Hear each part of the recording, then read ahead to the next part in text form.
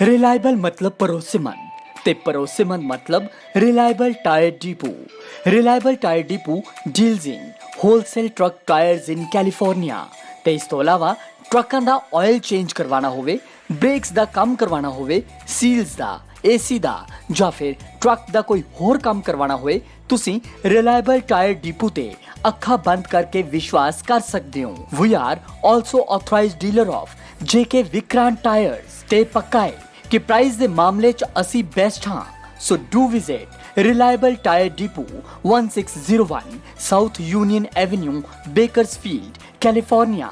ਜ਼ਿਆਦਾ ਜਾਣਕਾਰੀ ਦੇ ਲਈ ਸੁਰਜੀਤ ਸਿੰਘ ਬਾਜਵਾ ਤੇ ਇੰਦਰਜੀਤ ਸਿੰਘ ਗਿੱਲ ਨੂੰ ਹੇਠ ਲਿਖੇ ਨੰਬਰਾਂ ਤੇ ਸੰਪਰਕ ਕਰੋ। 6613782373 6613784622।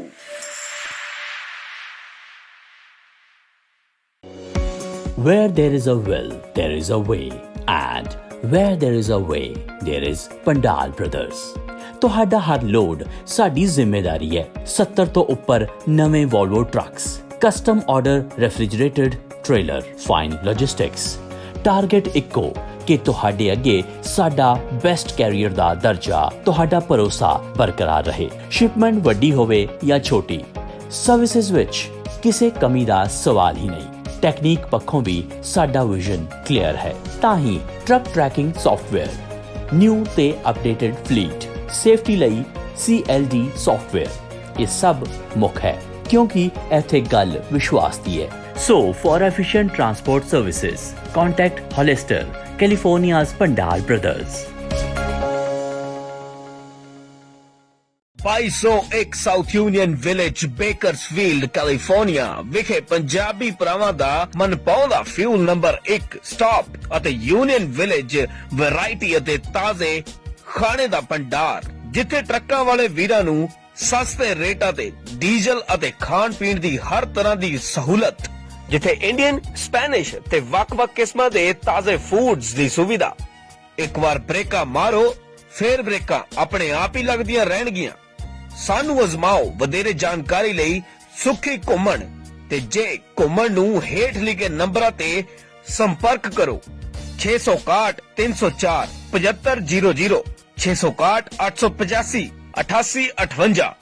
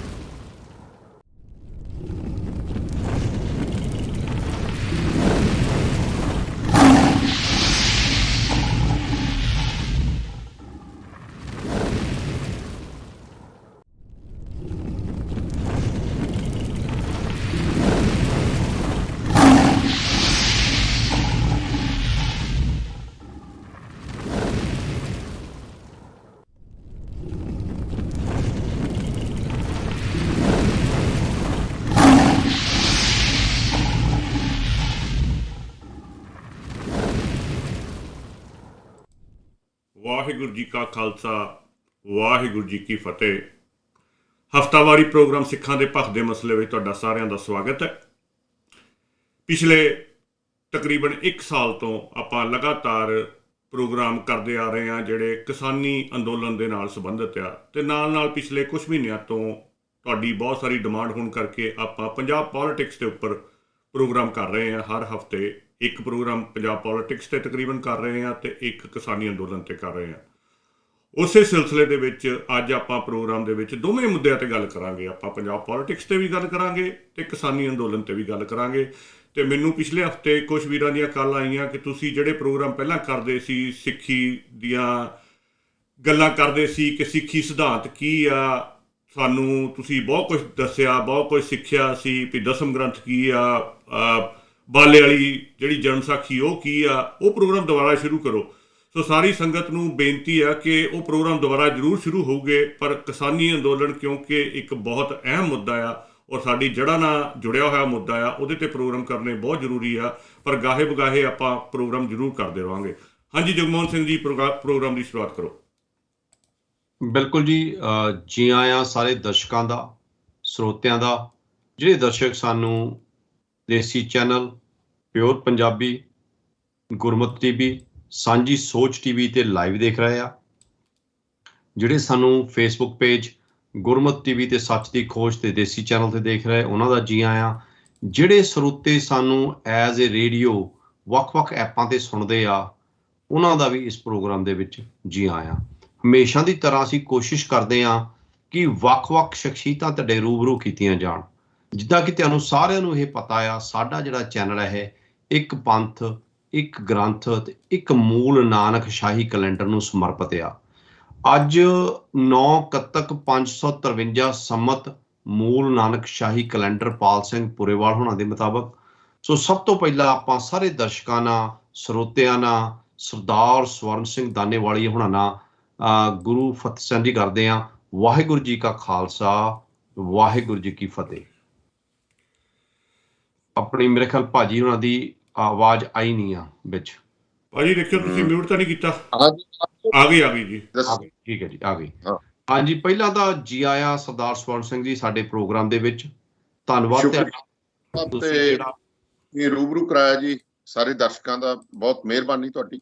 ਹਾਂਜੀ, ਧੰਨਵਾਦ ਤੁਹਾਡਾ ਜਿਹੜਾ ਤੁਸੀਂ ਕੀਮਤੀ ਟਾਈਮ ਕੱਢਿਆ ਆਪਣਾ। ਤੇ ਹਮੇਸ਼ਾ ਅਸੀਂ ਆਪਣੇ ਦਰਸ਼ਕਾਂ ਦੇ ਰੂਬਰੂ ਉਹ ਸ਼ਖਸੀਅਤਾਂ ਲੈ ਕੇ ਆਉਂਦੇ ਹਾਂ ਜਿਹੜੀਆਂ ਗਰਾਊਂਡ ਪੱਧਰ ਤੇ ਕੰਮ ਕਰਦੀਆਂ, ਜਿਨ੍ਹਾਂ ਕੋਲ ਫਸਟ ਹੈਂਡ ਇਨਫੋਰਮੇਸ਼ਨ ਆਪਾਂ ਜਿਹਨੂੰ ਕਹਿੰਦੇ ਉਹ ਹੁੰਦੀ ਆ, ਜਿਨ੍ਹਾਂ ਨੂੰ ਵਾਕਿਆ ਹੀ ਸਮਝ ਸੋਚ ਦੇ ਨਾਲ ਵਾਕਿਆ ਹੀ ਜਿਹੜੇ ਸਹੀ ਪੱਤਰਕਾਰੀ, ਜਿਹਨੂੰ ਆਪਾਂ ਕਹਿੰਦੇ ਆ ਵੀ ਇਹਨੂੰ ਵਧੀਆ ਪੱਤਰਕਾਰੀ ਕਰਦੇ ਆ, ਉਹਨਾਂ ਸੁਹਿਰਦ ਵੀਰਾਂ ਨੂੰ ਆਪਣੇ ਪ੍ਰੋਗਰਾਮ ਤੇ ਲੈ ਕੇ ਆਉਂਦੇ ਆ। ਸੋ ਉਸੇ ਲੜੀ ਦੇ ਵਿੱਚ ਜੀ ਆਇਆਂ ਤੁਹਾਡਾ। ਤੇ ਸਭ ਤੋਂ ਪਹਿਲਾਂ ਸਾਡਾ ਸਵਾਲ ਤੁਹਾਨੂੰ ਆ, ਥੋੜਾ ਜਿਹਾ ਦਰਸ਼ਕਾਂ ਨੂੰ ਜਿਹੜੇ ਸਾਡੇ ਪਹਿਲੀ ਵਾਰ ਰੂਬਰੂ ਹੋ ਰਹੇ ਆ ਇਹਨਾਂ ਚੈਨਲਾਂ ਦੇ ਮਾਧਿਅਮ ਰਾਹੀਂ, ਥੋੜਾ ਜਿਹਾ ਆਪਣੇ ਬਾਰੇ ਸੰਖੇਪ ਦੇ ਵਿੱਚ ਵੀ ਕੀ ਤੁਸੀਂ ਵਿੱਦਿਆ ਪ੍ਰਾਪਤ ਕੀਤੀ ਆ, ਕੀ ਕਿਹੜੇ ਕੰਮ ਕੀਤੇ ਆ, ਤੁਸੀਂ ਕਿੱਦਾਂ ਪੱਤਰਕਾਰੀ ਲਾਈਨ 'ਚ ਆਏ ਆ, ਕਿਹੜਾ ਤੁਸੀਂ ਰੇਡੀਓ ਚੈਨਲ ਚਲਾਉਂਦੇ ਆ, ਥੋੜਾ ਜਿਹਾ ਆਪਣੇ ਬਾਰੇ ਵਿਸਥਾਰ ਪੂਰਵਕ ਜਾਣਕਾਰੀ ਜ਼ਰੂਰ ਜੀ। ਟੁੱਟ ਸਾਹਿਬ, ਅਸੀਂ ਜੇਕਰ ਗੱਲ ਕਰੀਏ ਤਾਂ ਮੈਂ ਉਸ ਪਰਿਵਾਰ ਚੋਂ ਆਉਣਾ ਜੀ, ਜਿਹੜਾ ਪਰਿਵਾਰ ਹਮੇਸ਼ਾ ਹੀ ਪੰਥ ਦੇ ਲੜ ਲੱਗਾ ਰਿਹਾ। ਤੇ ਸਾਡੇ ਬਾਬਾ ਜੀ ਹੋਰਾਂ ਨੇ ਗੁਰੂ ਗੋਬਿੰਦ ਸਿੰਘ ਜੀ ਤੋਂ ਉਸ ਦੌਰ ਦੇ ਵਿੱਚ ਹੀ ਅੰਮ੍ਰਿਤਪਾਨ ਕਰਕੇ ਜਿਹੜਾ ਸਿੱਖੀ ਦੇ ਜਿਹੜਾ ਰੂਪ ਧਾਰਨ ਕਰ ਲਿਆ ਸੀ। ਹਾਂਜੀ, ਧਾਨੇ ਵਾਲਾ ਜੀ ਪਾਕਿਸਤਾਨ ਦੇ ਬਾਰਡਰ ਤੇ ਹੈ। ਤੇ ਗੁਰੂ ਮਹਾਰਾਜ ਦੀ ਇੰਨੀ ਵੀ ਮਿਹਰ ਹੈ ਕਿ ਸ਼ਹੀਦ ਭਗਤ ਸਿੰਘ ਹੋਰੀ ਜਦੋਂ ਸਾਂਡਰਸ ਨੂੰ ਗੋਲੀ ਮਾਰੀ ਸੀ ਤੇ ਆ ਕੇ ਦਾਨੇ ਵਾਲੇ ਸਾਡੇ ਪਰਿਵਾਰ ਨੂੰ, ਸਾਡੇ ਘਰ ਦੇ ਵਿੱਚ ਮਾਣ ਮਹਿਸੂਸ ਹੋਇਆ ਕਿ ਉਹ ਸਾਡੇ ਨਾਲ ਰੁਕੇ ਆ ਕੇ। ਵਾਹ। ਪੰਥਕ ਪਰਿਵਾਰ ਹੈ ਜੀ। ਮੈਂ ਤਾਂ ਚਲੋ ਆਪਣੇ ਆਪ ਨੂੰ ਨਹੀਂ ਗਿਣਦਾ, ਪਰ ਜੇ ਬਜ਼ੁਰਗਾਂ ਦੀ ਗੱਲ ਕਰੀਏ ਤਾਂ ਪਰਿਵਾਰ ਦੇ ਵਿੱਚ ਸਾਰੇ ਹੀ ਗੁਰਸਿੱਖ ਨੇ। ਪੱਤਰਕਾਰਤਾ, ਜਰਨਲਿਜ਼ਮ ਜਿਹੜੀ ਹੈ ਜੀ, ਮੈਨੂੰ ਤਕਰੀਬਨ 30-32 ਸਾਲ ਹੋ ਗਏ ਨੇ ਜਰਨਲਿਜ਼ਮ ਦੇ ਵਿੱਚ। ਤੇ ਮੈਂ ਇਲੈਕਟ੍ਰੋਨਿਕ ਮੀਡੀਆ ਦੇ ਵਿੱਚ ਹੀ ਕੰਮ ਕੀਤਾ ਸ਼ੁਰੂ ਤੋਂ ਹੀ, ਪੜ੍ਹਾਇਆ ਵੀ ਆ ਕੁਛ ਦਿਨ, ਜਰਨਲਿਜ਼ਮ ਪੜ੍ਹਾਈ ਵੀ ਹੈ ਦਿੱਲੀ। ਸੋ ਹੁਣ ਮੈਂ ਰੇਡੀਓ ਪੰਜਾਬ ਟੂਡੇ ਨਾਂ ਦੀ ਇੱਕ ਐਪ ਬੇਸਡ ਰੇਡੀਓ ਮੈਂ ਬਠਿੰਡਾ ਤੋਂ ਚਲਾਉਣਾ ਜੀ। ਇਸੇ ਤੇ YouTube ਚੈਨਲ ਆਪਣਾ, ਇਸੇ ਤੇ ਫੇਸਬੁੱਕ ਹੈ। ਸੋ ਇਹ ਇੱਕ ਗੁਰੂ ਮਹਾਰਾਜ ਦੀ ਕਿਰਪਾ ਨਾਲ ਆਪਣੇ ਆਪ ਹੀ ਚਲਾਇਆ, ਜਿੰਨੀ ਕੁ ਆਪਣੀ ਪੂੰਜੀ ਸੀਗੀ ਉਸੇ ਚੋਂ ਹੀ ਚਲਾਇਆ। ਕੋਈ ਪੋਲੀਟੀਕਲ ਪਾਰਟੀ ਜਾਂ ਕੋਈ ਕਾਰਪੋਰੇਟ ਘਰਾਣੇ ਦਾ ਬੈਕਅਪ ਨਹੀਂ ਹੈ। ਸੋ ਜਿੰਨੇ ਕੁ ਸਰੋਤੇ ਨੇ ਇੱਥੇ ਆਈਦਾ ਉਹ ਸੇਵਾ ਕਰ ਦਿੰਦੇ ਨੇ, ਕੁਛ ਐਡਸ ਜਿਹੜੀਆਂ ਹੋ ਜਾਂਦੀਆਂ ਉਹਦੇ ਸਿਰ ਤੇ ਆਪਾਂ ਸੇਵਾ ਕਰੀ ਜਾਂਦੇ ਆ। ਇੰਨਾ ਕੀ ਰੇਡੀਓ ਚੱਲ ਰਿਹਾ, ਬਸ ਗੁਰੂ ਮਹਾਰਾਜ ਦੀ ਮਿਹਰ ਹੈ, ਇੱਜ਼ਤ ਮਾਣ ਹੈ, ਪਿਆਰ ਦਿੰਦੀਆਂ ਨੇ ਸੰਗਤਾਂ। ਕੋਸ਼ਿਸ਼ ਕਰੀਦੀ ਹੈ ਕਿ ਜਿੰਨੀ ਕੁ ਤੁੱਛ ਬੁੱਧੀ ਹੈ ਉਸ ਦੇ ਮੁਤਾਬਕ ਖਬਰ ਜਿਹੜੀ ਹੈ ਉਹ ਸਹੀ ਦਿੱਤੀ ਜਾਵੇ। ਮਨ ਦੇ ਵਿੱਚ ਭਾਵੇਂ ਲੱਖ ਦੇਖੋ ਕਲਮ ਹੈ, ਕਲਮ ਦਾ ਆਪਣਾ ਵੀ ਇੱਕ ਹਿੱਸਾ ਪਾਸਾ ਹੁੰਦਾ ਹੈ, ਪਰ ਮੇਰੀ ਕੋਸ਼ਿਸ਼ ਇਹ ਹੁੰਦੀ ਹੈ ਕਿ ਜਿਹੜੇ ਸਾਡੇ ਸਰੋਤੇ ਨੇ, ਸਾਡੇ ਦਰਸ਼ਕ ਨੇ, ਉਹਨਾਂ ਤੱਕ ਜਿਹੜੀ ਜਾਣਕਾਰੀ ਆ ਉਹ ਵੱਸ ਲੱਗਦਿਆਂ ਸਹੀ ਜਾਵੇ। ਦੇਖੋ ਪਤਾ ਸਹੀ ਨਹੀਂ ਹੁੰਦਾ, ਪੂਰੀ ਨਹੀਂ ਹੋ ਸਕਦੇ ਤੁਸੀਂ। ਬਿਲਕੁਲ ਜੀ, ਜਿਹੜੀ ਤੁਸੀਂ ਗੱਲ ਕੀਤੀ ਨਾ ਉਹਦੇ ਨਾਲ ਅਸੀਂ ਰਿਲੇਟ ਕਰ ਸਕਦੇ ਹਾਂ। ਅਸੀਂ ਵੀ ਜਦੋਂ ਆਹ ਚੈਨਲ ਸ਼ੁਰੂ ਕੀਤਾ ਤੇ ਬੈਠ ਕੇ ਪਹਿਲਾਂ ਸੋਚਿਆ ਵੀ ਟੀਵੀ ਚੈਨਲ ਸ਼ੁਰੂ ਕਰਨਾ ਕੰਮ ਤਾਂ ਬਹੁਤ ਵੱਡਾ ਆ, ਤੇ ਮੈਂ ਜਗਮੋਹਨ ਸਿੰਘ ਨੂੰ ਇਹੀ ਕਿਹਾ ਸੀ ਵੀ ਆਪਾਂ ਉਹ ਕੰਮ ਕਰੀਏ ਜਿਹੜਾ ਆਪਾਂ ਦੋਵੇਂ ਕਰ ਸਕਦੇ ਹਾਂ, ਵੀ ਆਪਾਂ ਨੂੰ ਕਿਸੇ ਤੀਸਰੇ ਬੰਦੇ ਵੱਲ ਨਾ ਦੇਖਣਾ ਪਵੇ। ਕਿਉਂਕਿ ਜਦੋਂ ਤੁਸੀਂ ਕਿਸੇ ਦੀ ਹੈਲਪ ਲੈਣੀ ਸ਼ੁਰੂ ਕਰ ਦਿੰਦੇ ਆ ਨਾ ਉੱਪਰੋਂ, ਫਿਰ ਤੁਹਾਨੂੰ ਕਿਤੇ ਨਾ ਕਿਤੇ ਅਗਲਾ ਰੋਕ ਵੀ ਦਿੰਦਾ ਬੋਲਣ ਤੋਂ। ਬਹੁਤ ਸਾਰੇ ਟੀਵੀ ਚੈਨਲ ਸ਼ੁਰੂ ਹੋਏ ਆਪਣੇ ਕਿਸਾਨੀ ਅੰਦੋਲਨ ਦੇ ਦੌਰਾਨ, ਸੋਸ਼ਲ ਮੀਡੀਆ ਚੈਨਲ, ਔਰ ਉਹ ਸਭ ਨੂੰ ਬਾਅਦ 'ਚ ਪਤਾ ਲੱਗਾ ਵੀ ਉਹ ਵਾਕਿਆ ਹੀ ਕੋਈ ਹੋਰ ਚਲਾ ਰਿਹਾ ਸੀ। ਤੁਹਾਨੂੰ ਦੇਖਣ ਨੂੰ ਲੱਗਿਆ ਵੀ ਬੜੇ ਪੰਜਾਬ ਹਿਤੈਸ਼ੀ ਆ ਇਹ ਜਿਹੜੇ ਟੀਵੀ ਚੈਨਲ ਆ, ਤੇ ਸਾਰੇ ਬੜੇ ਪ੍ਰਭਾਵਿਤ ਹੋ ਗਏ ਪਹਿਲਾਂ ਵੀ ਆਹ ਦੇਖੋ ਜੀ ਪੰਜਾਬੀਅਤ ਦੀ ਗੱਲ ਕਰਦੇ ਆ ਜੀ, ਇਹ ਸਿੱਖੀ ਦੀ ਗੱਲ ਕਰਦੇ ਆ ਜੀ। ਉਹ ਬਾਅਦ 'ਚ ਪਤਾ ਲੱਗਾ ਵੀ ਉਹਨਾਂ ਨੂੰ ਚਲਾਉਣ ਵਾਲਾ ਕੋਈ ਹੋਰ ਸੀਗਾ ਤੇ ਉਹਨਾਂ ਦਾ ਏਜੰਡਾ ਹੀ ਕੋਈ ਹੋਰ ਸੀਗਾ। ਤੇ ਅਸੀਂ ਜਿਹੜੀ ਮੈਂ ਤੁਹਾਨੂੰ ਗੱਲ ਕਰ ਰਿਹਾ ਸੀ, ਸ਼ੁਰੂਆਤ ਅਸੀਂ ਦੋਨਾਂ ਨੇ ਕੀਤੀ ਸੀ, ਪਰ ਹੁਣ ਸਾਡੇ ਨਾਲ ਇੰਨੇ ਕੁ ਵੀਰ ਜੁੜ ਗਏ ਆ ਵੀ ਪਿਛਲੇ ਸਾਲ ਤੋਂ ਸਾਨੂੰ ਦੋਨਾਂ ਨੂੰ ਕੁਝ ਨਹੀਂ ਕਰਨਾ ਪਿਆ, ਆਪਣੇ ਆਪ ਚੈਨਲ ਚੱਲ ਰਿਹਾ। ਉਹ ਜਦੋਂ ਤੁਸੀਂ ਸੱਚ ਦੀ ਗੱਲ ਕਰਦੇ ਹੋ ਨਾ, ਲੋਕੀ ਆਪਣੇ ਆਪ ਤੁਹਾਡੇ ਨਾਲ ਜੁੜਦੇ ਜਾਂਦੇ ਆ। ਜਗਮੋਹਨ ਸਿੰਘ, ਤੁਸੀਂ ਕੋਈ ਇਸ ਗੱਲ ਤੇ ਕਹਿਣਾ ਚਾਹੋ?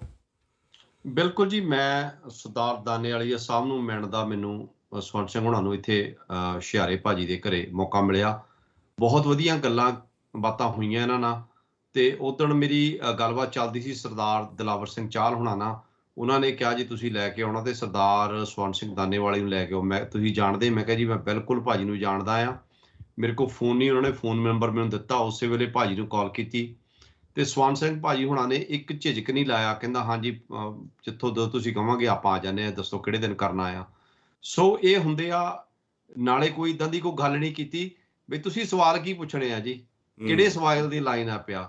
ਅਸੀਂ ਪੱਤਰਕਾਰ ਉਹਨੂੰ ਸਮਝਦੇ ਆ ਜਾਂ ਰੋਸ਼ਨ ਦਿਮਾਗ ਉਹਨੂੰ ਸਮਝਦੇ ਆ ਜਿਹਨੂੰ ਸਵਾਲ ਦੱਸਣੇ ਨਾ ਪੈਣ ਪਹਿਲਾਂ ਵੀ ਆਹ ਅਸੀਂ ਸਵਾਲ ਪੁੱਛਣੇ ਆ ਜੀ, ਇਹਦੇ ਤੁਸੀਂ ਆਨਸਰ ਦੇਣੇ ਆ ਜੀ। ਸੋ ਕਈ ਵਾਰ ਏਦਾਂ ਹੁੰਦਾ ਆ, ਪਰ ਸਾਡੇ ਨਾਲ ਚਾਹੇ ਜਸਪਾਲ ਸਿੰਘ ਸਿੱਧੂ, ਚਾਹੇ ਮਾਲੀ ਸਾਹਿਬ, ਚਾਹੇ ਸਰ ਸਵਰਨ ਸਿੰਘ ਆਏ ਆ, ਜਿੰਨੇ ਵੀ ਆਉਂਦੇ ਆ ਵੀਰ, ਉਹ ਕਹਿੰਦੇ ਵੀ ਤੁਸੀਂ ਜੋ ਮਰਜ਼ੀ ਪੁੱਛੋ, ਜਿਹੜੇ ਮਰਜ਼ੀ ਪਾਸਿਓਂ ਪੁੱਛੋ। ਸੋ ਧੰਨਵਾਦ ਭਾਜੀ। ਤੇ ਹਾਂਜੀ ਵਰਿੰਦਰ ਭਾਜੀ, ਅਗਲਾ ਸਵਾਲ ਤੁਹਾਡਾ। ਮਿਹਰਬਾਨੀ। ਹਾਂਜੀ ਸਵਰਨ ਸਿੰਘ ਜੀ, ਆਪਾਂ ਹੁਣ ਆਪਣੇ ਮੁੱਦੇ ਦੀ ਗੱਲ ਕਰੀਏ। ਪਿਛਲੇ 3-4 ਮਹੀਨਿਆਂ ਤੋਂ ਪੰਜਾਬ ਪੋਲਿਟਿਕਸ ਬਹੁਤ ਭਖੀ ਹੋਈ ਆ। ਪਤਾ ਹੀ ਨਹੀਂ ਲੱਗ ਰਿਹਾ, ਇੰਨਾ ਕੁ ਭੰਬਲ ਭੂਸਾ ਪਿਆ ਹੋਇਆ, ਕੋਈ ਪਤਾ ਨਹੀਂ ਲੱਗਦਾ ਕਿਹੜਾ ਕਿਹਦੇ ਨਾਲ ਖੜਾ, ਕਿਹੜਾ ਕਿਹਦੇ ਨਾਲ ਖੜਾ, ਹੋ ਕੀ ਰਿਹਾ ਆ। ਸਿੱਧੂ ਸਾਹਿਬ ਦੀ ਖਬਰ ਆ ਜਾਂਦੀ ਦੂਜੇ ਦਿਨ ਵੀ ਉਹ ਫਿਰ ਨਾਰਾਜ਼ ਹੋ ਗਏ ਆ, ਫਿਰ ਨਾਰਾਜ਼ ਹੋ ਗਏ ਆ। ਉੱਧਰ ਕੈਪਟਨ ਸਾਹਿਬ ਦਾ ਪਹਿਲਾਂ ਨਹੀਂ ਸੀ ਪਤਾ ਲੱਗ ਰਿਹਾ ਕਿ ਆਪਣੀ ਪਾਰਟੀ ਬਣਾਉਣੀ ਆ ਕਿ ਬੀਜੇਪੀ ਨਾਲ ਰਲ ਕੇ ਕੁਛ ਕਰਨਾ ਆ। ਸੋ ਇਹ ਜਿਹੜਾ ਸਾਰਾ ਭੰਬਲ ਭੂਸਾ ਕੈਪਟਨ ਦੇ ਉਤਰਨ ਤੋਂ ਬਾਅਦ ਸ਼ੁਰੂ ਹੋਇਆ, ਇਹ ਪਹਿਲਾਂ ਤੇ ਇਹਦੇ ਬਾਰੇ ਦੱਸੋ ਵੀ ਇਹ ਕੀ ਚੱਲ ਕੀ ਰਿਹਾ ਆ। ਤੇ ਜਿਹੜੀ ਕੈਪਟਨ ਇੱਕ ਨਵੀਂ ਪਾਰਟੀ ਖਬਰਾਂ 'ਚ ਆ ਰਹੀ ਆ ਪਿਛਲੇ ਹਫ਼ਤੇ, ਉਹ ਕੀ ਆ? ਕੀ ਉਹ ਬੀਜੇਪੀ ਦਾ ਹੀ ਬੀ ਟੀਮ ਹੋਊਗੀ? ਜਿਵੇਂ ਅਕਾਲੀ ਬੀਜੇਪੀ ਦੀ ਬੀ ਟੀਮ ਸੀਗੇ, ਤਾਂ ਹੁਣ ਕੈਪਟਨ ਦੇ ਥਰੂ ਇਹ ਵੜ ਰਹੇ ਆ, ਕਿਉਂਕਿ ਪਤਾ ਵੀ ਉੱਧਰ ਉਹਨਾਂ ਦਾ ਤਾਂ ਥੱਲਾ ਲੱਗਿਆ ਹੋਇਆ ਆ। ਸੋ ਇਹਦੇ ਬਾਰੇ ਜ਼ਰੂਰ ਦੱਸੋ। ਇਹਦੇ ਵਿੱਚ ਨਾ ਜੀ ਦੇਖੋ, ਇੱਕ ਚੀਜ਼ ਤੁਹਾਨੂੰ ਮੈਂ ਦੱਸਾਂ, ਮੈਂ ਅੱਜ ਤੋਂ ਤਕਰੀਬਨ ਜਦੋਂ ਟੁੱਟ ਸਾਹਿਬ ਨੇ ਦੱਸਿਆ ਕਿ ਬਾਈ ਸ਼ਹਿਰਾ ਜੀ ਦੇ ਘਰੇ ਮਿਲੇ ਸੀਗੇ, ਉੱਥੇ ਹੀ ਸਰਦਾਰ ਮਨਜੀਤ ਸਿੰਘ ਹੋਰਾਂ ਨੇ ਮੇਰੇ ਨਾਲ ਗੱਲਬਾਤ ਕੀਤੀ ਸੀ। ਮੈਂ ਉਹਨਾਂ ਨੂੰ ਗੱਲ ਕਹੀ ਸੀ ਕਿ ਜਿਹੜਾ ਪੰਜਾਬ ਹੈ ਉਹ ਬਿਮਾਰ ਸੂਬਾ ਹੈ। ਇਹਦੀ ਬਹੁਤ ਵੱਡੀ ਤਰਾਸਦੀ ਹੈ।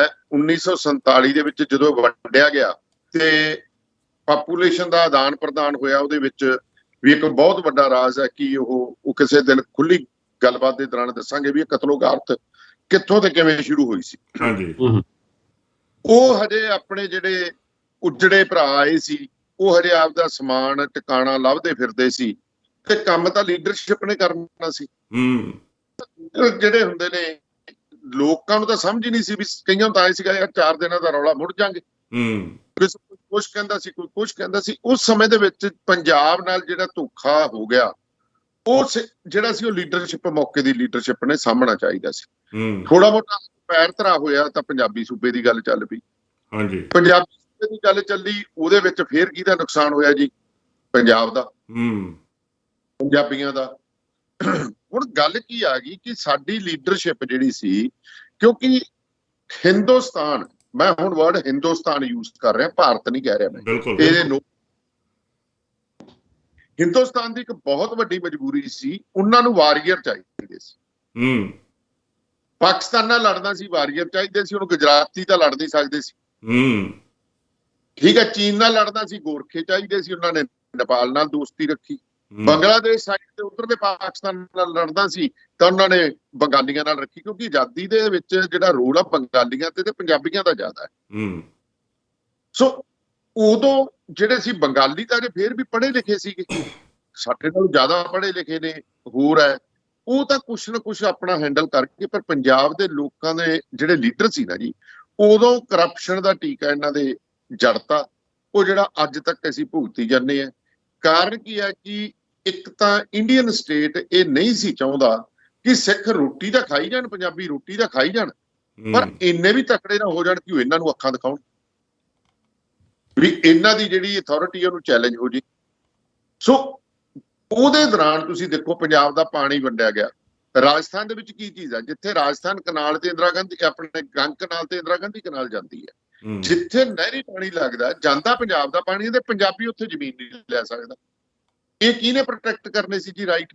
ਇਹ ਤਾਂ ਸਾਡੇ ਪੋਲੀਟੀਸ਼ੀਅਨਸ ਨੇ ਕਰਨੇ ਸੀ, ਨਹੀਂ ਕੀਤੇ। ਠੀਕ ਹੈ ਜੀ। ਫਿਰ ਸਾਨੂੰ ਬਣਦਾ ਹੱਕ ਜਿਹੜਾ ਜਦੋਂ ਪ੍ਰੋਮਿਸ ਕੀਤਾ ਗਿਆ ਸੀਗਾ ਵੀ ਸਿੱਖਾਂ ਨੂੰ ਉਹਨਾਂ ਦਾ ਬਣਦਾ ਆਟੋਨੋਮਸ ਜਿਹੜਾ ਹੱਕ ਹੈ, ਜਿਵੇਂ ਕਸ਼ਮੀਰ ਨੂੰ ਮਿਲਿਆ ਸੀ, ਹੁਣ ਕਸ਼ਮੀਰ ਤੇ ਵੀ ਤਾਂ ਡਾਕਾ ਮਾਰਿਆ ਇਹਨਾਂ ਨੇ, ਉਹ ਵੀ ਨਹੀਂ ਮਿਲਿਆ। ਉਹ ਕਿਹਨੇ ਲੈ ਕੇ ਦੇਣਾ ਸੀ? ਪੋਲੀਟੀਸ਼ੀਅਨਸ ਨੇ। ਸੋ ਗੱਲਾਂ ਕੀ ਕਰਦੇ ਸੀ, ਸਮੁੰਦਰੀ ਹਾਲ ਦੇ ਵਿੱਚ ਬੈਠੇ ਜਦੋਂ ਜਕਾਰੇ ਲਾ ਕੇ ਦਿੱਲੀ ਵੱਲ ਨੂੰ ਤੁਰਦੇ ਸੀ ਨਾ ਜੀ, ਤੇ ਸ਼ੰਭੂ ਬਾਰਡਰ ਨਿਕਲਦੇ ਇਹਨਾਂ ਦੇ ਕਸ਼ਹਿਰੇ ਤੋਂ ਕੱਛ ਬਣ ਜਾਂਦੀ ਸੀ ਨਿੱਕਰ, ਤੇ ਜਦੋਂ ਇਹ ਲਾਲ ਕਿਲੇ ਪਹੁੰਚਦੇ ਸੀ ਇਹ ਗੋਡਿਆਂ ਭਰਨੇ ਹੋ ਜਾਂਦੇ ਸੀ, ਤੇ ਜਦੋਂ ਇੰਡੀਆ ਗੇਟ ਲੰਘਦੇ ਸੀ ਇਹ ਕੂਣੀਆਂ ਭਰਨੇ ਹੋ ਜਾਂਦੇ ਸੀ। ਸੋ ਕੁੱਲ ਮਿਲਾ ਕੇ ਗੱਲ ਕਰੀਏ ਤਾਂ ਸਿੱਖ ਲੀਡਰਸ਼ਿਪ ਨੇ ਪੰਜਾਬ ਨੂੰ ਗਹਿਣੇ ਪਾਈ ਰੱਖਿਆ ਕੇਂਦਰ ਕੋਲ। ਅਸੀਂ ਇਹਨਾਂ ਦੇ ਰਹਿਨੁਮਾ ਜੀ, ਅਸੀਂ ਇਹਨਾਂ ਦੇ ਲੀਡਰ ਹੈ। ਜਿਹੜੀ ਪੰਜਾਬ ਦੀ ਪਾਪੂਲੇਸ਼ਨ ਸੀ ਉਹ ਵਿਚਾਰੀ ਉੱਜੜ ਕੇ ਆਈ ਸੀ, 2 ਵਾਰੀ ਉਹਦਾ ਉਜਾੜਾ ਹੋ ਗਿਆ, ਅੱਧਿਆਂ ਨੂੰ ਜ਼ਮੀਨਾਂ ਨਹੀਂ ਮਿਲ ਗਈਆਂ, ਉਹ ਇਹਨਾਂ ਦੇ ਮਗਰ ਜ਼ਮੀਨਾਂ ਅਲਾਟ ਕਰਾਉਣ ਨੂੰ ਤੁਰੇ ਫਿਰੇ ਰਹੇ। ਉਧਰੋਂ ਪਾਕਿਸਤਾਨ ਦੀ ਜੰਗ ਲੱਗ ਗਈ, ਉਹ ਡਿਸਟਰਬੈਂਸ ਹੋ ਗਈ। ਸੋ ਕੁੱਲ ਮਿਲਾ ਕੇ ਜਿਹੜਾ ਪੰਜਾਬ ਦੀ ਪਾਪੂਲੇਸ਼ਨ ਸੀ ਉਹ ਤਾਂ ਕਨਫਿਊਜ਼ਡ ਰਹੀ। ਇਨ ਦਾ ਮੀਨ ਟਾਈਮ ਇਹਨਾਂ ਨੇ ਫਿਰ ਕਾਲਾ ਦੌਰ ਵੇਲੇ ਆਪਦੀ, ਤੁਸੀਂ ਵੇਖਿਆ ਹੀ ਆ ਵੀ 83 82 ਤੋਂ ਲੈ ਕੇ ਤੇ 92 ਤੱਕ ਕੀ ਨਹੀਂ ਹੋਇਆ। ਬਿਲਕੁਲ। ਸੋ ਇਹ ਜਿਹੜੀ ਚੀਜ਼ ਹੈ, ਫਿਰ ਜਿਹੜਾ ਕਾਲਾ ਦੌਰ ਸੀ, ਤੁਸੀਂ ਇੱਕ ਨੋਟ ਕਰਿਓ ਚੀਜ਼ ਨੂੰ, ਬੜੇ ਧਿਆਨ ਨਾਲ ਨੋਟ ਕਰਨ ਵਾਲੀ ਆ। ਹਾਂਜੀ। ਜਿੱਥੇ ਜਿੱਥੇ ਇਨਸਰਜੈਂਸੀ ਆ, ਭਾਵੇਂ ਉਹ ਨਾਰਥ ਈਸਟ ਸਟੇਟ ਹੈ, ਨਾਗਾਲੈਂਡ ਹੈ, ਸਿੱਕਮ ਹੈ, ਮਿਜ਼ੋਰਮ ਹੈ, ਮੇਘਾਲਿਆ, ਭਾਵੇਂ ਤੁਸੀਂ ਲੈ ਲਓ ਆਪਣਾ ਕੀ ਕਹਿੰਦੇ ਆ ਜੰਮੂ ਕਸ਼ਮੀਰ ਤੇ ਜਾਂ ਪੰਜਾਬ ਸਟੇਟ ਨੇ ਇਹਨਾਂ ਦੇ ਪੋਲੀਟੀਸ਼ੀਅਨਸ ਨੂੰ ਇੰਨੀ ਕੁ ਖੁੱਲੀ ਛੁੱਟੀ ਦੇਤੀ ਵੀ ਤੁਸੀਂ ਰੱਜ ਕੇ ਕਰਪਸ਼ਨ ਕਰੋ, ਆਪਦਾ ਢਿੱਡ ਭਰੋ, ਆਪਦੀਆਂ ਕੋਠੀਆਂ, ਆਪਦੇ ਹੋਟਲ, ਸਭ ਕੁਝ ਬਣਾਓ। ਠੀਕ ਹੈ ਜੀ। ਪਰ ਤੁਸੀਂ ਆਪਣੀ ਪਾਪੂਲੇਸ਼ਨ ਨੂੰ ਜਿਵੇਂ ਮਰਜ਼ੀ ਹੈ, ਜਿਹੋ ਜਿਹੇ ਮਰਜ਼ੀ ਤੁਸੀਂ ਟੈਕਟਿਕਸ ਖੇਡੋ, ਉਹ ਸਾਡੇ ਸਟੇਟ ਦੇ ਖਿਲਾਫ ਨਾ ਭੁਗਤਣ। ਹੁਣ ਉਹ ਕਰੋ। ਸਰਦਾਰ ਪ੍ਰਕਾਸ਼ ਸਿੰਘ ਬਾਦਲ ਬਿਆਨ ਦਿੰਦੇ, ਜਦੋਂ ਮੁੱਖ ਮੰਤਰੀ ਹੁੰਦੇ ਉਦੋਂ ਇਹਨਾਂ ਦੇ ਬਿਆਨ ਹੋਰ ਹੁੰਦੇ ਨੇ। ਬਿਲਕੁਲ। ਜਦੋਂ ਸੱਤਾ ਤੋਂ ਬਾਹਰ ਹੋ ਜਾਂਦੇ ਆ ਉਦੋਂ ਇਹਨਾਂ ਦੇ ਬਿਆਨ ਹੋਰ ਹੁੰਦੇ। ਹੁਣ ਸਪਸ਼ਟ ਮੈਂ ਗੱਲ ਕਰਦਾ ਇਹਦੇ ਵਿੱਚ, ਜਦੋਂ ਤੁਸੀਂ ਐਜ਼ ਮੁੱਖ ਮੰਤਰੀ ਬਿਆਨ ਦਿੰਦੇ ਹੋ, ਉਹ ਤੁਹਾਡਾ ਬਿਆਨ ਰਜਿਸਟਰਡ ਹੁੰਦਾ ਹੈ ਕਿ chief minister of so and so state stated this thing. ਜਦੋਂ ਤੁਸੀਂ ਆਪੋਜੀਸ਼ਨ 'ਚ ਚਲੇ ਗਏ ਤੇ ਤੁਹਾਨੂੰ ਕੌਣ ਪੁੱਛਦਾ ਜੀ, ਜੋ ਮਰਜ਼ੀ ਬੋਲੀ ਚੱਲੋ। ਬਿਲਕੁਲ। ਪਾਵਰ ਤਾਂ ਖਤਮ ਹੋ ਗਈ ਨਾ। ਬਿਲਕੁਲ। ਪੰਥ ਕਦੋਂ ਖਤਰੇ 'ਚ ਹੁੰਦਾ ਹੈ? ਜਦੋਂ ਅਕਾਲੀ ਦਲ ਸਰਕਾਰ ਨਹੀਂ ਹੁੰਦਾ, ਇਹਦੇ 'ਚ ਨਹੀਂ ਹੁੰਦਾ, ਸੱਤਾ 'ਚ ਨਹੀਂ ਹੁੰਦਾ। ਹਿੰਦੂ ਕਦੋਂ ਖਤਰੇ ਸੀ? ਜਦੋਂ ਬੀਜੇਪੀ 'ਚ ਨਹੀਂ ਸੀ। ਹੁਣ ਵੋਟਾਂ ਆ ਰਹੀਆਂ ਤਾਂ ਹਿੰਦੂ ਵੀ ਖਤਰੇ 'ਚ ਹੋ ਗਿਆ, ਮੁਸਲਮਾਨ ਵੀ ਖਤਰੇ 'ਚ ਹੋ ਗਿਆ। ਦੇਸ਼ ਖਤਰੇ 'ਚ ਨਹੀਂ ਹੈ, ਦੇਸ਼ ਦੀ ਪਾਪੂਲੇਸ਼ਨ ਖਤਰੇ 'ਚ ਕੀਤੀ ਹੋਈ ਆ। ਇੱਥੋਂ ਦੇ ਧਰਮਾਂ ਦੇ ਆਧਾਰ ਤੇ ਵੰਡ ਕੇ ਲੋਕ ਖਤਰੇ 'ਚ ਕੀਤੇ ਆ। ਇਹ ਚੀਜ਼ ਕੀ ਹੈ ਕਿ ਅਸਲ ਦੇ ਵਿੱਚ ਜਿਹੜਾ ਪੰਜਾਬ ਨਾਲ ਭਾਣਾ ਵਾਪਰਿਆ, ਇਹ ਪੰਜਾਬ ਨਾਲ ਭਾਣਾ ਅੱਜ ਦਾ ਨਹੀਂ ਵਾਪਰ ਰਿਹਾ, ਇਹਦੀ ਪੁਰਾਣੀ ਨਿਉ ਹੈ। ਐਂਡ ਤੁਸੀਂ ਵੀ ਜਾਣਦੇ ਹੋ ਕਿ ਜਿਹੜੀਆਂ ਮਾਰਸ਼ਲ ਕੌਮਾਂ ਹੁੰਦੀਆਂ ਨੇ, ਮਾਰਸ਼ਲ ਕੌਮਾਂ ਨੂੰ ਜਿੰਨੇ ਵੀ ਹੁੰਦੇ ਇਹ ਬੰਦੇ ਬੜੇ ਭੋਲੇ ਭਾਲੇ ਹੁੰਦੇ ਆ, ਦਲੇਰ ਬੰਦਾ। ਦੇਖੋ ਇੱਕੋ ਚੀਜ਼ ਨੋਟ ਕਰੋ, ਆਪਾਂ ਕਹਿੰਦੇ ਸੱਚੇ ਬੰਦੇ ਨੂੰ ਗੁੱਸਾ ਆਉਂਦਾ ਹੈ। ਜਿਹੜੇ ਬੰਦਾ ਚੋਰ ਆ ਉਹ ਤਾਂ ਮੁਸ਼ਕਰੀਆਂ ਸੂਗਾ। ਬਿਲਕੁਲ। ਉਹਨੂੰ ਗਾਲਾਂ ਜੋ ਮਰਜ਼ੀ ਕਰੀ ਚੱਲੋ। ਤੁਸੀਂ ਇੱਕ ਚੀਜ਼ ਦੱਸੋ, ਕਿਤੇ ਜਿਹੜਾ ਬੰਦਾ ਪੂਰਾ ਕਰਪਟ ਆ, ਕਿਤੇ ਉਹਦਾ ਟੈਂਪਰ ਲੂਜ਼ ਹੁੰਦਾ ਦੇਖਿਆ? ਜਾਂ ਮੀਡੀਆ ਦੇ ਅੱਗੇ ਨਹੀਂ ਆਊਗਾ। ਆਪਦੀ ਹੁਣ ਤਾਂ ਮੌਜ ਹੀ ਬਣ ਗਈ ਕਿ 4 ਸ਼ਬਦ ਜਿਹੜੇ ਆ ਜੀ YouTube ਦੇ ਉੱਤੇ ਆਪਦਾ ਚੈਨਲ ਬਣਾ ਕੇ ਬੋਲ ਦਿਓ, ਸਵਾਲ ਕਿਸੇ ਨੇ ਕਰਨਾ ਨਹੀਂ, ਜੋ ਜੀ ਕੀਤਾ ਬੋਲੀ ਚੱਲੋ, ਤੁਹਾਨੂੰ ਕੋਈ ਸਵਾਲ ਕਰਨ ਵਾਲਾ ਨਹੀਂ। ਬਿਲਕੁਲ। ਸੋ ਇਹ ਜਿਹੜੀਆਂ ਚੀਜ਼ਾਂ ਹੈ, ਹੁਣ ਇੱਥੇ ਆ ਜਾਈਏ। ਜਦੋਂ ਹੁਣ ਸੁਖਵੀਰ ਸਿੰਘ ਬਾਦਲ ਨੇ ਕਾਰਡ ਖੇਡਿਆ, ਦਲਿਤ ਕਾਰਡ, ਵੀ ਅਸੀਂ ਜੀ ਦਲਿਤ ਡਿਪਟੀ ਸੀਐਮ ਬਣਾਵਾਂਗੇ। ਪਹਿਲੀ ਗੱਲ ਤਾਂ ਇੱਕ ਚੀਜ਼ ਇਹ ਆ ਕਿ ਜਿਹੜਾ ਪੰਜਾਬ ਹੈ, ਇੱਥੇ ਤਾਂ ਮਸਲਾ ਹੀ ਹੈ ਨਹੀਂ ਕਿਸੇ ਜਾਤ ਪਾਤ ਦਾ, ਜਦੋਂ ਗੁਰੂ ਮਹਾਰਾਜ ਨੇ ਜਾਤ ਪਾਤ ਹੀ ਖਤਮ ਕਰਤੀ। ਬਿਲਕੁਲ। ਤੇ ਇਹ ਘੁਆਉਂਦੇ ਪੰਥਕ ਪਾਰਟੀ ਹੈ। ਇਹ ਰੰਗਰੇਟਾ ਵਿੰਗ ਦਾ ਪ੍ਰਧਾਨ ਹੈ ਜੀ, ਇਹ ਮਜ਼੍ਹਬੀ ਸਿੱਖ ਪ੍ਰਧਾਨ ਹੈ ਜੀ, ਇਹ ਰਮਦਾਸੀਆ ਪ੍ਰਧਾਨ ਹੈ ਜੀ, ਇਹ ਕੀ ਕਹਿੰਦੇ ਰਵੀਦਾਸੀਆਂ ਦਾ ਪ੍ਰਧਾਨ ਹੈ ਜੀ। ਹੁਣ ਮੈਨੂੰ ਇੱਕ ਗੱਲ ਦੱਸੋ ਸ਼੍ਰੀਮਾਨ ਜੀ, ਇਹ ਤੁਸੀਂ ਕਰ ਕੀ ਰਹੇ? ਇਹ ਰਹੇ ਨੇ ਕਿ ਸਾਨੂੰ ਜੋ ਮਰਜ਼ੀ ਹੋ ਜਾਏ ਸੱਤਾ ਚਾਹੀਦੀ ਹੈ। ਬਿਲਕੁਲ ਠੀਕ ਹੈ। ਹੁਣ ਪੱਲੇ ਤਾਂ ਹੋਰ ਕੁਝ ਰਹਿ ਨਹੀਂ ਸੀ ਗਿਆ, ਕੀ ਕਰਕੇ ਇਹਨਾਂ ਦਾ ਪੱਠਾ ਬੈਠ ਗਿਆ। ਕਰਪਸ਼ਨ ਦੇ ਬੱਸਾਂ ਵਾਲੇ ਚਾਰजेस ਇਹਨਾਂ ਤੇ, ਪੰਜਾਬ ਦਾ ਪਾਣੀ ਵੇਚਣ ਦੇ ਚਾਰजेस ਇਹਨਾਂ ਤੇ। ਅੱਗੇ ਲੋਕਾਂ ਨੂੰ ਪਤਾ ਨਹੀਂ ਸੀ, ਹੁਣ ਅਗਲਾ ਚੱਕ ਕੇ ਸੋਸ਼ਲ ਮੀਡੀਆ ਤੋਂ ਉਹਦੀ ਗੱਲ ਕੱਢ ਕੇ ਅੱਗੇ ਰੱਖ ਦਿੰਦਾ, ਸ਼੍ਰੀਮਾਨ ਜੀ ਆਹ ਤੁਹਾਡੀ ਕਰਤੂਤ ਪਈ ਹੈ। ਹੁਣ ਉਹਦਾ ਜਵਾਬ ਕਿੱਥੋਂ ਦੇਣ? ਉਹਦਾ ਜਵਾਬ ਫਿਰ ਇੱਕੋ ਹੀ ਹੈ ਵੀ ਕਿਵੇਂ ਨਾ ਕਿਵੇਂ ਨਵਾਂ ਪੱਤਾ ਖੇਡੋ। ਹੁਣ ਉਹ ਨਵਾਂ ਪੱਤਾ ਕੀ ਹੈ? ਪੋਲਰਾਈਜੇਸ਼ਨ ਕਰੋ ਜੀ। ਬੀਜੇਪੀ ਤੋਂ ਸਿੱਖ ਕੇ ਬੀਜੇਪੀ ਨੇ ਧਰਮ ਆਧਾਰਿਤ ਕੀਤੀ ਹੈ, ਜਾਤ ਆਧਾਰਿਤ ਤੇ ਆ ਗਏ। ਬਿਲਕੁਲ। ਕੇਜਰੀਵਾਲ ਸਾਹਿਬ ਕਹਿੰਦੇ ਸੀ ਕਿ ਮੈਂ ਕੋਈ ਨਵਾਂ ਕੰਮ ਕਰੂੰਗਾ, ਉਹ ਵੀ ਇਸੇ ਗਰਗਤ ਦੇ ਵਿੱਚ, ਇਸੇ ਦਲਦਲ ਦੇ ਵਿੱਚ ਫਸ ਗਏ। ਕਾਂਗਰਸ ਉਦੋਂ ਅੱਗੇ ਚਲੀ ਗਈ। ਕਾਂਗਰਸ ਨੇ ਭਾਵੇਂ ਜਿਵੇਂ ਕਹਿੰਦੇ ਹੁੰਦੇ ਨੇ, ਜੇ ਕਿਸੇ ਤੁਸੀਂ ਸੈਨੇਟਰ ਸਾਹਿਬ ਸਾਡੇ ਕਹਿ ਦਿੰਦੇ ਵੀ ਜੇ ਕਿਸੇ ਨੇ ਕੋਈ ਸ਼ਰੀਕ ਟਰਾਲੀ ਮੰਗਣ ਆ ਜੇ ਨਾ, ਤੇ ਜੇ ਟਰਾਲੀ ਨਾ ਦੇਣੀ ਹੋਵੇ ਤਾਂ ਪਿਓ ਪੁੱਤ ਆਪਸ ਵਿੱਚ ਲੜ ਪੈਂਦੇ ਆ। ਬਿਲਕੁਲ ਬਿਲਕੁਲ। ਉਹ ਅਗਲਾ ਕਹਿੰਦਾ, ਉਹ ਕਹਿੰਦਾ ਭਰਾਵਾ ਟਰਾਲੀ ਤੁਸੀਂ ਨਾ ਦਿਓ ਤੇ ਤੁਸੀਂ ਨਾ ਲੜੋ ਮੇਰੇ ਕਰਕੇ, ਉਹ ਮੁੜ ਜਾਂਦਾ। ਹੁਣ ਉਹ ਗੱਲ ਕਾਂਗਰਸ ਨਾਲ ਵੀ ਮੈਨੂੰ ਜੀ ਜਾਪਦੀ ਹੈ, ਕਿਉਂਕਿ ਕਾਂਗਰਸ ਦੇ ਵੀ ਪੱਲੇ ਕੁਛ ਨਹੀਂ ਸੀ। 4.5 ਸਾਲ ਤਾਂ ਸ਼੍ਰੀਮਾਨ ਜੀ ਕੈਪਟਨ ਸਾਹਿਬ ਉਹ ਸੁੱਤੇ ਰਹੇ ਆਪਦੇ ਸਿਸਮਾ ਫਾਰਮ 'ਚ, ਤੇ ਹੁਣ ਬਿਆਨ ਦਿੰਦੇ ਆ ਜੀ ਮੈਂ ਜਿਉਂਦੇ ਜੀ ਪੰਜਾਬ ਦੇ ਕੋਈ ਨੁਕਸਾਨ ਨਹੀਂ ਹੋਣ ਦੇਣਾ। ਉਹ ਭਰਾਵਾ 4.5 ਸਾਲ ਤੈਨੂੰ ਜਿਹੜਾ ਕੋਈ ਦਿੱਤਾ ਸੀ ਤੂੰ ਉਹਦੀ ਕਰ ਦਿੰਦਾ, 2002 ਤੋਂ ਕੀਤਾ ਸੀ, ਤੇ ਹੁਣ ਤੇਰੀਆਂ ਬੇੜੀਆਂ ਬੰਨੀਆਂ ਸੀ ਕਿਸੇ ਨੇ ਕਿ ਹੱਥ ਬੰਨੇ ਸੀ? ਠੀਕ ਹੈ। ਹੁਣ ਜਦੋਂ ਵੇਖ ਲਿਆ ਵੀ ਕੈਪਟਨ ਦੇ ਪੱਲੇ ਕੋਈ ਨਹੀਂ, ਕਿਤੇ ਹੋਰ ਨਾ ਦਾ ਲੱਗ ਜੇ, ਤੇ ਸ਼੍ਰੀਮਾਨ ਜੀ ਇਹਨਾਂ ਨੇ ਚੱਕ ਕੇ ਇਹ ਆਪਦੀ ਲੜਾਈ ਵੰਡ ਦੀ। ਹੁਣ ਰੌਲਾ ਕੀ ਹੈ? ਜਦੋਂ ਤੁਸੀਂ ਲੜਦੇ ਹੋ ਦੂਜੇ ਮੁੱਦੇ ਤੇ ਖਤਮ ਹੋ ਗਏ। ਅਖਬਾਰਾਂ 'ਚ ਕਿਹਦੀ ਖਬਰ ਹੈ ਜੀ? ਸਿੱਧੂ ਆਏ ਬੋਲ ਪਿਆ, ਆਏ ਬੋਲ ਪਿਆ, ਕੈਪਟਨ ਆਏ ਹੋ ਗਿਆ, ਕੈਪਟਨ ਦੀ ਰੂਸਾ ਦੀ ਜਾਂਚ ਹੋਊਗੀ। ਉਹ ਭਾਈ ਮੇਰਿਆ ਜਾਂਚਾਂ ਤਾਂ ਕਰਨ ਵਾਲੀਆਂ ਬੜੀਆਂ ਪਈਆਂ, ਤੁਸੀਂ ਉਹੀ ਕਰ ਲਓ। ਕੀ ਦੱਸੋ ਵੀ ਜਿਹੜਾ ਤੁਸੀਂ ਕਹਿੰਦੇ ਕੇਬਲ ਮਾਫੀਆ ਖਤਮ ਕਰਾਂਗੇ, ਕੀ ਕੇਬਲ ਮਾਫੀਆ ਖਤਮ ਕਰਤਾ? ਲੈ ਲਓ, ਔਨ ਰਿਕਾਰਡ ਹੈ ਦੀਪ ਬੱਸ ਵਾਲਿਆਂ ਨੇ, ਜਿਹੜੇ ਦੇ ਹੈ ਬਾਦਲਾਂ ਦੇ ਕਲੋਜ਼ ਨੇ, ਦੋ ਹੀ ਟਰਾਂਸਪੋਰਟਰ ਤਕੜੇ ਆ ਜੀ, ਇੱਕ ਬਾਦਲ ਫੈਮਿਲੀ, ਦੂਜੇ ਦੀਪ ਵਾਲੇ। ਹੁਣ ਦੀਪ ਵਾਲਾ ਕੋਰਟ ਦੇ ਵਿੱਚ ਇੱਕ ਆਪਦੀ ਪਟੀਸ਼ਨ ਪਾਈ ਹੈ ਜੀ, ਅਸੀਂ 4.5 ਕਰੋੜ ਰੁਪਇਆ ਦੇਣਾ। ਹੁਣ ਸਾਡੀਆਂ ਕਿਸ਼ਤਾਂ ਕੀਤੀਆਂ ਜਾਣ, ਸਾਡੇ ਦੇ ਉੱਤੇ ਜੀ ਧੱਕਾ ਕੀਤਾ ਜਾਂਦਾ। ਹੁਣ 4.5 ਕਰੋੜ ਤਾਂ ਉਹ ਆਪ ਮੰਨਦੇ ਆ, ਇਹਦਾ ਬਾਅਦ ਦੇਣਾ ਤਾਂ ਹੈ। ਇਹ ਤੋਂ ਪਹਿਲਾਂ ਇਹ ਤੋਂ ਲਿਆ ਗਿਆ। ਉਹੀ ਮੁਸਤਫੇ ਦੀ ਘਰ ਵਾਲੀ ਜਿਹੜੀ ਹੈਗੀ, ਜਿਹੜੀ ਅੱਜ ਮੁਸਤਫਾ ਬੋਲਦਾ ਹੈ, ਇਹਦੀ ਘਰ ਵਾਲੀ ਦਾ ਟਰਾਂਸਪੋਰਟ ਮਿਨਿਸਟਰ ਸੀ। ਇਹ ਉਦੋਂ ਕਿਉਂ ਨਾ ਬੋਲਿਆ? ਫਿਰ ਉਹ ਕਹਿੰਦੇ ਸਾਡੀਆਂ ਤਾਂ ਬੱਸਾਂ ਨਹੀਂ ਚੱਲੀਆਂ। ਜੇ ਬੱਸਾਂ ਨਹੀਂ ਚੱਲੀਆਂ ਸ਼੍ਰੀਮਾਨ ਜੀ, ਤੁਹਾਨੂੰ ਘਾਟਾ ਪੈ ਗਿਆ, ਤੇ ਤੁਹਾਡੇ ਘਰੇ ਕਰੋੜ ਰੁਪਏ ਦੀਆਂ ਨਵੀਆਂ ਕਾਰਾਂ ਕਿੱਥੋਂ ਆ ਗਈਆਂ? ਕੀ ਤੁਸੀਂ ਇਨਕਮ ਟੈਕਸ ਦੇ ਵਿੱਚ ਘਾਟਾ ਸ਼ੋਅ ਕੀਤਾ? ਇਹ ਵੀ ਜਾਂਚ ਦਾ ਵਿਸ਼ਾ। ਕਿਉਂ? ਉਹ ਤਾਂ ਸਰਕਾਰੀ ਟੈਕਸ ਆ ਜੀ, ਘਾਟਾ ਪੈ ਗਿਆ ਨਾ ਭਰੋ। ਤੇ ਜੇ ਸ਼੍ਰੀਮਾਨ ਜੀ ਤੁਸੀਂ ਕਰੋੜ ਰੁਪਏ ਦੀ ਇੱਕ ਗੱਡੀ ਲੈਂਦੇ ਹੋ, ਪੈਟਰੋਲ ਪੰਪ ਚੱਲ, ਉਹ ਕਿੱਥੋਂ ਚੱਲ ਰਹੇ ਨੇ ਤੁਹਾਡੇ? ਬਿਲਕੁਲ ਠੀਕ ਹੈ। ਹੁਣ ਉਹ ਜਦੋਂ ਕੀਤਾ ਰਾਜੇ ਵੜਿੰਗ ਨੇ, ਤਾਂ ਨਾਲ ਇਹ ਵੀ ਆ ਗਿਆ ਜੀ। ਤੁਸੀਂ, ਮੈਂ ਇਹ ਵੀ ਗੱਲ ਕਹਿੰਦਾ ਕਿ ਕਾਂਗਰਸ ਕਹਿੰਦੇ ਫੜ, ਹੁਣ ਜਲੰਧਰ ਵਾਲੇ ਹੈਗੇ ਉਹਨਾਂ ਦੇ, ਉਹ ਵੀ ਤਾਂ ਇਹੀ ਕੰਮ ਕਰਦੇ। ਬਿਲਕੁਲ। ਹੋਰ ਉਹਤੇ ਵੀ ਸਵਾਲ ਉੱਠੇ ਜਾ ਰਹੇ ਨੇ। ਪਰ ਮੈਂ ਇੱਕ ਚੀਜ਼ ਕਹਿੰਦਾ, ਚਲੋ ਮੁੰਡੇ ਨੇ ਨਵਾਂ ਹੈ, ਜੋ ਸ਼ੁਰੂ ਕੀਤਾ, ਭਾਵੇਂ ਲਾਕਡਾਊਨ 'ਚ ਕੀਤਾ, ਜਿਵੇਂ ਕੀਤਾ, ਉਹਨੇ ਕੰਮ ਸ਼ੁਰੂ ਕਰਤਾ। ਪਰ ਜੇ ਉਹਨੇ ਕੀਤਾ ਤਾਂ ਗੱਲ ਸਾਹਮਣੇ ਆਈ ਵੀ 4.5 ਕਰੋੜ ਰੁਪਏ ਇਹਨਾਂ ਨੇ ਦੇਣਾ। ਬਿਲਕੁਲ। ਇਸ ਤੋਂ ਬਾਅਦ ਤੁਸੀਂ ਹੋਰ ਲੈ ਲਓ ਗੱਲ ਨੂੰ, ਕੇਬਲ ਹੈ। ਹੁਣ ਕੇਬਲ ਦੇ ਵਿੱਚ ਪੰਜਾਬ ਦੇ ਵਿੱਚ ਦੇਖੋ ਤੁਸੀਂ, ਕਨੈਕਸ਼ਨ ਹੀ ਨਹੀਂ ਪਤਾ ਕਿੰਨੇ ਨੇ, ਤੇ ਉਹਦਾ ਕਿਰਾਇਆ ਦੇਣਾ ਹੁੰਦਾ ਖੰਭਿਆਂ ਦਾ, ਉਹ ਖੰਭਿਆਂ ਦਾ ਕਿਰਾਇਆ ਕੋਈ ਨਹੀਂ।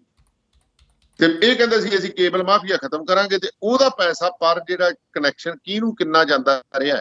ਤੇ ਸ਼੍ਰੀਮਾਨ ਜੀ ਜਿਹੜਾ ਭਰਤਿੰਦਰ ਸਿੰਘ ਚਹਿਲ ਹੈ, ਇਹਨੇ ਬਣਾਇਆ ਮੈਰਿਜ ਪੈਲੇਸ ਉੱਥੇ ਪਟਿਆਲੇ, ਤੇ ਲੋਕਾਂ ਦੇ ਕਰੋੜਾਂ ਦੇ ਵਿੱਚ ਘਾਟੇ 'ਚ ਗਿਆ, ਇਹਦਾ ਪ੍ਰੋਫਿਟ 'ਚ ਗਿਆ। ਤੇ 65 ਬੰਦੇ ਇਹ ਕੀ ਕਹਿੰਦੇ ਪੰਜਾਬ ਪੁਲਿਸ ਦੇ ਉੱਤੇ ਰੱਖੀ ਬੈਠਾ ਸੀ ਆਪਦੇ ਨਾਲ, 3 ਕੁੱਕ ਰੱਖਾ ਸੀ ਜਿਨ੍ਹਾਂ 'ਚ ਮੈਰਿਜ ਪੈਲੇਸ। ਤੇ ਇਹ ਦੱਸੋ ਕਿੰਨਾ ਕੁ ਵੱਡਾ ਸ਼ੇਰ ਸੀ? ਬਿਲਕੁਲ। ਇੱਕ ਮਿੰਟ। ਸੋ ਕਹਿਣ ਜੇ ਕੈਪਟਨ ਆਖੇ ਜੀ ਮੈਂ 4.5 ਸਾਲ 'ਚ ਬੜਾ ਕਰ ਲਿਆ, ਇਹਦੇ ਨਾਲ ਦੇ ਬੰਦਿਆਂ ਨੇ ਵੀ ਲੁੱਪਰੀਆਂ ਲਾਈਆਂ ਰੱਜ ਕੇ। ਹੁਣ ਕਾਰਨ ਕੀ ਹੋ ਗਿਆ? ਜਦੋਂ ਕੈਪਟਨ ਪਾਸੇ ਹੋ ਗਿਆ, ਤੇ ਜਦੋਂ ਉਹਨਾਂ ਨੂੰ ਪਤਾ ਲੱਗਿਆ ਵੀ ਸਾਡੇ ਪੈਣਗੇ, ਤੇ ਕੈਪਟਨ ਸੰਦੀਪ ਸੰਧੂ ਵਰਗੇ ਨਾਲ ਬੈਠੇ ਸੀ ਸੁੱਖੀ ਰੰਧਾਵੇ ਦੇ। ਜਿਹੜੇ ਮੁੱਛ ਦਾ ਵਾਲ ਘਮਾਉਂਦੇ ਸੀ। ਕਿਉਂ? ਜਾਂ ਫਿਰ ਸਕੀਮ ਹੈ। ਬਿਲਕੁਲ ਦੇਖੋ ਚੀਜ਼ਾਂ ਅਸੀਂ ਤਾਂ ਕਿਆਸ ਰਾਈਆਂ ਲਾ ਸਕਦੇ ਹਾਂ। ਤਾਂ ਫਸਲ ਕੱਚੀ ਹੈ, ਹਜੇ ਕਣਕ ਦੋਧੀਏ ਤੇ ਹੈ, ਤੇ ਦੋਧੀਏ ਦੇ ਉੱਤੇ ਆਪਾਂ ਵੱਟ ਦੇ ਉੱਤੇ ਖੜ ਕੇ ਜਾਂ ਖਾਲੇ ਦੀ ਮਣ ਦੇ ਉੱਤੇ ਜਾਂ ਉੱਚੀ ਮਣ ਦੇ ਉੱਤੇ ਖੜ ਕੇ ਅੰਦਾਜ਼ਾ ਲਾ ਸਕਦੇ ਵੀ 50 ਮਣ ਝੜੂ ਕਿ 60 ਮਣ ਝੜੂ। ਲੱਗੂ ਵੀ ਜਦੋਂ ਚੜਿਆ ਚੇਤ ਨਾ ਘਰੇ ਨਾ ਖੇਤ, ਉਦੋਂ ਕੀ ਬਣਦਾ। ਬਿਲਕੁਲ। ਜਾਂ ਜਦੋਂ ਟਰਾਲੀ 'ਚ ਵੱਢ ਕੇ ਪੈ ਜੂਗੀ। ਹੁਣ ਤੱਕ ਤਾਂ ਕਿਆਸ ਰਾਈਆਂ, ਤੱਕਾਂ ਨਹੀਂ ਸਾਡੀਆਂ। ਹੁਣ ਤੱਕ ਦੇ ਵਿੱਚ ਕੀ ਚੀਜ਼ ਆਉਂਦੀ? ਹੁਣ ਕੈਪਟਨ ਸਾਹਿਬ ਕਹਿੰਦੇ ਜੀ, ਪਹਿਲਾਂ ਤਾਂ ਕਹਿੰਦੇ ਮੈਂ ਬੀਜੇਪੀ ਨਾਲ ਨਹੀਂ ਰਲਦਾ। ਉਹ ਭਲਿਆ ਮਾਨਸਾ, ਤੂੰ ਇੱਕ ਗੱਲ ਦੱਸ, ਬੀਜੇਪੀ ਵਾਲਿਆਂ ਨਾਲ ਤਾਂ ਤੂੰ ਜੱਫੀਆਂ ਪਾਈ ਜਾਂਦਾ, ਜਾ ਕੇ ਤੂੰ ਬੋਲੀ ਕਿਹਦੀ ਬੋਲ ਰਿਹਾ? ਤੂੰ ਸਟੇਟ ਦੀ। ਜੀ ਪਾਕਿਸਤਾਨ ਤੋਂ ਪੰਜਾਬ ਨੂੰ ਖਤਰਾ ਹੈ, ਤੇ ਪੰਜਾਬ ਦਾ ਗ੍ਰਹਿ ਮੰਤਰੀ ਕੀ ਕਹਿੰਦਾ? ਕਹਿੰਦਾ ਸਾਨੂੰ ਤਾਂ ਖਤਰਾ ਹੀ ਕੋਈ ਨਹੀਂ ਇਹ ਤੋਂ। ਬਿਲਕੁਲ। ਇੱਕ ਜੀ ਦੱਸ,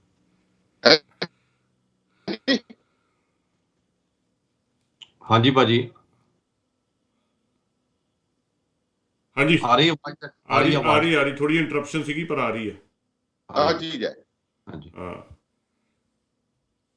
ਠੀਕ ਹੈ ਸਮਝੇ ਨਾ ਜੀ ਗੱਲ ਨੂੰ? ਹਾਂਜੀ ਹਾਂਜੀ ਬਿਲਕੁਲ ਬਿਲਕੁਲ। ਚੀਜ਼ਾਂ ਕੀ ਨੇ ਕਿ ਕੈਪਟਨ ਅਮਰਿੰਦਰ ਸਿੰਘ ਹੁਣ ਪਾਰਟੀ ਬਣਾਉਂਦਾ ਹੈ। ਕੈਪਟਨ ਦੇ ਤਾਂ ਭਾਂਡੇ ਟਿੰਡੇ ਗਏ ਖਿੱਲਰ, ਇਹਦੇ ਨਾਲ ਦੇ ਬੰਦੇ ਤਾਂ ਭੱਜ ਗਏ। ਜਿਹੜੇ ਇਹਦੇ ਸੱਜੇ ਹੱਥ ਘੁੰਮਦੇ ਸੀ MLA ਸੀ, ਉਹ ਵੀ ਇਹਨੂੰ ਛੱਡ ਗਏ। ਹੁਣ ਜੇ ਕੈਪਟਨ ਪਾਰਟੀ ਖੜੀ ਕਰਦਾ ਤਾਂ ਕਿਹਦੇ ਸਿਰ ਤੇ ਖੜੀ ਕਰੂਗਾ? ਸ਼੍ਰੀ 117 ਕੌਂਸਟੀਟੂਐਂਸੀਆਂ ਪੰਜਾਬ 'ਚ। ਮੈਂ ਮੋਟੀ ਜੀ ਗੱਲ ਤੁਹਾਨੂੰ ਦੱਸ ਦਿੰਦਾ, 117 ਕੌਂਸਟੀਟੂਐਂਸੀਆਂ ਲਈ 117 ਦਾ ਪਹਿਲਾਂ ਤੁਹਾਨੂੰ MLA ਕੈਂਡੀਡੇਟ ਚਾਹੀਦੇ। ਬਿਲਕੁਲ। ਕੀ ਤੁਹਾਡੇ ਫਿਰ ਇੱਕ ਪਿੰਡ ਦੇ ਵਿੱਚ ਜੇ 117 ਕੌਂਸਟੀਟੂਐਂਸੀਆਂ ਦਾ ਔਨ ਐਨ ਐਵਰੇਜ ਇੱਕ ਕੌਂਸਟੀਟੂਐਂਸੀ ਦੇ ਵਿੱਚ ਬਾਈ ਜੀ 100 ਤੋਂ 150 ਬੂਥ ਆ। ਮੈਂ ਕਹਿੰਦਾ 100 ਬੂਥ ਹੀ ਲੈ ਕੇ ਚੱਲੋ, ਤੇ 100 ਬੂਥ ਦੇ ਉੱਤੇ 5 ਬੰਦੇ ਚਾਹੀਦੇ ਆ ਤੁਹਾਨੂੰ, ਤੁਹਾਡੇ ਡੈਡੀਕੇਟਡ। ਉਹ ਹੈਗੇ ਤੁਹਾਡੇ ਕੋਲ? ਤੁਸੀਂ ਕਿਹਨੂੰ ਮਿਲੇ ਹੋ ਪਿਛਲੇ 4.5 ਸਾਲ 'ਚ ਜਿਹੜਾ ਤੁਹਾਡੇ ਥਾਂ ਤੇ ਬਸਤਾ ਵੜੂਗਾ ਤੁਹਾਡਾ? ਉਹ ਵੋਟਾਂ ਵਾਲਾ ਵੜੂਗਾ, ਜਾਂ ਤੁਹਾਡੇ ਥਾਂ ਦੇ ਉੱਤੇ ਮੇਜ਼ ਲਾਊਗਾ, ਜਾਂ ਤੁਹਾਡੀ ਥਾਂ ਤੇ ਪਾਣੀ ਭਰੂਗਾ। ਇਹੀ ਮਾਰ ਆਮ ਆਦਮੀ ਪਾਰਟੀ ਨੇ ਖਾਧੀ ਸੀ। ਉਹ ਸੋਸ਼ਲ ਮੀਡੀਆ ਤੇ ਤਾਂ ਸਰਕਾਰ ਬਣਾਈ ਏ। ਕੱਲ ਇੱਕ ਬੰਦਾ ਮੈਨੂੰ ਕਹਿੰਦਾ ਜੀ ਤੁਸੀਂ ਐਂ ਕਰਕੇ ਬੋਲ ਰਹੇ ਹੋ, ਅੱਗੇ ਸੋਸ਼ਲ ਮੀਡੀਆ ਵੋਟਿੰਗ ਕਰਾ ਲਓ। ਉਹ ਮੈਂ ਕਿਹਾ ਭਲਿਆ ਮਾਨਸਾ, ਜੇ ਸੋਸ਼ਲ ਮੀਡੀਆ ਤੇ ਵੋਟਿੰਗ ਹੁੰਦੀ ਤਾਂ ਕੇਜਰੀਵਾਲ ਭਾਰਤ ਦਾ ਪ੍ਰਧਾਨ ਮੰਤਰੀ ਬਣਾਇਆ ਹੋਣਾ ਸੀ। ਬਿਲਕੁਲ।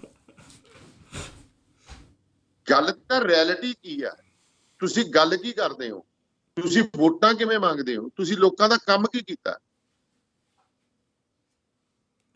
ਤੁਸੀਂ ਕਿਹਦੇ ਨਾਲ ਕੰਟੈਕਟ ਕੀਤਾ? ਤੁਸੀਂ ਕਿੰਨੇ? ਹੁਣ ਕੈਪਟਨ ਅਮਰਿੰਦਰ ਸਿੰਘ ਤਾਂ ਬੈਠਾ ਰਿਹਾ, ਇਹ ਕੰਟੈਕਟ ਮਿਲਦਾ ਤਾਂ ਹਜੇ ਨਹੀਂ ਕਿਸੇ ਨੂੰ। ਦੱਸੋ ਤੇ ਫਿਰ ਪਾਰਟੀ ਕਿਵੇਂ ਚਲਾ ਲੂਗਾ ਜੀ? ਬਿਲਕੁਲ। ਇਹ ਤਾਂ ਭਾਜੀ ਉਹ ਗੱਲ ਹੋ ਜਾਣੀ ਵੀ ਜੇ ਕੱਲ ਨੂੰ ਇਹ ਇਲੈਕਸ਼ਨ ਕਰਨੀ ਪਈ ਨਾ ਤੇ ਇਹਨਾਂ ਨੂੰ ਨੀਟੂ ਸ਼ਟਰਾ ਵਾਲਾ ਜਿਹੜਾ ਸੀਗਾ ਉਦਾਂ ਦੇ ਕੈਂਡੀਡੇਟ ਲੱਭਣੇ ਪੈਣੇ ਆ, ਹੋਰ ਨਹੀਂ ਲੱਭਣਾ ਭਾਈ ਸਾਹਿਬ। ਇੱਥੇ ਫਿਰ ਤੁਸੀਂ ਕਹੋਗੇ ਸੋਸ਼ਲ ਮੀਡੀਆ ਤੇ ਜਿਹੜੇ ਫੇਸਬੁੱਕ ਪੇਜ ਚਲਾਉਂਦੇ ਆ ਨਾ, ਇਹ ਤਾਂ ਕਿ ਨੀਟੂ ਸ਼ਟਰਾ ਵਾਲੇ ਨੇ ਕਿ ਜੀ ਦਿੱਤੀ ਸਿੱਧੂ ਤੇ ਕੀ ਕਹਿੰਦੇ ਕੈਪਟਨ ਨੂੰ ਨਿਯੁਕਤਾ ਦਿੱਤਾ, ਆ ਜਾਓ ਮੇਰੀ ਪਾਰਟੀ 'ਚ ਲਾਟਰੀ ਨਾਲ ਟਿਕਟਾਂ ਕੱਢਾਂਗੇ। ਇਹੋ ਜਿਹੇ ਤਾਂ ਸਾਡੇ ਬੰਦੇ, ਜਿਹੜੇ ਬੰਦਿਆਂ ਦੇ ਵਿਊ ਆਉਂਦੇ ਨੇ, ਮੇਰੇ ਤੋਂ ਕਿਉਂ ਕਿੰਨਾ ਇਹ ਦੇਖੋ। ਤੁਹਾਨੂੰ ਇੱਕ ਚੀਜ਼ ਦੱਸ ਦਿੰਦਾ, ਇਹ ਕੁਛ ਨਹੀਂ ਹੈ, ਇਹ ਤੁਹਾਡਾ ਬ੍ਰੇਨ ਵਾਸ਼ ਕਰਨ ਦੇ ਲਈ ਏਜੰਸੀਆਂ ਵੱਲੋਂ, ਪਾਰਟੀਆਂ ਵੱਲੋਂ ਇਹ ਪੇਜ ਚਲਾਏ ਜਾਂਦੇ, ਪ੍ਰਭਾਵ ਪਾਇਆ ਜਾਂਦਾ, ਤੁਹਾਨੂੰ ਡੀਰੇਲ ਕੀਤਾ ਜਾਂਦਾ। ਤੁਸੀਂ ਪਹਿਲਾਂ ਹੀ ਕਰਕੇ ਹਟੇ ਵੀ ਕਿੰਨੇ ਸੋਸ਼ਲ ਬੰਦੇ ਆ ਗਏ ਕਿਸਾਨ ਅੰਦੋਲਨ 'ਚ। ਹੁਣ ਮੈਨੂੰ ਐਂ ਦੱਸੋ, ਮੈਂ ਸਿੱਧਾ ਹੀ ਕਹਿ ਦਿੰਦਾ, ਇੱਕ ਲੁਧਿਆਣੇ ਵਾਲਿਆਂ ਦਾ ਇਹਨਾਂ ਦਾ ਆਪਦਾ ਅਕਾਲੀ ਦਲ ਦਾ ਪੇਜ ਹੈ, ਉਹ ਨੀਟੂ ਸ਼ਟਰਾ ਜਿਹਦੇ ਇੰਟਰਵਿਊ ਲਾ ਦਿੰਦਾ। ਉਹ ਇੱਕ ਉਹ ਭਾਬੀ ਜੀ ਬੌਣੀ ਜੀ ਭੱਜੀ ਫਿਰਦੀ ਹੁੰਦੀ ਆ, ਉਹਦੀ ਇੰਟਰਵਿਊ ਲਾਓ। ਨੇ ਇੱਕ ਜੀ ਦੱਸੋ ਮੈਨੂੰ ਕਿਹੜੀ ਜੀ ਇਹ? ਬਿਲਕੁਲ ਠੀਕ ਹੈ ਕਿ ਫਲਾਣੇ ਨੇ ਛਿੱਕ ਮਾਰੀ, ਕਿ ਜੀ ਕਿਸਾਨ ਅੰਦੋਲਨ ਦੀ ਸਟੇਜ ਦੇ ਉੱਤੇ ਫਲਾਣੇ ਨੇ ਛਿੱਕ ਮਾਰੀ, ਤੇ ਦੀਪ ਸਿੱਧੂ ਸਾਹਿਬ ਦੱਸੋ ਇਹ ਛਿੱਕ ਕਿਉਂ ਮਾਰੀ? ਕੋਈ ਬੰਦਿਆਂ ਵਾਲੀ ਗੱਲ ਹੈ? ਤੁਸੀਂ ਜਿਹੜੀ ਚੀਜ਼ ਦਿਖਾਉਣੀ ਆ ਉਹ ਦਿਖਾਉਂਦੇ ਨਹੀਂ। ਫਿਰ ਸਭ ਤੋਂ ਵੱਡੀ ਗੱਲ ਤੁਹਾਨੂੰ ਹੋਰ ਦੱਸ ਦਿੰਦਾ, ਜਿਹੜਾ ਸਿੰਘੂ ਬਾਰਡਰ ਦਾ ਸਟੇਜ ਹੈ ਉਹ ਤਾਂ ਸੈਲੀਬ੍ਰਿਟੀ ਸਟੇਜ ਹੈ। ਅਸਲ ਸਟੇਜ ਤੇ ਚਾਂਦੀ ਟੀਕਰੀ ਬਾਰਡਰ ਤੁਰਿਆ, ਉਹਦੀ ਕੋਈ ਗੱਲ ਨਹੀਂ। ਦੱਸੋ ਕਿੰਨੀ ਕੁ ਕਵਰੇਜ ਦੇਖੀ ਹੈ ਜੀ ਟੀਕਰੀ ਬਾਰਡਰ ਦੀ? ਬਿਲਕੁਲ। ਸੋ ਇਹ ਜਿਹੜਾ ਸੋਸ਼ਲ ਮੀਡੀਆ ਵੀ ਆ, ਜਿਹੜੇ ਲੱਗਦਾ ਕੀ ਆ ਭਾਈ ਸਾਹਿਬ, ਸੋਸ਼ਲ ਮੀਡੀਆ ਤੇ ਮੋਬਾਈਲ ਆਪਣੇ ਸਾਰਿਆਂ ਕੋਲੇ ਆ, YouTube ਵੀ ਸਾਰਿਆਂ ਕੋਲੇ ਆ, ਤੇ ਇੱਕ 50 ਰੁਪਈਆਂ ਦਾ, ਇੱਕ $2 ਦਾ ਮਾਈਕ ਲੈਣਾ ਅੱਧ, ਤੇ ਸਾਡਾ ਚੈਨਲ ਬਣ ਗਿਆ ਜੀ। ਕੀ ਹੈ ਜੀ? ਅਸੀਂ ਚੈਨਲ ਦੇ ਮਾਲਕ ਆ। 50 ਰੁਪਈਆਂ ਦੇ ਵਿੱਚ ਚੈਨਲ ਦਾ ਮਾਲਕ ਬਣਦਾ। ਤੇ ਬਿਲਕੁਲ ਪਰੋਸਦੇ ਕੀ ਹੈ ਉਹਨੂੰ ਇੱਕ ਨੂੰ ਮੈਂ ਕਿਹਾ ਤੂੰ ਜਰਨਲਿਸਟ ਦੇ ਸਪੈਲਿੰਗ ਹੀ ਲਿਖ ਦੇ, ਬਾਕੀ ਤਾਂ ਦੂਰ ਦੀਆਂ ਗੱਲਾਂ। ਸੋ ਸਾਡੇ ਸੱਜਣਾ ਮਿੱਤਰਾਂ ਨੂੰ, ਸਾਡੇ ਸਰੋਤਿਆਂ ਨੂੰ, ਸਾਡੇ ਦਰਸ਼ਕਾਂ ਨੂੰ ਇਹ ਵੀ ਸੋਚਣਾ ਚਾਹੀਦਾ ਹੈ ਕਿ ਹੇਠਾਂ ਜੇਕਰ ਤੁਸੀਂ ਕਮੈਂਟ ਵੀ ਕਰਦੇ ਹੋ ਉਹਨਾਂ ਦੀਆਂ ਤਾਂ ਅੰਗੇਜਮੈਂਟਸ ਬਣਦੀਆਂ, ਤੁਸੀਂ ਇਗਨੋਰ ਕਰੋ। ਉਹ ਇਗਨੋਰ ਕਰਨਾ ਸ਼ੁਰੂ ਕਰੋਗੇ, ਉਹਨਾਂ ਤੇ ਕਮੈਂਟ ਘਟਣਗੇ, ਉਹਨਾਂ ਦੇ ਵਿਊ ਘਟਣਗੇ, ਆਪਣੇ ਬੰਦੇ ਦੇ ਪੁੱਤ ਬਣ ਜਾਣਗੇ। ਜਦੋਂ ਤੁਸੀਂ ਹੇਠਾਂ ਗਾਲਾਂ ਕੱਢਦੇ ਹੋ ਨਾ, ਇੱਕ ਬੜੀ ਦਰਦ ਨਾਲ ਗੱਲ ਦੱਸ ਦਿੰਦਾ ਮੈਂ, ਇੱਕ ਪੇਜ ਵਾਲੇ ਬੰਦੇ ਨੂੰ ਆਖਿਆ, ਮੈਂ ਕਿਹਾ ਯਾਰ ਘੱਟੋ ਘੱਟ ਤੈਨੂੰ ਤਾਂ ਸ਼ਰਮ ਨਹੀਂ ਆਉਂਦੀ ਯਾਰ, ਮੈਨੂੰ ਆਉਂਦੀ ਹੈ, ਤੇਰੀਆਂ ਧੀਆਂ ਨੂੰ ਗਾਲਾਂ ਕੱਢੀ ਜਾਂਦੇ ਲੋਕ ਹੇਠਾਂ। ਉਹਨੇ ਬੰਦਾ ਬੁਲਾ ਲਿਆ, ਕਹਿੰਦਾ ਯਾਰ ਤੁਸੀਂ ਆਹ ਕੀ ਕਰੀ ਜਾਂਦੇ ਹੋ? ਕਹਿੰਦਾ ਸਾਰਾ ਆਪਣੀਆਂ ਤਾਂ ਅੰਗੇਜਮੈਂਟਸ ਹੈ ਇਹ। ਮੈਂ ਕਿਹਾ ਦਰ ਪਿੱਟੇ ਮੂੰਹ ਤੁਹਾਡੇ, ਗਾਲਾਂ ਨੂੰ ਵੀ ਅੰਗੇਜ, ਧੀਆਂ ਦੀਆਂ ਗਾਲਾਂ ਨੂੰ ਅੰਗੇਜਮੈਂਟਸ ਦੱਸੀ ਜਾਂਦੇ। ਬਿਲਕੁਲ ਜੀ। ਦਾਨੇ ਵਾਲੇ ਸਾਹਿਬ, ਆਪਾਂ ਅਗਲੇ ਸਵਾਲ ਤੇ ਜਾਈਏ, ਜਿਹੜਾ ਨਾ ਤੱਥਾਂ ਤੇ ਗੱਲ ਤੁਸੀਂ ਕੀਤੀ ਆ ਵੀ ਕਾਂਗਰਸ ਦੇ ਕੱਲ ਨਾ ਰਾਣਾ ਲੱਲੀਆਂ ਜਨਰਲ ਸਕੱਤਰ ਆ BKU ਲੱਖੋਵਾਲ ਪਾਰਟੀ ਦਾ। ਜੀ ਜੀ ਜੀ। ਕਿਸਾਨਾਂ ਦੇ ਇਸ ਸੰਘਰਸ਼ ਵਿੱਚ ਕਿਸਾਨ ਵੀ ਬਹੁਤ ਜਿਹੜੇ ਕਦੀ ਆਪਾਂ ਨੂੰ ਨਾਮ ਨਹੀਂ ਸੁਣੇ ਸੀ, ਉਹ ਵੀ ਸੋਸ਼ਲ ਮੀਡੀਆ ਤੇ ਆਏ ਆ। ਉਹਨਾਂ ਨੇ ਕੱਲ ਪੋਸਟ ਪਾਈ ਸੀ, ਕਹਿੰਦਾ ਰਾਜਾ ਵੜਿੰਗ ਦੀ ਫੋਟੋ ਲਾ ਕੇ, ਮੰਤਰੀ ਸਾਹਿਬ ਜੇ ਕਾਰਵਾਈ ਆਧਾਰ ਬਕਾਇਆ ਟੈਕਸ ਕਾਂਗਰਸੀ ਆਗੂ ਅਵਤਾਰ ਹੈਨਰੀ ਦੀ ਕੰਪਨੀ ਕਰਤਾਰ ਬੱਸ ਸਰਵਿਸ ਤੇ ਕਾਰਵਾਈ ਕਿਉਂ ਨਹੀਂ? ਕਰਤਾਰ ਬੱਸ ਸਰਵਿਸ ਅਪ੍ਰੈਲ ਤੋਂ ਹੁਣ ਤੱਕ 2 ਕਰੋੜ 38 ਲੱਖ ਟੈਕਸ ਬਕਾਇਆ ਆ ਹੈਨਰੀ ਦੀ ਟਰਾਂਸਪੋਰਟ ਦੇ ਉੱਪਰ। ਉਹਨੇ ਫੋਟੋ ਲਾ ਜੀ, ਤੁਹਾਨੂੰ ਮੈਂ ਪਹਿਲਾਂ ਹੀ ਦੱਸ ਸਕਦਾ। ਹਾਂਜੀ ਹਾਂਜੀ ਹਾਂਜੀ। ਮਤਲਬ ਮੈਂ ਕਹਿੰਦਾ ਵੀ ਹੁਣ ਕਿਸਾਨ ਵੀ ਇਹ ਸਵਾਲ ਕਰਨ ਲੱਗ ਪਿਆ। ਗੱਲ ਰਹੀ ਸੋਸ਼ਲ ਮੀਡੀਆ ਦੀ, ਸੋਸ਼ਲ ਮੀਡੀਆ ਤੇ ਤਾਂ ਇਹ ਹਾਲ ਆ ਕਈ ਬੰਦਿਆਂ ਦਾ। ਉਹ ਹੈਪੀ ਵਾਲੀ ਕਹਾਣੀ ਤੁਸੀਂ ਵੀ ਸੁਣੀ ਹੋਣੀ ਆ ਵੀ ਹੈਪੀ ਕਹਿੰਦਾ ਮੇਰੇ ਸੋਸ਼ਲ ਮੀਡੀਆ ਤੇ, ਜਿਹੜੇ ਸੋਸ਼ਲ ਮੀਡੀਆ ਆਪਣੇ ਹੀਰੋ ਸਮਝਦੇ ਵੀ ਮੇਰੇ 1 ਲੱਖ ਫੋਲੋਅਰ ਆ ਸੋਸ਼ਲ ਮੀਡੀਆ ਤੇ, ਉਹ ਪਿੰਡ ਦੇ ਵਿੱਚ ਕਿਤੇ ਲੜਾਈ ਹੋ ਗਈ ਤਾਂ ਬੱਟ ਬੰਨਾ ਵੱਢਣ ਤੋਂ ਤਾਂ ਹੈਪੀ ਉਹਨਾਂ ਨੇ ਢਾ ਲਿਆ ਤੇ ਹੈਪੀ ਦਾ ਚੱਕਾ ਕੁਟਾਪਾ ਫਿਰਿਆ ਜਦੋਂ, ਤੇ ਹੈਪੀ ਕਹਿੰਦਾ ਵੀ ਤੁਸੀਂ ਮੈਨੂੰ ਕੁੱਟ ਲਿਆ, ਕੋਈ ਗੱਲ ਨਹੀਂ, ਕਹਿੰਦਾ ਵੀ ਇਹ ਜਿਹੜੇ ਬੰਦੇ ਆ ਇਹਨਾਂ ਨੂੰ ਪਤਾ ਨਹੀਂ ਇਹ ਸੋਸ਼ਲ ਮੀਡੀਆ ਤੇ ਮੇਰੇ ਨਾਲ ਹੈ, ਇਹਨਾਂ ਨੂੰ ਖਬਰ ਲੇਟ ਪਹੁੰਚੀ ਆ, ਨਹੀਂ ਤਾਂ ਸਾਰਿਆਂ ਨੇ 1 ਲੱਖ ਬੰਦੇ ਇੱਥੇ ਪਹੁੰਚ ਜਾਣਾ ਸੀ। ਇਹ ਹਾਲ ਸਾਡੇ ਜਿਹੜੇ ਆ ਨਵੇਂ ਪੱਤਰਕਾਰ ਆ, ਕੱਲ ਮੈਂ ਤਾਂ ਨਾਂ ਲੈ ਕੇ ਬੋਲੂੰਗਾ, ਆ ਜਿਹੜਾ ਮੱਕੜ ਸਾਹਿਬ ਆ ਜਿਨ੍ਹਾਂ ਨੇ ਔਨ 에ਅਰ ਚੈਨਲ ਸ਼ੁਰੂ ਕੀਤਾ, ਇਹ ਜਾ ਕੇ ਉੱਥੇ ਪੁੱਛ ਰਹੇ ਆ ਉਹਨਾਂ ਨੂੰ, ਜਿਹੜੇ ਨਿਹੰਗ ਦਾ ਜਿਹੜਾ ਸਰਬਜੀਤ ਸਿੰਘ ਜਿਹਨੂੰ ਲੈ ਕੇ ਜਿਹੜਾ ਲਖਵੀਰ ਸਿੰਘ ਦਾ ਕਤਲ ਹੋਇਆ ਉਹਦੀ ਫੈਮਿਲੀ ਨੂੰ ਜਾ ਕੇ ਪੁੱਛ ਰਿਹਾ, ਅੱਛਾ ਵੀ ਤੁਸੀਂ ਸਾਰੀ ਗੱਲਬਾਤ ਵੀ ਸਰਬਜੀਤ ਲੈ ਕੇ ਗਿਆ ਸੀ, ਬਾਅਦ ਚ ਵੀ ਤੁਹਾਨੂੰ ਜਿਹੜੀ ਸਹਾਇਤਾ ਆ ਉਹ ਕਿਸਾਨ ਜਥੇ ਜਮਹੂਰੀ ਕਿਸਾਨ ਸਭਾ ਜਿਹੜੀ ਆ ਕੁਲਵੰਤ ਸੰਧੂ ਉਹਨਾਂ ਨੇ ਭੇਜੀ ਸੀ। ਮਤਲਬ ਕਿ ਵੀ ਕਿਸੇ ਨਾ ਕਿਸੇ ਤਰੀਕੇ ਨਾਲ ਕਿਸਾਨ ਲੀਡਰਾਂ ਨੂੰ ਕਿੱਦਾਂ ਇਨਡਾਇਰੈਕਟਲੀ ਬਦਨਾਮ ਕੀਤਾ ਜਾਵੇ। ਜਦ ਕਿ ਹਾਂਜੀ ਸਾਹਿਬ ਇਹਨੂੰ ਨੋਟ ਕਰੋ, ਆਪਾਂ ਥੋੜਾ ਜਿਹਾ ਪਿੱਛੇ ਜਾਂਦੇ ਆ। ਹਾਂਜੀ 26 ਜਨਵਰੀ ਨੂੰ ਇੱਕ ਨਕਸ਼ਾ ਬਾਹਰ ਆਉਂਦਾ, 25 ਜਨਵਰੀ ਬਿਲਕੁਲ ਹਾਂਜੀ ਰੂਟ ਮੈਪ, ਉਹ ਕਿੱਥੇ ਆਇਆ ਸੀ ਜੀ? ਇਸੇ ਚੈਨਲ ਤੇ, ਇਸੇ ਮੱਕੜ ਨੇ ਪਾਇਆ। ਬਿਲਕੁਲ ਠੀਕ ਹੈ। ਹੁਣ ਇਹ ਚੈਨਲ ਕਿਹਦਾ ਹੈ ਤੁਹਾਨੂੰ ਪਤਾ? ਕਿਹਦਾ ਜੀ? ਇਹ ਦੀਪ ਸਿੱਧੂ ਦਾ ਭਰਾ ਇਹਦੇ ਵਿੱਚ ਡਾਇਰੈਕਟਰ ਹੈ। ਹਾਂਜੀ ਬਿਲਕੁਲ ਜੀ। ਦੇਵਗਨ ਫਿਲਮ ਵਾਲਾ ਉਹ ਇਹਦੇ ਡਾਇਰੈਕਟਰ ਹੈ। ਦੇਵਗਨ ਦੇ ਸ਼ੋਅ ਦੇ ਵਿੱਚ ਪਟਿਆਲੇ ਖੁੱਲਿਆ ਹੋਇਆ ਸ਼੍ਰੀਮਾਨ। ਮੈਨੂੰ ਵੀ ਇੰਨੇ ਸਾਲ ਹੋ ਗਏ, ਮੈਂ ਤਾਂ ਜਿਹੜਾ ਮਾਈਕ ਹੁਣ ਖਰੀਦਿਆ ਕਾਰਡਲੈਸ 1.5 ਲੱਖ ਰੁਪਏ ਦਾ, ਤੇ ਇਹਦੇ ਮੱਕੜ ਕੋਲੇ 10 ਮਾਈਕ ਕਿੱਥੋਂ ਆ ਗਏ? ਇਹ ਕਹਿੰਦਾ ਮੇਰਾ ਚੈਨਲ ਹੈ। ਇਹਦਾ ਚੈਨਲ ਨਹੀਂ, ਇਹ ਮੁਲਾਜ਼ਮ ਆਉਂਦਾ। ਉਹ ਅਗਲੇ ਜਿਵੇਂ ਕਹਿਣਗੇ ਉਹ ਕਰਨਾ ਪਊਗਾ। ਠੀਕ ਹੈ। ਜੇ ਤੁਹਾਡਾ 26 ਜਨਵਰੀ ਦਾ ਦੀਪ ਸਿੱਧੂ ਰੂਟ ਬਦਲ ਕੇ, ਦੇਖੋ ਭਾਈ ਸਾਹਿਬ ਤੁਸੀਂ ਇੱਥੇ ਅਮਰੀਕਾ ਰਹਿੰਦੇ ਹੋ, ਬੇਕਰਸਫੀਲਡ ਚ ਰਹਿੰਦੇ, ਤੁਸੀਂ ਇੰਨੇ ਰਹਿਣ ਦੇ ਬਾਵਜੂਦ ਵੀ GPS ਤੇ ਕੰਮ ਕਰਦੇ ਹੋ, ਰੂਟ GPS ਫੇਰ ਹੀ ਪਹੁੰਚਦੇ ਹੋ ਟਿਕਾਣੇ ਤੇ। ਬਿਲਕੁਲ। ਉੱਥੇ ਭੋਲੇ ਭਾਲੇ ਲੋਕ ਪਿੰਡਾਂ ਦੇ ਗਏ, ਉਹਨਾਂ ਨੂੰ ਤੁਸੀਂ ਬਦਲ ਕੇ ਤੁਸੀਂ ਕੀ ਕਹਿੰਦੇ ਉਧਰ ਵਾੜਤਾ ਲਾਲ ਕਿਲੇ ਦੇ ਵਿੱਚ। ਠੀਕ ਹੈ। ਤੁਸੀਂ ਆਪਦਾ ਮੰਤਵ ਪੂਰਾ ਕਰਕੇ ਤੇ ਪਲਟੀਨੇ ਤੇ ਭੱਜ ਗਏ ਤੇਲ ਪਵਾ ਕੇ। ਹਾਂਜੀ। ਹੁਣ ਜਾ ਕੇ ਨਿਕਲੇ ਹੋ। ਇਹ ਕਿਹਦਾ ਏਜੰਡਾ ਸੀ ਜੀ? ਇਹ ਵੀ ਦੱਸ ਦਿਓ ਫਿਰ। ਬਿਲਕੁਲ। ਹਾਂਜੀ। ਕੀ ਉਹ ਕਿਸਾਨੀ ਏਜੰਡਾ ਸੀ? ਗਏ ਤਾਂ ਅਸੀਂ ਰੋਟੀ ਵਾਸਤੇ। ਜੇ ਸ਼੍ਰੀਮਾਨ ਜੀ ਤੁਹਾਡੇ ਘਰੇ ਰੋਟੀ ਹੋਊਗੀ ਤਾਂ ਧਰਮ ਵੀ ਹੋ ਜਾਊਗਾ। ਬਿਲਕੁਲ। ਨਹੀਂ ਉਹੀ ਗੱਲ ਹੋਊਗੀ ਕਿ ਸਾਧਾਂ ਦੇ ਮਗਰ ਲੱਗ ਜਾਓ, ਸਾਧਾਂ ਦੇ ਕੋਲੇ ਮਾਂਜੀ ਚੱਲੋ, ਉਹਨਾਂ ਦੀਆਂ ਮੂਲੀਆਂ ਗੁੱਡੀ ਚੱਲੋ, 50 ਰੁਪਏ ਕਿਲੋ ਮੂਲੀਆਂ ਵੇਚੀ ਜਾਣਗੇ, ਤੁਸੀਂ ਫ੍ਰੀ ਦੀ ਨੌਕਰੀ ਕਰੀ ਜਾਂਦੇ। ਫਿਰ ਤਾਂ ਮਕਸਦ ਹੋ ਗਿਆ ਨਾ। ਬਿਲਕੁਲ ਜੀ। ਸੁਣ ਸਿੰਘ ਜੀ, ਇਹ ਸਿੱਧੂ ਅੱਜ ਦਾ ਨਹੀਂ, ਜਿਹੜਾ ਦੀਪ ਸਿੱਧੂ ਹੈ ਇਹ ਹੋਰ ਹੈ। ਦੇਖੋ ਮੈਨੂੰ ਵੀ ਮੀਡੀਆ 'ਚ ਇੰਨੇ ਸਾਲ ਹੋ ਗਏ ਤੁਰੇ ਫਿਰਦੇ ਨੂੰ, ਕਿਵੇਂ ਅਸੀਂ ਅਲਰਟ ਕਿਉਂ ਹੈ? ਕਿਉਂਕਿ ਥੋੜਾ ਜਿਹਾ ਇੱਕ ਪੋਲੀਟੀਕਲ ਬੈਕਗਰਾਊਂਡ ਸੀ, ਪਰਿਵਾਰ ਪੜ੍ਹਿਆ ਲਿਖਿਆ ਸੀ, ਥੋੜਾ ਜਿਹਾ ਸੰਘਰਸ਼ ਵਿੱਚ ਦੀ ਦੌਰ ਨਿਕਲਿਆ ਸੀ, ਅਸੀਂ ਮਾਰ ਖਾਧੀ ਹੈ। ਜਦੋਂ ਸਰਦਾਰ ਭਗਤ ਸਿੰਘ ਹੋਰੀ ਰਹੇ ਆ, ਸਾਡੇ ਪੜਦਾਦਾ ਜੀ ਦੇ 4 ਮਰਬੇ ਜ਼ਬਤ ਹੋਏ ਜੀ। ਠੀਕ ਹੈ, ਹੁਣ ਉਹ ਚੀਜ਼ਾਂ ਪਤਾ ਵੀ ਸੀ, ਉਹ ਅੱਗੇ ਸਾਨੂੰ ਮੈਸੇਜ ਕਨਵੇ ਵੀ ਹੁੰਦੀਆਂ ਰਹੀਆਂ ਸਾਨੂੰ ਵੀ ਕਿਵੇਂ ਬਚਣਾ, ਕਿਹੜੀਆਂ ਚੀਜ਼ਾਂ ਕਿਵੇਂ ਆ, ਕਿਹੜੀ ਏਜੰਸੀਆਂ ਕਿਵੇਂ ਕੰਮ ਕਰਦੀਆਂ।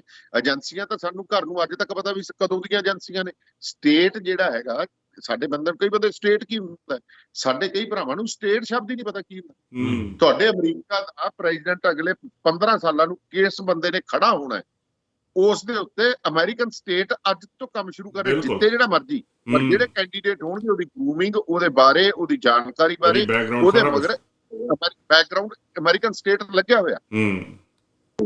ਉਹ ਕਿਹੜਾ ਬਣਨਾ, ਕਿੱਥੋਂ ਕੀ ਚੀਜ਼ ਕਰਨੀ ਹੈ, ਉਹ ਪਿੱਛੇ ਬੈਠੇ ਨੇ ਲੋਕ। ਬਿਲਕੁਲ, ਇਹ 6 ਸਾਲੇ ਜਾਂ 5 ਸਾਲੇ ਜਾਂ 4 ਸਾਲੇ ਨਹੀਂ ਹੈ। ਬਿਲਕੁਲ ਸਵਰਨ ਸਿੰਘ ਜੀ, ਮੈਂ ਇੱਕ ਗੱਲ ਤੁਹਾਡੇ ਨਾਲ ਨਾ ਰਿਲੇਟ ਕਰਨੀ ਚਾਹੁੰਦਾ, ਮੈਂ ਬਾਅਦ ਚ ਭੁੱਲ ਜਾਣਾ। ਜਿਹੜੀ ਤੁਸੀਂ ਗੱਲ ਕੀਤੀ ਹੈ ਨਾ ਵੀ ਇਹ ਜਿਹੜੇ ਗਾਲਾਂ ਕੱਢਣ ਵਾਲੇ ਆ, ਇਹ 26 ਜਨਵਰੀ ਨੂੰ ਜਦੋਂ ਕਾਂਡ ਵਾਪਰਿਆ ਤੇ ਸਾਡੇ ਚੈਨਲ ਤੋਂ ਉਹਦੇ ਤੇ ਖੁੱਲ ਕੇ ਗੱਲ ਕੀਤੀ ਗਈ ਵੀ ਇਹ ਕਿੱਥੋਂ ਆਇਆ ਬੰਦਾ, ਕਿਉਂ ਲੈ ਕੇ ਗਿਆ, ਤੇ ਬੜੇ ਬੰਦਿਆਂ ਨੇ ਗਾਲਾਂ ਕੱਢੀਆਂ। ਸਾਡਾ ਇੱਕ ਗਰੁੱਪ ਆ, ਉਹਦੇ ਵਿੱਚ 1.25 ਲੱਖ ਬੰਦਾ ਆ, ਬਹੁਤ ਦੇਰ ਦਾ ਪੁਰਾਣਾ ਚੱਲ ਰਿਹਾ ਸਿੱਖਾਂ ਦੇ ਭਖ ਦੇ ਮਸਲੇ, ਤੇ ਉਹਦੇ ਵਿੱਚ ਬੜੀਆਂ ਆਈਡੀਆ ਸੀਗੀਆਂ ਜਿਹੜੀਆਂ ਬੈਠੀਆਂ ਹੋਈਆਂ। ਉਹ ਜਿੰਨੀਆਂ ਵੀ ਤੁਸੀਂ ਆਈਡੀਆ ਦੇਖਦੇ ਆ 40-50, ਉਹ ਸਾਰਿਆਂ ਨੇ, ਕਿਸੇ ਨੇ ਬਾਬਾ ਜਰਨੈਲ ਸਿੰਘ ਦੀ ਫੋਟੋ ਲਾਈ ਹੋਈ ਆ, ਕਿਸੇ ਨੇ ਕਿਸੇ ਹੋਰ ਖਾੜਕੂ ਸਿੰਘ ਦੀ ਲਾਈ ਹੋਈ ਆ, ਸਭ ਫੇਕ, ਕੋਈ ਵੀ ਅਸਲੀ ਆਈਡੀ ਨਹੀਂ ਉਹਨਾਂ ਵਿੱਚ, ਤੇ ਉਹ ਸਾਰੇ ਗਾਲਾਂ ਕੱਢਦੇ ਆ ਗੰਦੀਆਂ। ਮੈਂ ਤੁਹਾਨੂੰ ਦੱਸਦਾ, ਤੁਹਾਡੇ ਇੱਥੇ ਇੱਕ ਟਰੱਕ ਡਰਾਈਵਰ ਆ ਬੇਕਰਸਫੀਲਡ, ਉਹ ਲਿਖਦਾ ਬੇਕਰਸਫੀਲਡ ਦਾ, ਰਹਿੰਦਾ ਸਰੀ ਹੈ, ਬਗੇਲ ਸਿੰਘ। ਉਹ ਫੇਕ ਆਈਡੀ ਬਣਾ ਕੇ ਮੈਨੂੰ ਪੁੱਠਾ ਸਿੱਧਾ ਬੋਲਿਆ, ਮੈਨੂੰ ਸਿੱਧਾ ਹੀ ਮੈਸੇਜ ਕਰਤਾ ਕੀ ਗੱਲ ਫਲਾਨਾ ਸਿਆ, ਹੁਣ ਏਡਾ ਦਮ ਹੈ ਨਹੀਂ, ਤੂੰ ਸਿੱਧਾ ਬੋਲ ਪਾ। ਮੁੜ ਕੇ ਮੈਨੂੰ ਕਹਿੰਦਾ ਭਾਜੀ ਸੌਰੀ, ਤੁਸੀਂ ਪਛਾਣਿਆ ਕਿਵੇਂ? ਮੈਂ ਕਿਹਾ ਯਾਰ ਤੂੰ, ਮੈਨੂੰ ਨਹੀਂ ਪਤਾ, ਤੂੰ ਤਾਂ ਸੋਸ਼ਲ ਮੀਡੀਆ ਹੁਣ ਵਰਤਣ ਲੱਗਿਆ। ਜਦੋਂ ਮੈਂ ਕਿਹਾ ਯਾਹੂ ਮੈਸੇਂਜਰ ਆਇਆ ਸੀ ਨਾ 1998 ਚ, ਤੇ 100 ਰੁਪਇਆ ਘੰਟਾ ਲੱਗਦਾ ਸੀ। ਮੈਂ ਕਿਹਾ ਅਫਰੀਕਨ ਨੂੰ ਫਸਾ ਕੇ ਤੇ ਦਿੱਲੀ ਸੱਦਿਆ ਸੀਗਾ, ਜਿਹੜਾ ਮੈਂ ਕਿਹਾ ਨਕਲੀ ਡਾਲਰ ਵੇਚਦਾ ਹੁੰਦਾ ਸੀ। ਬਿਲਕੁਲ ਠੀਕ ਹੈ, ਤੂੰ ਮੈਂ ਕਿਹਾ ਮੈਨੂੰ ਕੀ ਪੜਾਉਣਾ? ਠੀਕ ਹੈ, ਨਹੀਂ ਉਮਰ ਦੇ ਹਿਸਾਬ ਨਾਲ ਉਹਨਾਂ ਟਾਈਮ ਹੁਣ ਨਹੀਂ ਦਿੱਤਾ ਜਾਂਦਾ, ਜਾਂ ਬੜੀਆਂ ਅੰਗੇਜਮੈਂਟਸ ਹੋ ਗਈਆਂ, ਪਰ ਪਤਾ ਤਾਂ ਲੱਗ ਜਾਂਦਾ ਵੀ ਬੰਦੇ ਦੀ ਆ ਲੈਂਗੁਏਜ, ਆ ਬੰਦਾ ਲੈਂਗੁਏਜ ਨਹੀਂ ਚੇਂਜ ਕਰ ਸਕਦਾ ਹੁੰਦਾ। ਚੋਰ ਚੋਰੀ 50 ਥਾਂ ਤੇ ਕਰ ਦੂਗਾ, ਪੁਲਿਸ ਕੀ ਦੇਖਦੀ ਹੈ? ਮੋਡਲ ਸਪਰੇਂਡੀ। ਮੋਡਲ ਸਪਰੇਂਡੀ ਕੀ ਚੱਲਦੀ ਹੈ ਕਿ ਇਹ ਕਹਾਣੀ, ਇਹ ਕਿਹੜਾ ਚੋਰ ਹੋ ਸਕਦਾ? ਗਰੁੱਪ ਹੈ, ਇਹਦਾ ਸੱਟ ਮਾਰਨ ਦਾ ਤਰੀਕਾ ਹੈ, ਇਨਵੈਸਟੀਗੇਸ਼ਨ ਤਾਂ ਹੀ ਚੱਲਦੀ ਹੈ। ਐਵੇਂ ਅਸੀਂ ਸੋਸ਼ਲ ਮੀਡੀਆ ਤੇ ਲੱਭ ਲੈਂਦੇ ਵੀ ਆਹ ਸ਼ਬਦ ਤਾਂ ਆਹੀ ਬੰਦਾ ਲਿਖ ਸਕਦਾ, ਆਹੀ 50 ਬੰਦਿਆਂ ਦਾ ਗਰੁੱਪ ਹੈ। ਇੱਕ ਬੰਦਾ, ਹੁਣ ਆਮ ਆਦਮੀ ਪਾਰਟੀ ਨੇ ਗਰੁੱਪ ਚਲਾਇਆ, ਬਾਅਦ ਚ ਗੱਲਾਂ ਆ ਗਈਆਂ ਕਿਵੇਂ ਆਸਟ੍ਰੇਲੀਆ ਪੈਸੇ ਦਿੱਤੇ, ਕਿਵੇਂ ਆਪਣੇ ਕੈਨੇਡਾ ਪੈਸੇ ਦੇ ਕੇ ਉਹਨਾਂ ਨੇ ਗਰੁੱਪ ਚਲਵਾਏ ਨੇ। ਇੱਕ ਬੰਦੇ ਨੂੰ 20 ਗਰੁੱਪ ਦਿੱਤੇ ਹੋਏ ਸੀ। ਬਿਲਕੁਲ ਜੀ, ਔਰ ਇਹਦੇ ਨਾਲ ਮੈਂ ਤੁਹਾਡੀ ਗੱਲ ਦਾ ਇੱਕ ਗੱਲ ਐਡ ਕਰ ਦਵਾਂ, ਇੱਥੇ ਨਾ 2-3 ਹੈਗੀਆਂ ਇਹਨਾਂ ਦੀਆਂ ਆਈਡੀਆਂ, ਚਾਚਾ ਬਘੇਲ ਸਿੰਘ ਤੇ ਹੋਰ ਉਹ ਬੰਦਿਆਂ, ਸਾਨੂੰ ਪਤਾ ਆ ਵੀ ਇੱਥੋਂ ਫੰਡ ਜਾਂਦਾ ਆ। ਇੱਕ ਆ ਜਿਹੜੇ ਆਪਣੇ 2020 ਵਾਲੇ ਆ ਪੰਨੂ, ਇਹਨਾਂ ਨੇ ਪਾਕਿਸਤਾਨ ਬੰਦੇ ਹਾਇਰ ਕੀਤੇ ਹੋਏ ਆ ਜਿਹੜੇ ਆਈਡੀਆ ਚਲਾ ਰਹੇ ਆ, ਉਹ ਸਾਰੀਆਂ ਸਾਨੂੰ ਪਤਾ ਹੈ ਇਸ ਗੱਲ ਦਾ, 100% ਗਰੰਟੀ ਆ ਵੀ ਉਹ ਬੰਦੇ ਇੱਕਦਮ ਆ ਕੇ ਗਾਲਾਂ ਕੱਢਣੀਆਂ ਸ਼ੁਰੂ ਕਰ ਦਿੰਦੇ। ਮੈਂ ਜਿਹੜੀ ਗੱਲ ਕਰਨ ਲੱਗਾ ਸੀ, ਉਹ ਜਨਵਰੀ 'ਚ ਅਸੀਂ ਉਹਨਾਂ ਨੂੰ ਬਾਹਰ ਕੱਢਿਆ ਉਸ ਤੋਂ ਗਰੁੱਪ 'ਚੋਂ, ਉਹ ਹੌਲੀ ਹੌਲੀ ਫਿਰ ਸਾਰੇ ਆ ਗਏ। ਹੁਣ ਜਦੋਂ ਨਿਹੰਗ ਵਾਲੀ ਪੋਸਟ ਪਾਈ ਤੇ ਉਹੀ ਫਿਰ ਆਈਡੀਆ ਆ ਕੇ ਗਾਲਾਂ ਕੱਢ ਰਹੀਆਂ ਥੱਲੇ, ਉਹ ਸੇਮ ਬੰਦੇ। ਜਨਵਰੀ ਤੋਂ ਬਾਅਦ ਉਹੀ ਪੱਤਰਕਾਰ, ਬਿਲਕੁਲ ਉਹੀ ਲੋਕ ਸਾਰੇ ਐਕਟਿਵ ਹੋ ਗਏ, ਐਕਟੀਵੇਟ ਹੋ ਗਏ। ਇਹਨੂੰ ਫਿਰ ਕੀ ਕਹੋਗੇ ਜੀ ਤੁਸੀਂ? ਕੀ ਉਹਦਾ ਪੜਚੋਲ ਕੀਤੀ ਜਿਹੜੀ 2 ਦਿਨਾਂ ਬਾਅਦ ਗੱਲ ਸਾਹਮਣੇ ਆ ਗਈ, ਤੁਸੀਂ 2 ਦਿਨਾਂ ਚ ਗਾਹ ਪਾਤਾ? ਇਹਦਾ ਤਾਂ ਬਹੁਤ ਵੱਡਾ, ਅੱਛਾ ਬੜਾ, ਫਿਰ ਤਾਂ ਤਾਲੀਬਾਨ ਨਹੀਂ ਹੋ ਗਏ ਤੁਸੀਂ। ਫਿਰ ਤਾਂ ਤੁਸੀਂ ਦੱਸੋਗੇ ਜਦੋਂ ਤੁਸੀਂ ਆਪਣਾ ਕੀ ਕਹਿੰਦੇ ਆਪਦਾ ਏਜੰਡਾ ਲਾਗੂ ਕਰਨਾ, ਫਿਰ ਤਾਂ ਕਿਰਪਾਨਾਂ ਧਰ ਕੇ ਲੋਕਾਂ ਦੇ ਗਲਾਂ ਤੇ ਦੱਸੋਗੇ ਵੀ ਰੋਟੀ ਕਿਹਦੇ ਘਰੇ ਕੀ ਬਣੂਗੀ। ਜਿਹੜਾ ਫਿਰ ਬੀਜੇਪੀ ਵਾਲੀ ਕਰੀ ਗਏ, ਬੀਜੇਪੀ ਵਾਲੇ ਦੱਸਣ ਲੱਗ ਪਏ ਜੀ ਸਾਡੀ ਸਰਕਾਰ ਬਣ ਗਈ, ਹੁਣ ਤੁਸੀਂ ਬਿਰਿਆਨੀ ਬੱਕਰੇ ਦੀ ਖਾਓਗੇ ਕਿ ਗਊ ਦੀ ਖਾਓਗੇ ਕਿ ਮੱਝ ਦੀ ਖਾਓਗੇ? ਬਿਲਕੁਲ, ਇਹ ਤਾਂ ਭਾਜੀ ਨਾ ਦੇਖੋ, ਇਹਨਾਂ ਦਾ ਦੁੱਖ ਨਹੀਂ ਲੱਗਦਾ ਜਿਹੜੇ ਫੇਕ ਆਈਡੀਆਂ ਵਾਲੇ ਆ, ਉਹਨਾਂ ਨੇ ਤਾਂ ਆਪਣਾ ਕੰਮ ਕਰਨਾ, ਹਾਇਰ ਕੀਤੇ ਹੋਏ ਆ ਬੰਦੇ। ਫਿਰ ਤਾਂ ਸੱਤਰਪੰਥੀ ਹੈ ਹੀ, ਪਰ ਬਾਈ ਜੀ ਇਫੈਕਟ ਤਾਂ ਪੈਂਦਾ ਨਾ। ਪਰ ਦੁੱਖ ਉਹਨਾਂ ਦਾ ਲੱਗਦਾ ਜਿਹੜੇ ਆਪਣੇ ਮਗਰ ਲੱਗ ਕੇ, ਆਪਣੇ ਸਹੀ ਆਈਡੀਆ ਵਾਲੇ ਮਗਰ ਲੱਗ ਜਾਂਦੇ ਆ, ਉਹਨਾਂ ਦਾ ਦੁੱਖ ਲੱਗਦਾ। ਚੰਗੇ ਭਲੇ ਬੰਦੇ, ਦੇਖੋ ਮੈਂ ਤੁਹਾਡੀ ਆਵਾਜ਼ ਕੱਟ ਰਹੀ ਹੈ ਭਾਈ ਥੋੜੀ ਜੀ।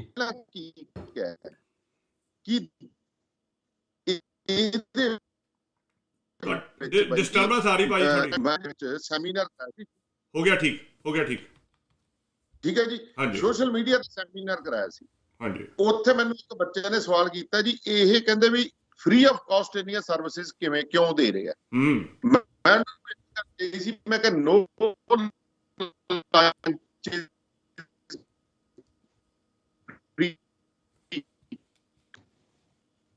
ਤੁਹਾਡੇ ਇੰਟਰਨੈਟ 'ਚ ਡਿਸਟਰਬੈਂਸ ਆ ਰਹੀ ਭਾਜੀ।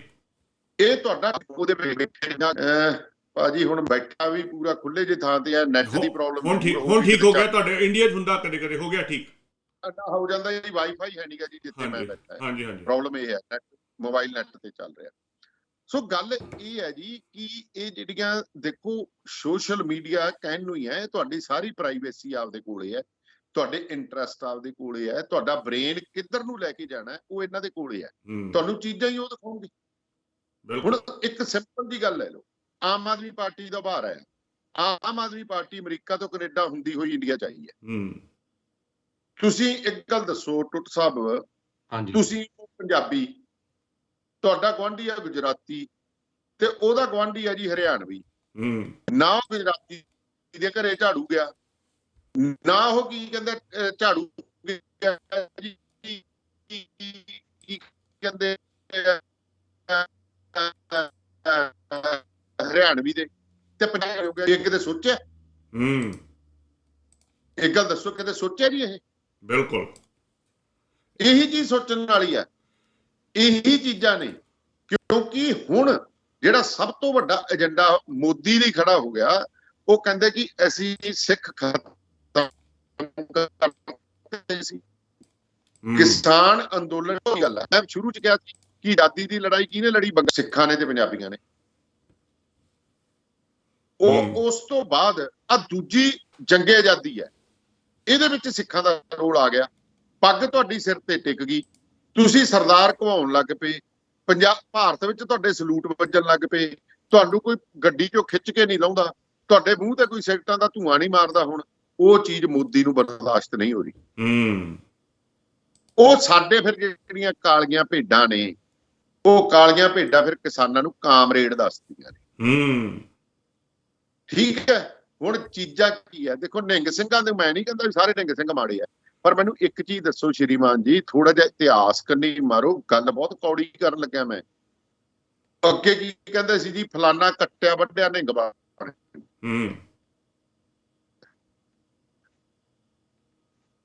ਮੌਸਮ ਵੀ ਖਰਾਬ ਹੈ ਉੱਥੇ, ਕਾਫੀ ਕਹਿੰਦੇ ਮੈਸੇਜ ਆਇਆ ਵੀ ਪੰਜਾਬ 'ਚ ਮੌਸਮ ਜ਼ਿਆਦਾ ਖਰਾਬ ਹੋਣ ਕਰਕੇ ਵੀ ਜਿਹੜੀ ਆ ਉਹ ਕਲੀਅਰਟੀ ਨਹੀਂ ਆ ਰਹੀ। ਫੇਰ ਇਹ ਪੜੇ ਕਿੰਨੇ ਕ ਹੈ? ਹਾਂਜੀ, ਹੁਣ ਚੀਜ਼ ਮੌਸਮ ਜਿਹੜੀ ਗੱਲ ਆਪਾਂ ਕਰ ਰਹੇ ਸੀ ਕਿ ਉਹ ਨਿਹੰਗ ਸਿੰਘ ਕਿੰਨੇ ਕ ਪੜੇ ਲਿਖੇ ਆ ਜੀ? ਬਿਲਕੁਲ। ਮੈਂ ਤਾਂ ਭਾਜੀ ਆ ਪਿਛਲੇ ਪ੍ਰੋਗਰਾਮ 'ਚ ਵੀ ਗੱਲ ਕੀਤੀ ਸੀ, ਜਿਹੜਾ ਪਿੰਡ ਦਾ ਸਭ ਤੋਂ ਨਕਮਾ ਬੰਦਾ ਹੁੰਦਾ ਸੀ ਨਾ, ਜਿਹਦੇ ਪੱਲੇ ਕੁਝ ਨਹੀਂ ਹੁੰਦਾ, ਨਿਹੰਗ ਬਣ ਜਾਂਦਾ। ਪਤਾ ਕੀ ਇਹਨਾਂ ਦਾ ਹਾਂਜੀ। ਇੱਕ ਹੁਣ ਮੈਂ ਕਹਿੰਦਾ ਜੀ, ਇਹ ਇੱਕ ਬੰਦਾ ਤਾਂ ਦੇਖੋ, ਹੁਣ ਪੰਜਾਬ ਬਰੈਂਪਟਨ ਲੈ ਲਓ, ਲੜਦੇ ਤਾਂ 4 ਮੁੰਡੇ ਤੇ ਕਮਿਊਨਿਟੀ ਸਾਰੀ ਬਦਨਾਮ ਹੁੰਦੀ ਹੈ। ਬਿਲਕੁਲ। ਨਸ਼ੇ ਦੇ ਕਿੰਨੇ ਕਾ ਜੀ, ਤੁਸੀਂ ਦੇਖੋ ਮਿਹਨਤਾਂ ਕਰਕੇ ਕਿੰਨੇ ਔਖੇ ਹੋ ਕੇ ਤੁਸੀਂ ਖੂਨ ਪਸੀਨੇ ਦੀਆਂ 24 ਘੰਟੇ ਟਰੱਕ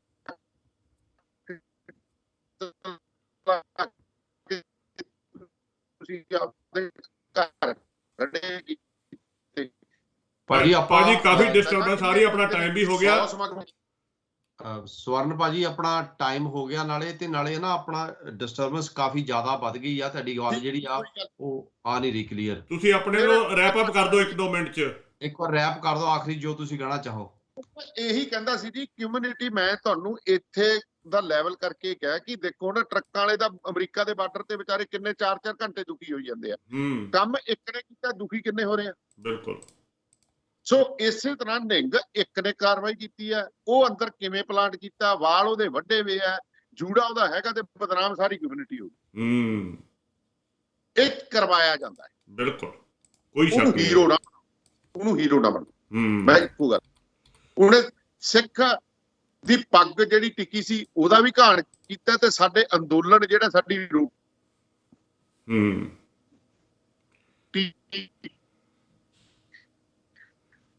ਆਵਾਜ਼ ਬਿਲਕੁਲ ਨਹੀਂ ਆ ਰਹੀ ਭਾਜੀ। ਅਸੀਂ ਨਾ ਕੀ ਕਹਿੰਦੇ ਖੇਤੀ ਨਾਲ ਉਹਦੇ ਵਿੱਚ ਵੀ ਲੱਤ ਮਾਰਨ ਦੀ ਕੋਸ਼ਿਸ਼ ਕੀਤੀ।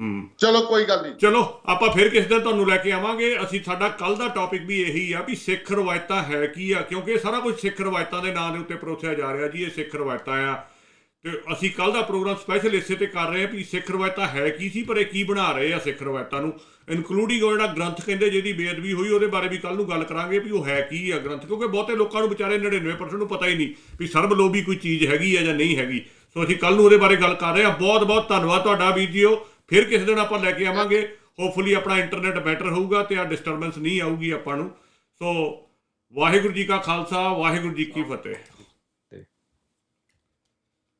ਬਿਲਕੁਲ ਜੀ, ਉੱਥੇ ਇੰਡੀਆ ਮੌਸਮ ਵੀ ਖਰਾਬ ਆ ਤੇ ਫਿਰ ਵੀ ਕਾਫੀ ਗੱਲ ਕਰ ਗਏ ਉਹ ਆਪਣੇ, ਕਾਫੀ ਡਿਟੇਲ ਦੇ ਵਿੱਚ, ਕਾਫੀ ਬਹੁਤ ਡਿਟੇਲ ਦੇ ਵਿੱਚ ਗੱਲਾਂ ਕੀਤੀਆਂ, ਕਿਉਂਕਿ ਪਿਛਲੇ 30 ਸਾਲ ਤੋਂ ਪੱਤਰਕਾਰੀ ਕਰ ਰਹੇ ਸਰਦਾਰ ਸਵਰਨ ਸਿੰਘ ਦਾਨੇਵਾਲੀਆ। ਮੈਨੂੰ ਕਈ ਵਾਰ ਸੁਣਨ ਦਾ ਮੌਕਾ ਮਿਲਿਆ ਇਹਨਾਂ ਦੀਆਂ ਗੱਲਾਂ, ਪਰਸਨਲ ਵੀ ਤੇ ਉੱਦਾਂ ਵੀ ਕਈ ਵਾਰ ਸੁਣੀਦਾ ਜਦੋਂ ਰੇਡੀਓ ਤੇ ਚੱਲਦਾ ਹੁੰਦਾ। ਫੈਕਟਸ ਤੇ ਗੱਲ ਕਰਦੇ ਆ, ਫੈਕਟਸ ਅਸਲੀ ਫੈਕਟਸ ਦੇ ਆਧਾਰਿਤ ਗੱਲਾਂ ਹੀ ਜਿਹੜੀਆਂ ਆ ਉਹ ਆ। ਦੂਜੀ ਗੱਲ ਹੈ ਭਾਜੀ, ਜਿਹੜਾ ਆਪਾਂ ਨਾ ਗੱਲ ਕਰਦੇ ਆ ਚਾਹੇ ਸਰਬਲੋਹ ਦੀ ਚਾਹੇ ਕਿਸੇ ਦੀ, ਸਾਡੀ ਪ੍ਰੋਬਲਮ ਹੈ ਕਿ ਅਸੀਂ ਗੁਰੂ ਗ੍ਰੰਥ ਸਾਹਿਬ ਪੜ੍ਹਿਆ ਨਹੀਂ ਹਲੇ। 89.9% ਜਿਹੜੇ ਧਿਆਨਾਂ ਬਹਿਸ ਕਰਦੇ ਆ, ਚਾਹੇ ਉਹ ਬਚਿੱਤਰ ਨਾਟਕ ਤੇ ਆ, ਦਸਮ ਗ੍ਰੰਥ ਜਿਹਨੂੰ ਕਹਿੰਦੇ ਆ, ਅਖੌਤੀ ਦਸਮ ਗ੍ਰੰਥ, ਚਾਹੇ ਉਹ ਸਰਬਲੋਹ ਗ੍ਰੰਥ ਆ, ਚਾਹੇ ਉਹ ਹੁਣ ਗੋਬਿੰਦ ਗੀਤਾ ਲਈ ਫਿਰਦੇ ਆ, ਉਗਰਦੰਤੀ ਲਈ ਫਿਰਦੇ ਆ, ਪਤਾ ਨਹੀਂ 10-12 ਜਿਹੜੇ ਗ੍ਰੰਥ ਆ ਹੋਰ ਚੱਕੀ ਫਿਰਦੇ ਆ। ਉਹ ਉਹਨਾਂ ਨੇ ਆਪ ਗੁਰੂ ਗ੍ਰੰਥ ਸਾਹਿਬ ਦੀ ਵਿਆਖਿਆ ਵੀ ਚੰਗੀ ਤਰ੍ਹਾਂ ਨਹੀਂ ਪੜ੍ਹੀ ਹੁੰਦੀ, ਗੁਰੂ ਗ੍ਰੰਥ ਸਾਹਿਬ ਦਾ ਉਪਦੇਸ਼ ਵੀ ਨਹੀਂ ਲਿਆ ਹੁੰਦਾ। ਬਸ ਉਹਨਾਂ ਨੇ ਕੀ ਸੁਣੀ ਸੁਣਾਈ ਗੱਲ, ਜਿਹੜਾ ਆਪਾਂ ਕਹਿੰਦੇ ਨਾ ਵਟਸਐਪ ਗਿਆਨ, ਇਹ ਸਾਡੇ ਜਿਹੜੇ ਆ, ਜਿੱਦਾਂ ਕਿ ਬਾਣੀ ਚ ਕਹਿੰਦੇ ਵੀ ਚੁੰਚ ਗਿਆਨੀ ਹੈ ਨਾ, ਵੀ ਥੋੜਾ ਜਿਹੀ ਚੁੰਚ ਮਾੜਾ ਜਿਹਾ ਆਉਂਦਾ ਨਾ, ਲਿਟਲ ਨੌਲੇਜ ਇਜ਼ ਡੇਂਜਰਸ। ਇਦਾਂ ਹੀ ਸਾਡੇ ਬਹੁਤ ਸਾਰੇ ਭਰਾ ਸੋਸ਼ਲ ਮੀਡੀਆ ਤੇ ਵਟਸਐਪ ਗਿਆਨੀ ਆ, ਜਿਹੜਾ ਵਟਸਐਪ ਤੋਂ ਗਿਆਨ ਲਿਆ ਜੋ ਆ ਗਿਆ ਉਹ ਗਲਤ ਆ ਗਿਆ। ਜਿੱਦਾਂ ਵਟਸਐਪ ਗਿਆਨ ਤੋਂ ਮੈਂ 2-3 ਐਗਜ਼ਾਮਪਲਾਂ ਦੇਣਾ ਆ। ਇੱਕ ਵਟਸਐਪ ਤੋਂ ਸਭ ਤੋਂ ਵੱਡੀ ਐਗਜ਼ਾਮਪਲ ਵਟਸਐਪ ਗਿਆਨ ਦੀ ਇਹ ਆ ਵੀ ਨਾਸਾ ਦੇ ਵਿੱਚ ਗੁਰੂ ਗ੍ਰੰਥ ਸਾਹਿਬ ਰੱਖਿਆ ਹੋਇਆ ਆ। ਬਿਲਕੁਲ, ਪੜ੍ਹੇ ਲਿਖੇ ਪਾਈ ਜਾਂਦੇ ਪੋਸਟਾਂ। ਇਹ ਵਟਸਐਪ ਗਿਆਨ ਆ, ਇਹ ਅਸਲੀਅਤ ਨਹੀਂ ਆ। ਇਦਾਂ ਹੀ ਸੈਨ ਫਰਾਂਸਿਸਕੋ ਅਮਰੀਕਾ ਦੇ ਵਿੱਚ 7 ਮੰਜ਼ਲੀ ਇੱਕ ਲਾਇਬ੍ਰੇਰੀ ਆ, ਉਸ ਲਾਇਬ੍ਰੇਰੀ ਦੇ ਉੱਪਰ 7 ਮੰਜ਼ਲੀ ਲਾਇਬ੍ਰੇਰੀ ਦੇ ਉੱਪਰ ਵਟਸਐਪ ਜਿਹੜਾ ਗਿਆਨ ਕਹਿੰਦਾ ਆ ਵੀ ਉੱਥੇ ਜਾ ਕੇ ਗੁਰੂ ਗ੍ਰੰਥ ਸਾਹਿਬ ਦਾ ਸਰੂਪ ਰੱਖਿਆ। 7 ਮੰਜ਼ਲੀ ਕੋਈ ਲਾਇਬ੍ਰੇਰੀ ਹੈ ਨਹੀਂ ਅਮਰੀਕਾ ਦੇ ਵਿੱਚ ਜਿਹੜੀ ਸੈਨ ਫਰਾਂਸਿਸਕੋ 'ਚ ਹੋਵੇ, ਜਿੱਥੇ ਗੁਰੂ ਗ੍ਰੰਥ ਸਾਹਿਬ। ਸੋ ਇਹ ਵਟਸਐਪ ਗਿਆਨ ਲੈ ਕੇ ਜਿਹੜੇ ਵੀਰ ਵਿਚਾਰੇ ਆ, ਇੱਦਾਂ ਹੀ ਬਚਿੱਤਰ ਨਾਟਕ ਦੀਆਂ, ਦਸਮ ਗ੍ਰੰਥ ਦੀਆਂ 2-4 ਗੱਲਾਂ ਫੜ ਕੇ ਉਹ ਲਿਆ ਕੇ ਲੋਕਾਂ ਨੂੰ ਦੱਸਣਾ ਸ਼ੁਰੂ ਕਰ ਦਿੰਦੇ ਆ। ਠੀਕ ਹੈ ਨਾ, ਇਹ ਵਟਸਐਪ ਗਿਆਨੀ ਜਿਹੜੇ ਆ ਇਹ ਮਾਰ ਰਹੇ ਆ। ਬਹੁਤ ਸਾਰੇ ਕਈ ਪ੍ਰਚਾਰਕ ਵੀ ਇੱਦਾਂ ਦੇ ਆ ਅੱਜ ਕੱਲ੍ਹ, ਜਿਹੜਾ ਪ੍ਰਚਾਰ ਕਰਦੇ ਆ ਉਹ 99.9% ਵਟਸਐਪ ਤੋਂ ਤੇ ਫੇਸਬੁੱਕ ਤੋਂ ਕਿਹਨੇ ਕੀ ਲਿਖਤਾ ਉਹਦਾ ਨਿਚੋੜ ਕੱਢ ਕੇ ਕਰਦੇ ਆ।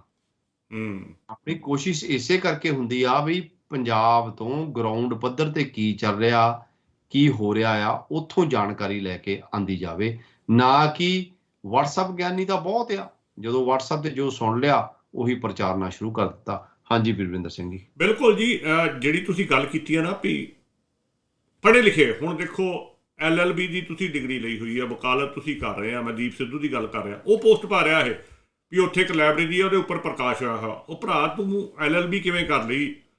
ਵੀ ਕਮ ਸੇ ਕਮ ਤੂੰ ਸਰਚ ਹੀ ਕਰ ਲਾ, ਉਹ ਲਾਇਬ੍ਰੇਰੀ ਦਾ ਨਾਂ ਸਰਚ ਕਰ ਲਾ, ਤੂੰ ਕਾਲ ਕਰ ਲਾ, ਤੂੰ ਕੁਛ ਕਰ ਲਾ, ਚੈੱਕ ਕਰ ਲਾ।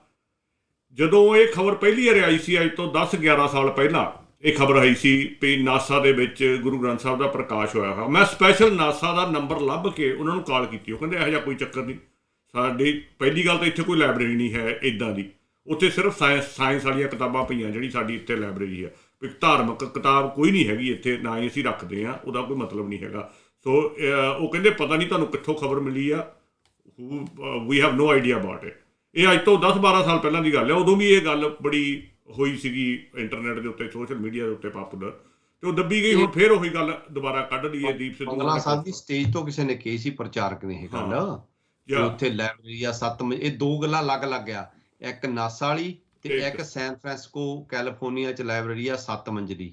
ਠੀਕ ਹੈ ਜੀ, ਇਹ ਅਲੱਗ-ਅਲੱਗ ਦੋਨੇ ਗੱਲਾਂ ਜਿਹੜੀਆਂ ਅਲੱਗ-ਅਲੱਗ ਫੈਲਾਈਆਂ ਗਈਆਂ। ਦੂਜੀ ਗੱਲ ਜਿਹੜੀ ਆਪਾਂ ਕਰ ਰਹੇ ਹਾਂ ਨਿਹੰਗਾਂ ਵਾਲੀ, ਉਹ ਆਪਾਂ ਵੈਸੇ ਕੱਲ ਨੂੰ ਡਿਟੇਲ ਚ ਕਰਾਂਗੇ ਉਹਦੇ ਬਾਰੇ ਗੱਲਬਾਤ ਵੀ ਉਹ ਕਿੱਦਾਂ ਹੋਇਆ, ਕਿਉਂਕਿ ਇੱਕ ਨਿਊਜ਼ਪੇਪਰ ਹੈਗਾ ਆ ਕਾਰਵਾਂ ਕਰਕੇ, ਉਹ ਮੈਗਜ਼ੀਨ ਵੀ ਆ ਕਾਰਵਾਂ, ਉਹਨਾਂ ਨੇ ਬਹੁਤ ਡਿਟੇਲ ਦੇ ਵਿੱਚ ਪਿੰਡ 'ਚ ਜਾ ਕੇ ਇੰਟਰਵਿਊਆਂ ਲੈ ਕੇ ਪਿੰਡ ਦੇ ਬੰਦਿਆਂ ਦੀਆਂ ਉਹ ਸਾਰੀਆਂ ਕੀਤੀਆਂ। ਆਪਾਂ ਕੱਲ ਨੂੰ ਉਹ ਵੀ ਸ਼ੇਅਰ ਕਰਾਂਗੇ ਨਾਲ ਸੰਗਤ ਦੇ, ਤੇ ਨਾਲ ਉਹ ਸਾਰੀ ਘਟਨਾ ਦੀ। ਦੇਖੋ ਪਹਿਲੀ ਗੱਲ ਤਾਂ ਜਿਹੜੀ ਸਮਝਣ ਵਾਲੀ ਆ ਨਾ ਉਹ ਇਹ ਆ ਵੀ ਉੱਥੇ ਗੁਰੂ ਗ੍ਰੰਥ ਸਾਹਿਬ ਦੀ ਕੋਈ ਬੇਅਦਬੀ ਨਹੀਂ ਹੋਈ।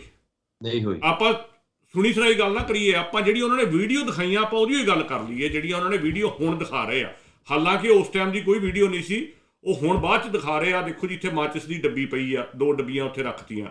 ਉਹ ਦੇਖ ਕੇ ਤੁਹਾਨੂੰ ਵੀਡੀਓ ਜਿਹੜਾ ਮਾੜੀ ਮੋਟੀ ਵਿਵੇਕ ਬੁੱਧੀ ਰੱਖਦਾ ਉਹ ਦੱਸ ਸਕਦਾ ਵੀ ਇਸ ਸੈਟਅਪ, ਉਹ ਜਿੱਦਾਂ ਮੂਵੀ ਦਾ ਸੈਟਅਪ ਕੀਤਾ ਹੁੰਦਾ ਨਾ।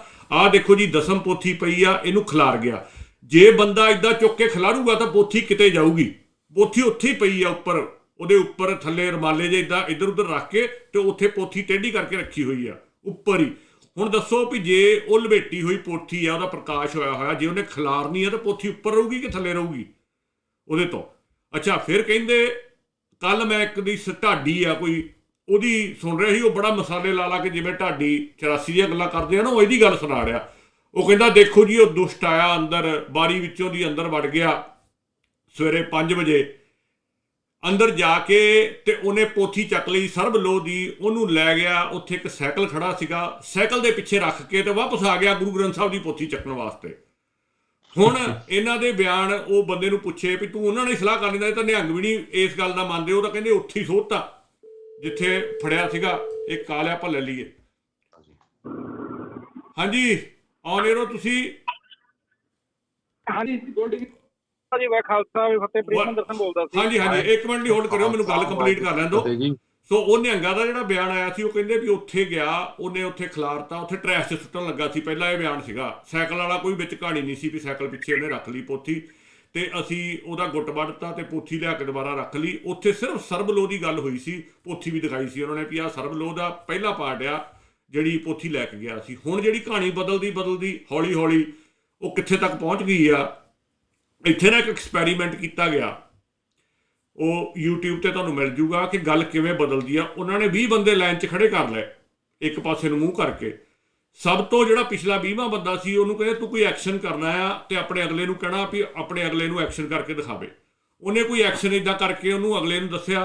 ਉਹ ਹੌਲੀ ਹੌਲੀ ਬਦਲਦਾ ਜਦੋਂ ਪਹਿਲੇ ਤੇ ਗਿਆ ਉਹ ਬਿਲਕੁਲ ਹੀ ਅਲੱਗ ਸੀਗਾ ਐਕਸ਼ਨ, ਉਹਦੇ ਲਾਗੇ ਚਾਗੇ ਵੀ ਨਹੀਂ ਸੀਗਾ। ਇੱਦਾਂ ਹੀ ਗੱਲ ਜਦੋਂ ਚੱਲਦੀ ਆ ਸੋਸ਼ਲ ਮੀਡੀਆ ਤੇ, ਪਹਿਲੇ ਨੇ ਕਿਹਾ ਸਰਬਲੋਹ ਦੀ ਪੋਥੀ ਲੈ ਕੇ ਭੱਜ ਗਿਆ, ਟਰੈਸ਼ ਸਿੱਟਣ ਲੱਗਾ, ਉਹਦਾ ਗੁੱਟ ਵੱਢਤਾ, ਉਦੋਂ ਬਾਅਦ ਉਹਦੀ ਲੱਤ ਵੱਢਤੀ ਤੇ ਉਹਨੂੰ ਟੰਗਤਾ। ਹੌਲੀ ਹੌਲੀ ਕਰਦੇ ਕਹਿੰਦੇ 2 ਪੋਥੀਆਂ ਸੀ, ਇੱਕ ਸਰਬਲੋਹ ਦੀ ਲੈ ਗਿਆ, ਇੱਕ ਦਸਮ ਦਰਬਾਰ ਦੀ ਪੋਥੀ ਲੈ ਗਿਆ। ਹੌਲੀ ਹੌਲੀ ਗੁਰੂ ਗ੍ਰੰਥ ਸਾਹਿਬ ਦੀ ਬਹੁਤ ਸਾਰੀਆਂ ਇੰਟਰਵਿਊ ਦੇ ਵਿੱਚ ਤੁਹਾਨੂੰ ਸੁਣਨ ਨੂੰ ਮਿਲ ਜੂਗਾ ਵੀ ਗੁਰੂ ਗ੍ਰੰਥ ਸਾਹਿਬ ਦੀ ਬੇਦਬੀ ਹੋ ਗਈ, ਗੁਰੂ ਗ੍ਰੰਥ ਸਾਹਿਬ ਦੀ ਬੇਦਬੀ ਕਰਤੀ। ਉਹ ਜਿਹੜੀ ਉਹਨਾਂ ਨੇ ਵੀਡੀਓ ਵੀ ਦਿਖਾਈ ਉਹ 'ਚ ਗੁਰੂ ਗ੍ਰੰਥ ਸਾਹਿਬ ਦੀ ਪਾਲਕੀ ਤੱਕ ਨਹੀਂ ਦਿਖਾਈ ਵੀ ਉਹਦੀ ਬੇਦਬੀ ਕੋਈ ਹੋਈ ਆ ਜਾਂ ਨਹੀਂ ਹੋਈ। ਔਰ ਡੱਬੀਆਂ ਦਿਖਾਈ ਜਾਂਦੇ ਆ ਵੀ ਆਹ 2 ਡੱਬੀਆਂ ਇੱਥੇ ਲੈ ਕੇ ਆਇਆ ਸੀਗਾ ਅੰਦਰ। ਉਹ ਜਿਹੜੀਆਂ ਡੱਬੀਆਂ ਸ਼ਰੇਆਮ ਪਤਾ ਲੱਗਦਾ ਵੀ ਇਹ ਜਿਹੜੇ ਨਿਹੰਗ ਆ ਧੂਫ ਜਗਾਉਂਦੇ ਆ ਉੱਥੇ ਪਈਆਂ ਆ, ਉਹ ਤਾਂ ਅੰਦਰ ਪਹਿਲਾਂ ਹੀ ਪਈਆਂ ਹੁੰਦੀਆਂ, ਉਹ ਕਿਉਂ ਲੈ ਕੇ ਆਊਗਾ? ਤੁਸੀਂ ਕਿਹੜਾ ਨਿਹੰਗ ਆ ਕਿੱਥੇ ਜਿੱਥੇ ਜੋਤ ਨਹੀਂ ਜਗਦੀ ਤੇ ਧੂਫ ਨਹੀਂ ਹੁੰਦੀ ਤੇ ਅੱਗੇ ਡੱਬੀਆਂ ਨਹੀਂ ਨਾਲ ਰੱਖੀਆਂ ਹੁੰਦੀਆਂ? ਉਹ ਡੱਬੀਆਂ ਦਿਖਾ ਰਿਹਾ ਵੀ ਇਹ ਲੈ ਕੇ ਆ, ਉਹਨੂੰ ਲੈ ਕੇ ਆਉਣ ਦੀ ਕੀ ਲੋੜ ਹੈ? ਉਹਨੂੰ ਪਤਾ ਵੀ ਅੰਦਰ ਪਈਆਂ। ਕੋਈ ਅੱਜ ਤੱਕ ਤੁਸੀਂ ਨਿਹੰਗਾਂ ਦਾ ਪ੍ਰਕਾਸ਼ ਦੇਖਿਆ ਜਿੱਥੇ ਡੱਬੀਆਂ ਨਾ ਪਈਆਂ ਹੋਣ ਮੋਰੇ? ਸੋ ਮੂਰਖ ਬਣਾ ਰਹੇ ਆ, ਸ਼ਰੇਆਮ ਮੂਰਖ ਬਣਾ ਰਹੇ ਆ ਉਹਨੂੰ, ਬੰਦੇ ਨੂੰ। ਉੱਥੇ ਜਿੱਦਾਂ ਇਹ ਬੱਕਰਾ ਕਰਦੇ ਆ ਨਾ, ਉੱਥੇ ਆਪਣੇ ਹਜ਼ੂਰ ਸਾਹਿਬ ਹਲਾਲ, ਪਹਿਲਾਂ ਬੱਕਰੇ ਦੇ ਸਿੰਗਾਂ ਨੂੰ ਤੇਲ ਲਾਉਂਦੇ ਆ, ਉਹਨੂੰ ਖਵਾਉਂਦੇ ਪਿਆਉਂਦੇ ਆ, ਉਹਨੂੰ ਐਂ ਵਧੀਆ ਪਾਲ ਪੋਸ ਕੇ ਉੱਥੇ ਜਾ ਕੇ ਝਟਕਾ ਕਰਦੇ ਆ। ਇਹ ਉੱਦਾਂ ਲੈ ਕੇ ਆਏ ਆ ਉਹਨੂੰ ਪਿੰਡੋਂ। ਉਹ ਆਪਾਂ ਕੱਲ੍ਹ ਨੂੰ ਗੱਲ ਕਰਾਂਗੇ ਡਿਟੇਲ ਦੇ ਵਿੱਚ, ਨਾਲ ਪ੍ਰੂਫ ਵਿਦ ਪ੍ਰੂਫ ਗੱਲ ਕਰਾਂਗੇ ਜਿਹੜੇ ਪ੍ਰੂਫ ਉੱਥੋਂ ਹੋਏ ਆ। ਹੁਣ ਮੱਕੜ ਜਿਹੜਾ ਆ ਉਹਨੇ ਬੜਾ ਮੂੰਹ 'ਚੋਂ ਕਢਾਉਣ ਦੀ ਕੋਸ਼ਿਸ਼ ਕੀਤੀ ਉਹਦੇ ਭੈਣ ਦੇ ਵੀ ਉਹ ਕਿੱਦਾਂ ਗਿਆ, ਉਹਨੂੰ ਕਿਸੇ ਨੇ ਪੈਸੇ ਦਿੱਤੇ ਤੇ ਉਹ ਜਿਹੜੀ ਉਹਨੇ ਭੈਣ ਨੇ ਬਾਰ-ਬਾਰ ਕਹਾਉਣ ਦੀ ਕੋਸ਼ਿਸ਼ ਕੀਤੀ ਉਹ ਇੱਦਾਂ ਕਰ ਸਕਦਾ ਸੀ ਲਾਲਚ ਬਸ ਆ ਕੇ? ਉਹ ਕਹਿੰਦੀ ਨਹੀਂ, ਉਹ ਕਰ ਹੀ ਨਹੀਂ ਸਕਦਾ। ਉਹ ਇਹੋ ਜਿਹਾ ਬੰਦਾ ਸੀਗਾ, ਇੱਕ ਛੋਟੀ ਜਿਹੀ ਗੱਲ ਕਰਕੇ ਆਪਾਂ ਕਿਉਂਕਿ ਕੱਲ੍ਹ ਨੂੰ ਇਹੀ ਗੱਲ ਕਰਨੀ ਆ, ਉਹ ਕਹਿੰਦੀ ਉਹ ਇਹੋ ਜਿਹਾ ਬੰਦਾ ਸੀ ਵੀ ਉਹ ਗੁਰਦੁਆਰੇ ਨਹੀਂ ਸੀ ਜਾਂਦਾ ਵੀ ਮੈਂ ਨਸ਼ਾ ਕਰਦਾ ਆ। ਉਹ ਜਿਹੜਾ ਪ੍ਰਗਟ ਸਿੰਘ ਜਿਹਦਾ ਫੋਨ ਨੰਬਰ ਦਿੱਤਾ, ਪਹਿਲਾਂ ਕਹਿੰਦੇ ਜੀ ਆ ਫੋਨ ਨੰਬਰ ਮਿਲ ਗਿਆ ਜਿਹੜਾ ਬੰਦੇ ਨੇ ਇਹਨੂੰ ਸੈਟਅਪ ਕੀਤਾ ਸੀ, ਉਹ ਪਤਾ ਲੱਗਾ ਵੀ ਉਹ ਤਾਂ ਜਿਹਦੇ ਸੀਰੀ ਲੱਗਾ ਹੋਇਆ ਸੀ ਉਹਦਾ ਨੰਬਰ ਸੀਗਾ। ਉਹਦੇ ਨਾਲ ਗੱਲ ਕੀਤੀ, ਉਹ ਕਹਿੰਦਾ ਵੀ ਸਾਡੇ ਘਰ TV ਉੱਤੇ ਕਈ ਵਾਰ ਪਾਠ ਚੱਲਦਾ ਹੁੰਦਾ ਸੀਗਾ ਤੇ ਜਦੋਂ ਪਾਠ ਚੱਲਦਾ ਹੁੰਦਾ ਸੀ ਤੇ ਬਾਹਰ ਚੱਲ ਜਾਂਦਾ ਸੀ, ਕਹਿੰਦਾ ਮੈਂ ਨਸ਼ਾ ਕਰਦਾ ਆ ਵੀ ਮੈਂ ਗੁਰੂ ਨੂੰ ਮੂੰਹ ਨਹੀਂ ਦਿਖਾ ਸਕਦਾ। ਹੁਣ ਜਿਹੜਾ ਬੰਦਾ ਇੱਥੋਂ ਤੱਕ ਸੋਚਦਾ ਹੈ ਵੀ ਮੈਂ ਗੁਰੂ ਨੂੰ ਮੂੰਹ ਨਹੀਂ ਦਿਖਾ ਸਕਦਾ, ਪਿੰਡ ਵਾਲੇ ਗੁਰਦੁਆਰੇ 'ਚ ਨਹੀਂ ਜਾਂਦਾ ਡਰਦਾ, ਉਹ ਜਾ ਕੇ ਬੇਅਦਬੀ ਕਰੂਗਾ ਗੁਰੂ ਗ੍ਰੰਥ ਸਾਹਿਬ ਦੀ। ਸੋ ਤੁਹਾਡੀਆਂ ਗੱਲਾਂ ਨਹੀਂ ਰਲ ਰਹੀਆਂ ਭਰਾਵਾ। ਜੇ ਉਹ ਬੇਅਦਬੀ ਹੋਈ ਹੁੰਦੀ ਉਹ ਬਿਲਕੁਲ ਕਹਾਣੀ ਅਲੱਗ ਸੀ। ਤੁਸੀਂ ਹੁਣ ਜਦੋਂ ਇਹਨਾਂ ਨੇ ਗਾਲਾਂ ਕੱਢਣੀਆਂ ਹੁੰਦੀਆਂ ਕਹਿੰਦੇ ਦੇਖੋ ਜੀ ਇਹਨਾਂ ਨੂੰ ਬੇਅਦਬੀ ਦਾ ਕੋਈ ਫਿਕਰ ਨਹੀਂ। ਭਾਈ ਜਿੰਨਾ ਬਰਗਾੜੀ ਤੋਂ ਬਾਅਦ ਅਸੀਂ ਬੋਲਿਆ ਕੋਈ ਵੀ ਨਹੀਂ ਬੋਲਿਆ ਤੁਹਾਡੇ 'ਚੋਂ। ਕਿਹੜਾ ਨਿਹੰਗ ਉੱਥੇ ਜਾ ਕੇ ਖੜਾ ਹੋਇਆ ਜਦੋਂ ਗੁਰੂ ਗ੍ਰੰਥ ਸਾਹਿਬ ਦੀ ਬੇਅਦਬੀ ਹੁੰਦੀ ਹੈ? ਬੇਅਦਬੀਆਂ ਤਾਂ ਤੁਸੀਂ ਕਰ ਰਹੇ ਆ ਜਿਹੜੀਆਂ 2-2 ਪੋਥੀਆਂ ਨਾਲ ਪ੍ਰਕਾਸ਼ ਕੀਤੀਆਂ ਹੋਈਆਂ ਗੁਰੂ ਗ੍ਰੰਥ ਸਾਹਿਬ ਦੇ। ਮੈਂ ਨਹੀਂ ਕਹਿ ਰਿਹਾ ਤੁਹਾਡੀ ਸਿੱਖ ਰਹਿਤ ਮੇਰੇ ਦਾ ਖੈਰ ਹੀ ਹੈ, ਇੱਕ ਉੱਧਰ ਰੱਖੀ ਹੋਈ ਹੈ, ਇੱਕ ਉੱਧਰ ਉਹ ਨਿਹੰਗ ਸ਼ਰਿਆ ਮਾਮਨਾ ਕਹੀ ਅਮਨ ਸਿੰਘ ਕਹੀ ਜਾਂਦਾ ਅਸੀਂ ਜੀ ਇੱਥੇ ਤਾਂ ਇੱਕ ਸਰਬਲੋ ਦਰਬਾਰ ਹੁੰਦਾ ਆ, ਇੱਕ ਦਸਮ ਦਰਬਾਰ ਹੁੰਦਾ ਸਾਡੇ ਸਾਰਿਆਂ 'ਚ, ਤੇ ਬੇਅਦਬੀ ਫਿਰ ਕੌਣ ਕਰ ਰਿਹਾ ਆ? ਹਾਂਜੀ ਪ੍ਰੀਤ ਮਹਿੰਦਰ ਜੀ, ਕਰੋ ਗੱਲ, ਫਿਰ ਆਪਾਂ ਸ਼ਬਦੀ ਵਿਚਾਰ ਕਰੀਏ। ਹਾਂ ਥੈਂਕ ਯੂ। ਮੈਂ ਤਾਂ ਭਾਜੀ ਤਾਂ ਕਾਲ ਕੀਤੀ ਸੀ, मैं क्या भी वो एक गल है, कहता हम तो अकेले ही चले थे, मतलब कि इंसान जुड़ते रहे और कारवां बनता रहा। ਹਾਂਜੀ ਸਵਰਨ ਭਾਜੀ ਦੇ ਨਾਲ ਮੈਂ 30 ਸਾਲਾਂ ਬਾਅਦ ਤੁਸੀਂ ਅੱਜ ਮੇਲ ਕਰਾਇਆ ਜੀ। ਇਸੇ ਤਰ੍ਹਾਂ ਜਿਵੇਂ ਉਦੋਂ ਭੁਪਿੰਦਰ ਸਿੰਘ ਮਾਲੀ ਨਾਲ ਕਰਾਇਆ ਸੀਗਾ। ਹਾਂਜੀ ਇਹ ਕੋਈ ਕਮੀ ਨਹੀਂ ਕਹਿੰਦੀ ਜਿਹੜੇ ਸੱਚ ਦੇ ਉੱਤੇ ਖੜੇ ਆ ਜਾਂ ਲੜਦੇ ਆ, ਪਿਛਲੇ ਮਤਲਬ ਸਾਰੀਆਂ ਉਮਰਾਂ ਗਵਾ ਲਈਆਂ ਜਿਨ੍ਹਾਂ ਨੇ, ਠੀਕ ਹੈ ਨਾ। ਆਪਾਂ ਉਹਨਾਂ ਬੰਦਿਆਂ ਦਾ ਫਿਕਰ ਕਰਨ ਦੀ ਲੋੜ ਨਹੀਂ, ਉਹ ਤਾਂ ਪੇਡ ਆ, ਆਪਾਂ ਨੂੰ ਪਤਾ ਆ, ਪਰ ਆਪਾਂ ਉਹ ਬੰਦੇ ਜੋੜਨੇ ਆਪਣੇ ਚੈਨਲ ਦੇ ਥਰੂ ਵੀ ਜਿਹੜੇ ਵਾਕਈ ਆਪਣੇ ਨਾਲ ਸੋਚ, ਜਿਨ੍ਹਾਂ ਨੂੰ ਜਿਹੜੇ ਸੱਚ ਦੇ ਉੱਤੇ ਖੜੇ ਆ ਕੁੱਲ ਮਿਲਾ ਕੇ, ਹੈ ਨਾ ਜੀ। ਜੇ ਆਪਾਂ ਸੱਚ ਦੀ ਖੋਜ ਚੈਨਲ ਸੀ ਤੇ ਅੱਜ ਆਪਾਂ ਸੱਚ ਨੂੰ ਸਾਰੇ ਲੋਕਾਂ ਦੇ ਮੂਹਰੇ ਲਿਆ ਰਹੇ ਆ, ਤੇ ਮੈਂ ਤਾਂ ਧੰਨਵਾਦ ਕਰਦਾ ਸੀਗਾ। ਕੋਈ ਨਹੀਂ, ਤੁਸੀਂ ਕੈਰੀ ਅਪ ਕਰੋ, ਤੇ ਫਿਰ ਆਪਾਂ ਸਵਰਨਵੀਰ ਜੀ ਨੂੰ ਕਿਸੇ ਨੂੰ ਫੇਰ ਬੁਲਾ ਕੇ, ਅੱਜ ਚੈਨਲ ਦੀ ਥੋੜੀ ਸੀਗੀ ਆ ਦਿੱਕਤ ਉੱਥੇ ਨੈਟਵਰਕ ਦੀ, ਹੈ ਨਾ ਜੀ। ਹਾਂਜੀ ਤੇ ਵਧੀਆ ਉਹਨਾਂ ਲੱਗਿਆ ਸੁਣ ਕੇ। ਥੈਂਕ ਯੂ ਭਾਜੀ, ਤੁਹਾਡਾ। ਹਾਂਜੀ ਜਗਮੋਹਨ ਸਿੰਘ ਜੀ, ਇੱਕ ਗੱਲ ਹੋਰ ਦੇਖੋ ਹੁਣ। ਹਾਂਜੀ, ਆਹ ਬੰਦਾ ਹੀਰਾ ਸਿੰਘ ਆਪਣੇ ਪੇਜ ਦੇ ਉੱਪਰ ਆਇਆ ਹੋਇਆ ਆ, ਕੋਈ ਨਿਹੰਗ ਟਾਈਪ ਲੱਗਦਾ। ਪਹਿਲਾਂ ਇਹਨੇ ਇੱਕ ਕੋਈ ਤੁੱਕਾਂ ਜੀਆਂ ਪਾਈਆਂ, ਪਤਾ ਨਹੀਂ ਕਿਹੜੇ ਰਹਿਤਨਾਮੇ ਚੋਂ ਇਹਨਾਂ ਦਾ ਕੋਈ ਆਪਣਾ ਰਹਿਤਨਾਮਾ ਹੋਊਗਾ, ਉਹਦੇ ਵਿੱਚੋਂ ਕੋਈ ਪਾਈਆਂ ਹੋਈਆਂ। ਹੁਣ ਕਹਿੰਦਾ ਦਸਮ ਪੋਥੀ ਨਹੀਂ ਜੀ, ਦਸਮ ਗ੍ਰੰਥ ਸਾਹਿਬ ਬੋਲਣਾ ਤਾਂ ਸਿੱਖ ਲਓ ਪਹਿਲਾਂ। ਇਹ ਲਿਖਿਆ ਇਹਨੇ। ਭਾਈ ਹੀਰਾ ਸਿੰਘ ਜੀ, ਮੇਰੇ ਕੋਲ ਘੱਟੋ ਘੱਟ 10 ਡਿਫਰੈਂਟ ਪੋਥੀਆਂ ਪਈਆਂ ਇਹਦੀਆਂ। ਅੱਛਾ, ਇਹ ਲੋਕ ਇਹਨਾਂ ਦੇ ਨਿਹੰਗ ਗੁਰੂ ਗ੍ਰੰਥ ਸਾਹਿਬ ਨੂੰ ਪੋਥੀ ਕਹਿ ਰਹੇ ਆ, ਆਦ ਪੋਥੀ। ਉੱਥੇ ਇੰਟਰਵਿਊ ਸੁਣ ਲਿਓ, ਗੁਰੂ ਗ੍ਰੰਥ ਸਾਹਿਬ ਜੀ ਨੂੰ ਪੋਥੀ ਕਹਿ ਰਹੇ ਆ, ਔਰ ਦਸਮ ਦੀ ਪੋਥੀ ਨੂੰ ਦਸਮ ਗੁਰੂ ਗ੍ਰੰਥ ਸਾਹਿਬ ਕਹਿ ਰਹੇ ਆ। ਇਹ ਤੋਂ ਹਾਲੇ ਵੀ ਸਿੱਖੋ, ਕੋਈ ਤੁਹਾਨੂੰ ਕਦੋਂ ਅਕਲ ਆਊਗੀ ਵੀ ਇਹ ਕੀ ਪਲੈਨਿੰਗ ਕੀ ਹੈ ਇਹਨਾਂ ਦੀ? ਭਾਜੀ ਇਦਾਂ ਨਾ, ਜਿਹੜੇ ਹੀਰਾ ਸਿੰਘ ਭਾਜੀ ਆ, ਮੇਰੇ ਖਿਆਲ ਯੰਗ ਮੁੰਡਾ ਹਲੇ, ਇਹਨੂੰ ਜੋ ਸਾਡੇ ਤਾਂ ਦੱਸਿਆ ਤੁਹਾਨੂੰ, ਜਿਹੜਾ WhatsApp ਗਿਆਨ ਆ, ਇਹਨਾਂ ਲੋਕਾਂ ਨੂੰ, ਸਾਡੇ ਛੋਟੇ ਭਰਾ ਆ, ਇਹਨਾਂ ਨੂੰ ਗੱਲਾਂ ਜਿਹੜੀਆਂ ਇੱਧਰ ਉੱਧਰ ਦੀਆਂ ਮਾਰ ਕੇ, ਕਹਾਣੀਆਂ ਸੁਣਾ ਕੇ ਇੱਧਰ ਨੂੰ ਤੋਰਿਆ ਜਾਂਦਾ ਆ ਵੀ ਦਸਮ ਗ੍ਰੰਥ ਵਿੱਚ ਮੋਹਰ ਸ਼ਕਤੀ ਆ, ਫਲਾਨਾ ਆ। ਕਿਉਂਕਿ ਓਬਵੀਅਸ ਹੈ, ਜਿਹੜਾ ਸਾਡਾ ਵਿਪਰ ਨੇ ਸਾਡੇ ਵਿਹੜੇ ਵਿੱਚ ਗ੍ਰੰਥ ਸਿੱਟੇ ਆ ਸਾਰੇ, ਇਹ ਚਾਹੇ ਉਹ ਬਚਿੱਤਰ ਨਾਟਕ ਆ, ਚਾਹੇ ਉਹ ਸਰਬਲੋ ਆ, ਚਾਹੇ ਉਹ ਉਗਰਦਾਂਤੀ ਆ, ਚਾਹੇ ਗੋਬਿੰਦ ਗੀਤਾ ਆ। ਹੁਣ ਇਹ ਕਿਹਾ ਇੱਕ ਨਵਾਂ ਗ੍ਰੰਥ ਤਿਆਰ ਕੀਤਾ ਗਿਆ ਆ, ਰਮਾਇਣ ਦਾ। ਮੇਰਾ ਖਿਆਲ ਹੈ ਵੀ ਮਹੱਤਵਤਾ, ਰਮਾਇਣ ਦੀ ਮਹੱਤਵਤਾ, ਉਹ ਵੀ ਪਰਸੋਂ ਚੌਥ ਰਿਲੀਜ਼ ਹੋਇਆ ਆ ਨਵਾਂ ਗ੍ਰੰਥ। ਇੱਦਾਂ ਹੀ ਇੱਕ ਪੁਰੀ ਨੇ ਕਿਤਾਬ ਲਿਖੀ ਸੀ ਪਿੱਛੇ ਜੇ, ਆਪਾਂ ਦੱਸਿਆ ਸੀ, ਗੁਰੂ ਗੋਬਿੰਦ ਸਿੰਘ ਦੀ ਰਮਾਇਣ ਕਿਤਾਬ ਆਈ ਸੀ, ਤੈਨੂੰ ਚੇਤਾ ਹੋਣਾ, ਆਪਾਂ ਉੱਤੇ ਪ੍ਰੋਗਰਾਮ ਵੀ ਕੀਤਾ ਸੀਗਾ। ਬਿਲਕੁਲ। ਸੋ ਇਹਨਾਂ ਦਾ ਕਸੂਰ ਨਹੀਂ, ਇਹਨਾਂ ਨੇ ਵਿਚਾਰਿਆਂ ਨੇ ਹਲੇ ਗੁਰੂ ਗ੍ਰੰਥ ਸਾਹਿਬ ਦਾ ਕਨਸੈਪਟ ਹੀ ਨਹੀਂ ਪੜ੍ਹਿਆ। ਜਿਹੜਾ ਗੁਰੂ ਕਹਿੰਦਾ ਹੈ, ਸਾਹਿਬ ਮੇਰਾ ਏਕੋ ਹੈ, ਏਕੋ ਹੈ ਭਾਈ, ਏਕੋ ਹੈ। ਬਾਣੀ ਕਹਿੰਦੀ ਆ, ਸਤਿਗੁਰ ਬਿਨ ਹੋਰ ਕੱਚੀ ਹੈ ਬਾਣੀ। ਠੀਕ ਹੈ, ਕਿੰਨੇ ਪ੍ਰਮਾਣ ਹੈ ਸਾਡੇ ਕੋਲ ਵੀ ਗੁਰੂ ਸਾਹਿਬ ਕਹਿੰਦੇ ਇੱਕੋ ਹੀ ਸਾਡੇ ਕੋਲ ਗੁਰੂ ਗ੍ਰੰਥ ਸਾਹਿਬ ਹੈ ਸਾਡਾ, ਬਾਕੀ ਸਾਡੇ ਕੋਲ ਹੋਰ ਕੁਛ ਨਹੀਂ ਆ। ਨਾ ਸਿੱਖ ਕਿਸੇ ਨੂੰ ਮੰਨਦੇ ਆ। ਇਹ ਵੱਖ-ਵੱਖ ਕਲਟਾਂ ਦੀਆਂ ਕਹਾਣੀਆਂ ਆ। ਇਹ ਕਲਟ ਜਿਹੜਾ ਆ, ਇੱਕ ਜਿਹਨੂੰ ਕਹਿ ਸਕਦੇ ਟਕਸਾਲ ਕਲਟ, ਜਿਹੜਾ ਬਨਾਰਸ ਤੋਂ ਆਇਆ, ਬਨਾਰਸੀ ਠਾਗਾਂ ਦਾ ਟੋਲਾ, ਉਹ ਤੇ ਨਿਹੰਗ ਸਿੰਘਾਂ ਵਾਲਾ ਜਿਹੜਾ ਆ, ਇਹ ਜਿਹੜਾ ਆ ਬਚਿੱਤਰ ਨਾਟਕ ਨੂੰ ਜਿਹੜਾ ਪੂਜਦੇ ਆ। ਨਾਲ ਇਹ ਕਹਿੰਦੇ ਵੀ ਉਹ ਤਾਇਆ ਆ ਸਾਡਾ ਬਚਿੱਤਰ ਨਾਟਕ, ਤੇ ਜਿਹੜਾ ਆਪਣਾ ਹੈਗਾ ਆ ਸਰਬਲੋ, ਇਹ ਜਿਹੜਾ ਆ ਇਹ ਛੋਟਾ ਭਰਾ ਆ, ਚਾਚਾ ਆ। ਭਰਾਵੋ, ਤੁਹਾਡੇ ਤਾਏ, ਚਾਚੇ, ਗਾਂ ਭੂਆ, ਫੁੱਫੜ ਬਹੁਤ ਹੋਣਗੇ, ਸਾਡਾ ਇੱਕੋ ਹੀ ਆ ਸਿਰਫ, ਧੰਨ ਸ਼੍ਰੀ ਗੁਰੂ ਗ੍ਰੰਥ ਸਾਹਿਬ, ਜਿਹਨੂੰ ਅਸੀਂ ਪੜ੍ਹਦੇ ਹਾਂ, ਜਿਹਦੀ ਸਿੱਖਿਆ ਅਸੀਂ ਲੈਂਦੇ ਹਾਂ, ਜਿਹਦੇ ਉੱਪਰ ਅਸੀਂ ਚੱਲਦੇ ਹਾਂ।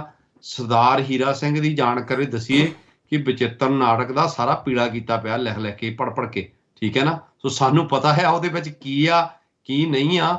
ਸੋ ਅਸੀਂ ਇੱਕੋ ਹੀ ਗੁਰੂ ਗ੍ਰੰਥ ਸਾਹਿਬ ਦਾ ਸਾਡਾ ਚੈਨਲ ਵੀ, ਜਿਹਦੀ ਸੁਣਨਾ, ਇੱਕੋ ਹੀ ਗ੍ਰੰਥ, ਇੱਕੋ ਹੀ ਪੰਥ, ਇੱਕ ਮੂਲ ਨਾਨਕ ਸ਼ਾਹੀ ਕੈਲੰਡਰ ਨੂੰ ਸਮਰਪਿਤ ਆ। ਤੇ ਆਪਾਂ ਸ਼ਬਦੀ ਵਿਚਾਰ ਕਰੀਏ ਗੁਰੂ ਸਾਹਿਬ ਦੇ ਦੀ। ਬਿਲਕੁਲ। ਮੈਂ ਇਸ ਟੌਪਿਕ ਤੇ ਥੋੜੀ ਜੀ ਗੱਲ ਮੇਰੀ ਵਿੱਚੇ ਰਹਿ ਗਈ। ਮੈਂ ਹੀਰਾ ਸਿੰਘ ਦੀ ਗੱਲ ਐਗਜ਼ਾਮਪਲ ਦੇ ਤੌਰ ਤੇ ਯੂਜ਼ ਕੀਤੀ ਸੀ ਵੀ ਕਿਵੇਂ, ਕਦੋਂ ਅਕਲ ਆਊਗੀ ਸਾਨੂੰ ਵੀ ਕਿਵੇਂ ਸਾਡੇ ਦਿਮਾਗ ਨਾਲ ਖੇਡਿਆ ਜਾ ਰਿਹਾ। ਇਹ ਹੁਣ ਜੰਗ ਨਿਹੰਗ ਟਾਈਪ ਬਾਣੇ ਤੋਂ ਲੱਗਦਾ ਹੈ, ਪਰ ਉਹਦਾ ਬ੍ਰੇਨ ਵਾਸ਼ ਹੋ ਚੁੱਕਾ ਆ। ਉਹਨੂੰ ਇਹ ਪੜ੍ਹਾਇਆ ਜਾ ਚੁੱਕਾ ਵੀ ਜਿਹੜੀ ਗੁਰਗੱਦੀ ਸੀਗੀ ਉਹ ਗੁਰੂ ਗ੍ਰੰਥ ਸਾਹਿਬ ਨੂੰ ਨਹੀਂ ਦਿੱਤੀ ਗਈ, ਕਿਉਂਕਿ ਇਹ ਜਿੰਨੇ ਵੀ ਆ ਇਹ ਮੰਨਦੇ ਆ ਵੀ ਉਹਨੂੰ ਗੁਰਗੱਦੀ ਨਹੀਂ ਦਿੱਤੀ ਗਈ ਗੁਰੂ ਗ੍ਰੰਥ ਸਾਹਿਬ ਨੂੰ। ਉਹ ਵੈਸੇ ਹੀ ਇੱਕ ਗ੍ਰੰਥ ਆ, ਜਿਹੜਾ ਅਸਲੀ ਗ੍ਰੰਥ ਆ ਉਹ ਦਸਮ ਸ਼੍ਰੀ ਗੁਰੂ ਗ੍ਰੰਥ ਸਾਹਿਬ ਜੀ ਆ। ਹੁਣ ਮੈਂ ਨਾਮ ਦੀ ਗੱਲ ਕਰਨ ਲੱਗਾ ਸੀ ਵੀ ਕਿਵੇਂ ਬਦਲਿਆ ਜਾਂਦਾ ਆ। ਜਦੋਂ ਤੁਸੀਂ 50 ਸਾਲ ਪਹਿਲਾਂ ਵਾਲੀ ਕੋਈ ਵੀ ਪੋਥੀ ਦੇਖੋਗੇ ਇਹਦੀ, ਇਸ ਗ੍ਰੰਥ ਦੀ, ਉਹਦੇ ਉੱਤੇ ਬਚਿੱਤਰ ਨਾਟਕ ਲਿਖਿਆ ਮਿਲੂਗਾ ਤੁਹਾਨੂੰ, ਉਹਦਾ ਜਿਹੜਾ ਅਸਲੀ ਨਾਂ ਸੀ। ਫਿਰ ਉਹਦਾ ਨਾਂ ਦਸਮ ਬਾਣੀ, ਫਿਰ ਦਸਮ ਗ੍ਰੰਥ। ਦਸਮ ਗ੍ਰੰਥ ਜਿਹੜਾ ਤੁਹਾਨੂੰ ਬਹੁਤ ਸਾਰਿਆਂ ਤੇ ਮਿਲ ਜੂਗਾ ਲਿਖਿਆ ਹੋਇਆ, ਦਸਮ ਗ੍ਰੰਥ। ਫਿਰ ਦਸਮ ਗ੍ਰੰਥ ਸਾਹਿਬ। ਹੁਣ ਜਿਹੜੀ ਅੱਜ ਪੋਥੀ ਛਪ ਰਹੀ ਆ ਉਹਦੇ ਉੱਤੇ ਤੁਹਾਡੇ ਪਿੱਛੇ ਪਈ ਵੀ ਹੋਣੀ ਆ ਜਗਮੋਹਨ ਸਿੰਘ ਜੀ, ਤੁਹਾਡੇ ਬਿਲਕੁਲ ਪਿੱਛੇ ਪਰਦਾ ਲੱਗਾ ਹੋਇਆ, ਇਸ ਕਰਕੇ ਆਪਾਂ ਨਹੀਂ ਹੁਣ ਦੇਖ ਸਕਦੀ, ਤੁਹਾਡੇ ਪਿੱਛੇ ਪਈ ਵੀ ਹੋਣੀ ਆ। ਹੁਣ ਲਿਖਿਆ ਹੋਇਆ ਸ਼੍ਰੀ ਗੁਰੂ ਦਸਮ ਗ੍ਰੰਥ ਸਾਹਿਬ ਜੀ। ਹੁਣ ਉਹਦੇ ਉੱਤੇ ਇੱਦਾਂ ਲਿਖਿਆ ਹੁੰਦਾ। ਹੁਣ ਆਲ ਦੇ ਹੈਵ ਟੂ ਡੂ ਇਸ ਵਿੱਚੋਂ ਦਸਮ ਕੱਢਣਾ ਉਹਨਾਂ ਨੇ, ਸ਼੍ਰੀ ਗੁਰੂ ਗ੍ਰੰਥ ਸਾਹਿਬ ਜੀ ਰਹਿ ਜਾਣਾ। ਬਾਕੀ ਦਾ ਆਮ ਬੰਦਾ ਉਨੇ ਹੀ ਪੰਨੇ ਬਣਾਤੇ। ਜੇ 1430 ਪੰਨੇ ਗੁਰੂ ਗ੍ਰੰਥ ਸਾਹਿਬ ਜੀ ਦੇ ਸੀ, 1430 ਉਹਨਾਂ ਨੇ ਇਹਦੇ ਬਣਾਤੇ, ਇਸ ਪੋਥੀ ਦੇ ਬਣਾਤੇ। ਇੱਕ ਫਿਲਮਾਂ ਦੇ ਵਿੱਚ ਤੁਸੀਂ ਦੇਖਿਆ ਹੋਣਾ, ਜਦੋਂ ਕੋਈ ਸਮਗਲਰ ਨੇ ਕੋਈ ਸੂਟਕੇਸ ਇੱਕ ਡਰੱਗ ਵਾਲਾ ਦੂਜੇ ਨਾਲ ਬਦਲਣਾ ਹੁੰਦਾ ਤਾਂ ਉਹਦੇ ਨਾਲ ਦਾ ਸੇਮ ਸੂਟਕੇਸ ਲਿਆ ਕੇ ਉੱਥੇ ਰੱਖ ਦਿੰਦੇ, ਪਹਿਲਾਂ ਚੁੱਕ ਲੈਂਦੇ। ਇਹ ਹੁਣ ਉਹ ਪਲੈਨਿੰਗ ਹੋ ਰਹੀ ਆ, ਪੋਥੀ ਦਾ ਪ੍ਰਕਾਸ਼ ਨਾਲ ਕਰਤਾ। ਹੌਲੀ ਹੌਲੀ ਇੱਕ ਪੋਥੀ ਜਿਹੜੀ ਉਹ ਹਟਾ ਦੂਗੇ ਗੁਰੂ ਗ੍ਰੰਥ ਸਾਹਿਬ ਜੀ ਦੀ, ਤੇ ਉੱਥੇ ਦਸਮ ਗੁਰੂ ਗ੍ਰੰਥ ਸਾਹਿਬ, ਜਿਵੇਂ ਇਹ ਕਹਿ ਰਹੇ ਆ ਵੀਰ ਜੀ ਹੁਣੀ ਵੀ ਦਸਮ ਸ਼੍ਰੀ ਗੁਰੂ ਗ੍ਰੰਥ ਸਾਹਿਬ ਕਹੋ, ਦਸਮ ਪੋਥੀ ਵੀ ਨਾ ਕਹੋ। ਹਾਲਾਂਕਿ ਗੁਰਬਾਣੀ ਕਹਿੰਦੀ ਪੋਥੀ ਪਰਮੇਸ਼ਰ ਕਾ ਥਾਨ, ਪੋਥੀ ਜਿਹੜਾ ਬਹੁਤ ਪਵਿੱਤਰ ਸ਼ਬਦ ਆ। ਉੱਥੇ ਗੁਰੂ ਗ੍ਰੰਥ ਸਾਹਿਬ ਨੂੰ ਪੋਥੀ ਕਿਹਾ, ਪੋਥੀ ਪਰਮੇਸ਼ਰ ਕਾ ਥਾਨ। ਇਹ ਕਹਿੰਦੇ ਪੋਥੀ ਨਾ ਕਹੋ ਜੀ, ਸ਼੍ਰੀ ਗੁਰੂ ਦਸਮ ਗ੍ਰੰਥ ਸਾਹਿਬ ਕਹੋ। ਇਹ ਤੋਂ ਪਤਾ ਲੱਗਦਾ ਵੀ ਸਾਡੀ ਸੋਚ ਕਿੰਨੀ ਨੀਵੀਂ ਜਾ ਚੁੱਕੀ ਆ। ਜਿਹੜੀ ਜਗਮੋਹਨ ਸਿੰਘ ਉਹਨਾਂ ਨੇ ਗੱਲ ਕੀਤੀ ਆ ਵੀ ਸਾਡੀ ਪ੍ਰੋਬਲਮ ਆ, ਜਿਹੜੇ ਗੁਰਬਾਣੀ ਆ ਉਹਨੂੰ ਅਸੀਂ ਕਦੀ ਸਮਝਿਆ ਨਹੀਂ, ਨਾ ਹੀ ਅਸੀਂ ਸਮਝਣ ਦੀ ਕੋਸ਼ਿਸ਼ ਕੀਤੀ ਆ ਵੀ ਗੁਰਬਾਣੀ ਸਾਨੂੰ ਕਹਿ ਕੀ ਰਹੀ ਆ। ਉਹ ਸਾਡੇ ਅੱਗੇ ਜੋ ਪਰੋਸਤਾ ਬਾਬਿਆਂ ਨੇ, ਸੰਪਰਦਾਇਆਂ ਨੇ, ਅਸੀਂ ਉਹਨੂੰ ਹੀ ਸਾਰਾ ਕੁਝ ਮੰਨੀ ਗਏ ਵੀ ਸ਼ਾਇਦ ਇਹ ਹੀ ਬਾਣੀ ਆ, ਇਹੀ ਸਭ ਕੁਝ ਆ। ਕੁਛ ਹਾਂਜੀ ਰੋਕਾ, ਮੈਨੂੰ ਗੱਲ ਚੇਤੇ ਆਈ ਆ ਉਹਦੀ, ਉਹਨੇ ਕਮੈਂਟ ਹੋਰ ਲਿਖਿਆ ਭਰਾ ਨੇ, ਕਿਉਂਕਿ ਵਧੀਆ ਜੇ ਕੋਈ ਡਿਸਕਸ਼ਨ ਤੇ ਕਮੈਂਟ ਆਉਂਦਾ, ਉਹ ਕਹਿੰਦੇ ਪੂਰੇ ਦਸਮ ਗ੍ਰੰਥ ਸਾਹਿਬ 'ਚ ਅਕਾਲ ਪੁਰਖ ਸਾਹਿਬ ਦੀ ਉਸਤਤ ਕੀਤੀ ਗਈ ਆ। ਮੇਰਾ ਖਿਆਲ ਵੀਰੇ ਤੂੰ ਇਹ ਪੜ੍ਹਿਆ ਨਹੀਂ ਆ, ਇਹਨੂੰ ਖੋਲ ਕੇ ਪੜ੍ਹੀ। ਇਹਦੇ ਵਿੱਚ ਸੋਹਣੀ ਮਹੀਵਾਲ ਦਾ ਕਿੱਸਾ ਆ, ਸੋਹਣੀ ਮਹੀਵਾਲ ਦਾ, ਹੀਰ ਰਾਂਝੇ ਦਾ, ਮਿਰਜ਼ਾ ਸਾਹਿਬਾਂ ਦਾ, ਤੇ ਘੋੜੀ ਵਾਲੀ ਕਹਾਣੀ ਆ ਵੀ ਘੋੜੀ ਦੀ ਭਗਤੇ ਜੀ ਫੇਰ ਕੇ ਸਾਰੇ ਦੁੱਖ ਜਿਹੜੇ ਦੂਰ ਹੋ ਜਾਂਦੇ ਆ। ਮੇਰੇ ਕੋਲ ਇੰਨੀਆਂ ਕਹਾਣੀਆਂ, ਇੰਨੇ ਚਰਿੱਤਰ ਹੈ ਬ੍ਰਦਰ, ਜਿਹੜੇ ਅਸੀਂ ਇੱਥੇ ਆਪਣੇ ਪ੍ਰੋਗਰਾਮ ਦੇ ਵਿੱਚ ਬੋਲ ਵੀ ਨਹੀਂ ਸਕਦੇ। ਸੋ ਮੋਟਾ ਯਾਰ, ਇੱਕ ਪਤਲਾ ਯਾਰ, ਇੱਦਾਂ ਦੀਆਂ ਕਹਾਣੀਆਂ ਅਨੇਕ ਆ ਉਹਦੇ ਵਿੱਚ। ਇਹ 'ਚ ਕੋਈ ਅਕਾਲ ਪੁਰਖ ਦੀ ਸਿਫਤ ਨਹੀਂ ਹੋਈ। ਇਹਦੇ ਵਿੱਚ ਇਹ ਵੀ ਲਿਖਿਆ ਗਿਆ ਆ, ਤੇਰੀ ਜਾਣਕਾਰੀ ਲਈ, ਜੇ ਤੂੰ ਨਹੀਂ ਪੜ੍ਹਿਆ ਤੇ ਪੜ੍ਹ ਲਈ, ਬਈ ਜੇ ਮਰਦ ਆਪਣੀ ਵਾਈਫ ਨੂੰ ਜਾ ਕੇ ਕੋਈ ਵੀ ਭੇਤ ਦਿੰਦਾ ਆ ਤੇ ਮਰਦ ਜਿਹੜਾ ਆ ਉਹ ਮਰ ਜਾਂਦਾ ਆ। ਇਹਦੇ ਵਿੱਚ ਇਹ ਵੀ ਲਿਖਿਆ ਆ ਵੀ ਜਿਹੜਾ ਅਕਾਲ ਪੁਰਖ ਆ ਉਹ ਔਰਤ ਨੂੰ ਬਣਾ ਕੇ ਪਛਤਾਇਆ। ਮਤਲਬ ਜੇ ਕੁੱਖੋਂ ਤੁਸੀਂ ਪੈਦਾ ਹੋਏ ਹੋ, ਅਸੀਂ ਪੈਦਾ ਹੋਏ ਆ ਮਾਂ ਦੀ ਕੁੱਖੋਂ, ਜਿੱਥੇ ਕਿ ਗੁਰਬਾਣੀ ਕਹਿੰਦੀ ਆ ਸੋ ਕਿਉਂ ਮੰਦਾ ਆਖੀਐ ਜਿਤ ਜੰਮੇ ਰਜਾਨ। ਉਸ ਨਾਨਕ ਪਾਤਸ਼ਾਹ ਦੀ ਬਾਣੀ ਦੇ ਖਿਲਾਫ ਬਾਣੀ ਲੈ ਕੇ ਦਸਮ ਪਾਤਸ਼ਾਹ ਇੱਦਾਂ ਦੀ ਕਦੀ ਵੀ, ਕਿਉਂਕਿ ਪਹਿਲੇ ਜਾਮੇ ਤੋਂ ਲੈ ਕੇ 10ਵੇਂ ਜਾਮੇ ਤੱਕ ਇੱਕੋ ਹੀ ਸਿਧਾਂਤ ਚੱਲਿਆ, ਨਾਨਕ ਪਾਤਸ਼ਾਹ ਦਾ ਸਿਧਾਂਤ ਚੱਲਿਆ, ਨਾਨਕ ਦੀ ਮੋਹਰ ਚੱਲੀ। ਕਿਸੇ ਗੁਰੂ ਨੇ ਕਿਤੇ ਵੀ ਹੋਰ ਨਹੀਂ ਵਰਤੋਂ ਕੀਤੀ। 9ਵੇਂ ਪਾਤਸ਼ਾਹ ਨੇ ਜਦੋਂ ਬਾਣੀ ਲਿਖੀ ਆ ਉਦੋਂ ਵੀ ਨਾਨਕ ਪਦ ਹੀ ਯੂਜ਼ ਕੀਤਾ ਆ, ਨਾਨਕ ਨਾਮ ਹੀ ਯੂਜ਼ ਕੀਤਾ ਆ।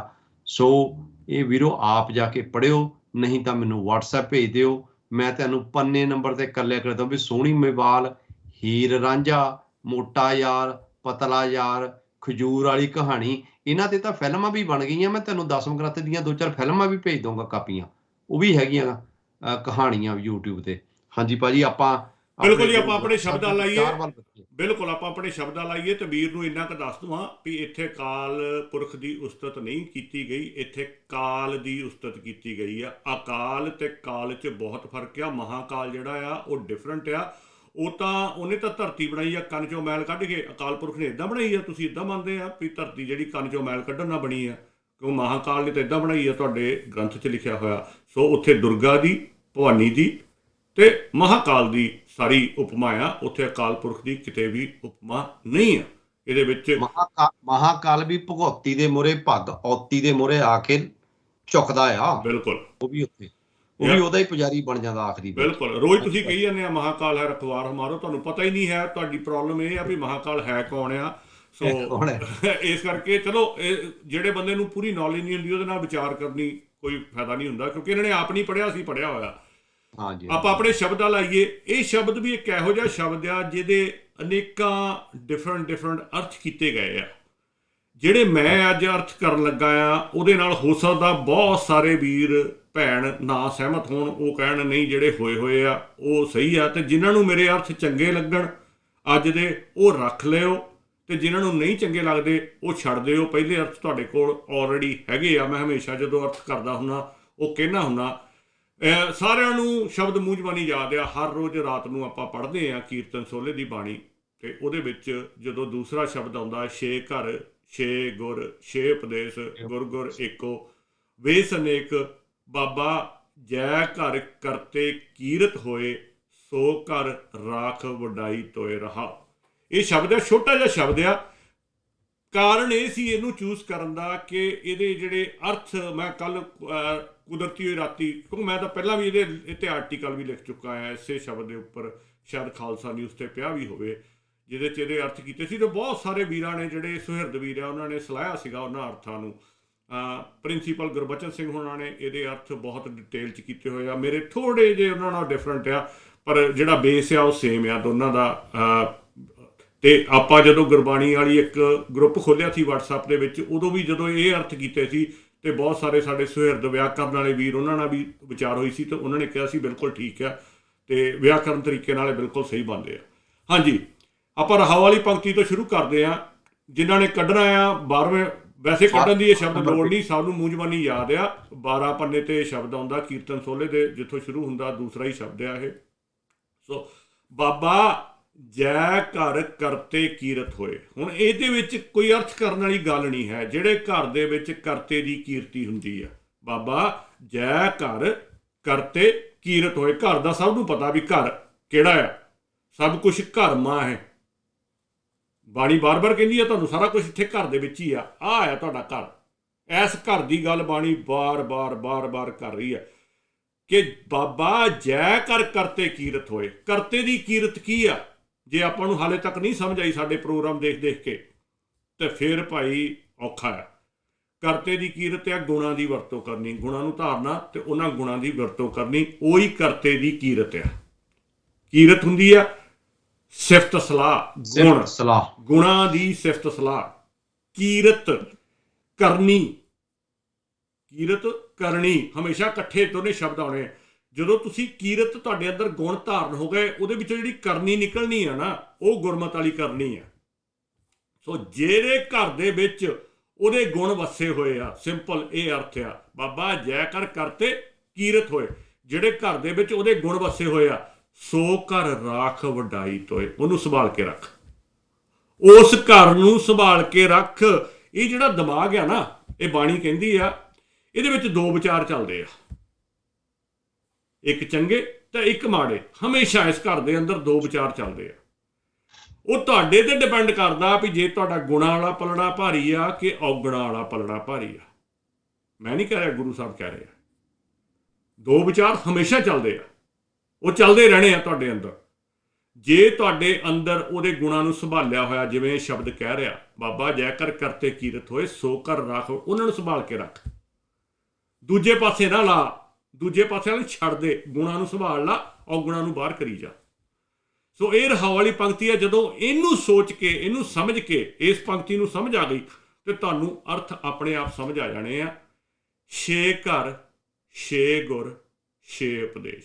ਹੁਣ ਅਰਥ ਕਰਨ ਵਾਲਿਆਂ ਨੇ ਕਹਿਤਾ ਛੇ ਸ਼ਸਤਰ ਆ, ਛੇ ਉਹਨੂੰ ਚਲਾਉਣ ਵਾਲੇ ਆ, ਤੇ ਛੇ ਸਿਧਾਂਤ ਆ ਉਹਦੇ ਸ਼ਸਤਰਾਂ ਦੇ। ਉਹ ਤੋਂ ਆਪਾਂ ਕੀ ਲੈਣਾ?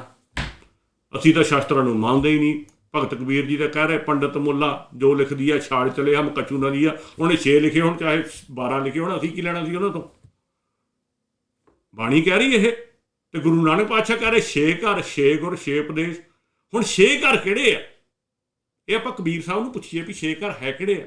ਕਬੀਰ ਸਾਹਿਬ ਕਹਿੰਦੇ ਖੱਟ ਨੇਮ ਕਰ ਕੋਠੜੀ ਬਾਂਧੀ। ਖੱਟ ਛੇ, ਨੇਮ ਕਰ ਕੋਠੜੀ ਬਾਂਧੀ। ਛੇ ਜਿਹੜੇ ਨੇਮ ਆ ਉਹਨਾਂ ਨੂੰ ਕਰਕੇ ਤੇਰਾ ਸਰੀਰ ਬਣਾ ਦਿੱਤਾ, ਕੋਠੜੀ ਬਾਂਧੀ, ਬਸਤ ਅਨੂਪ ਵਿੱਚ ਪਾਈ।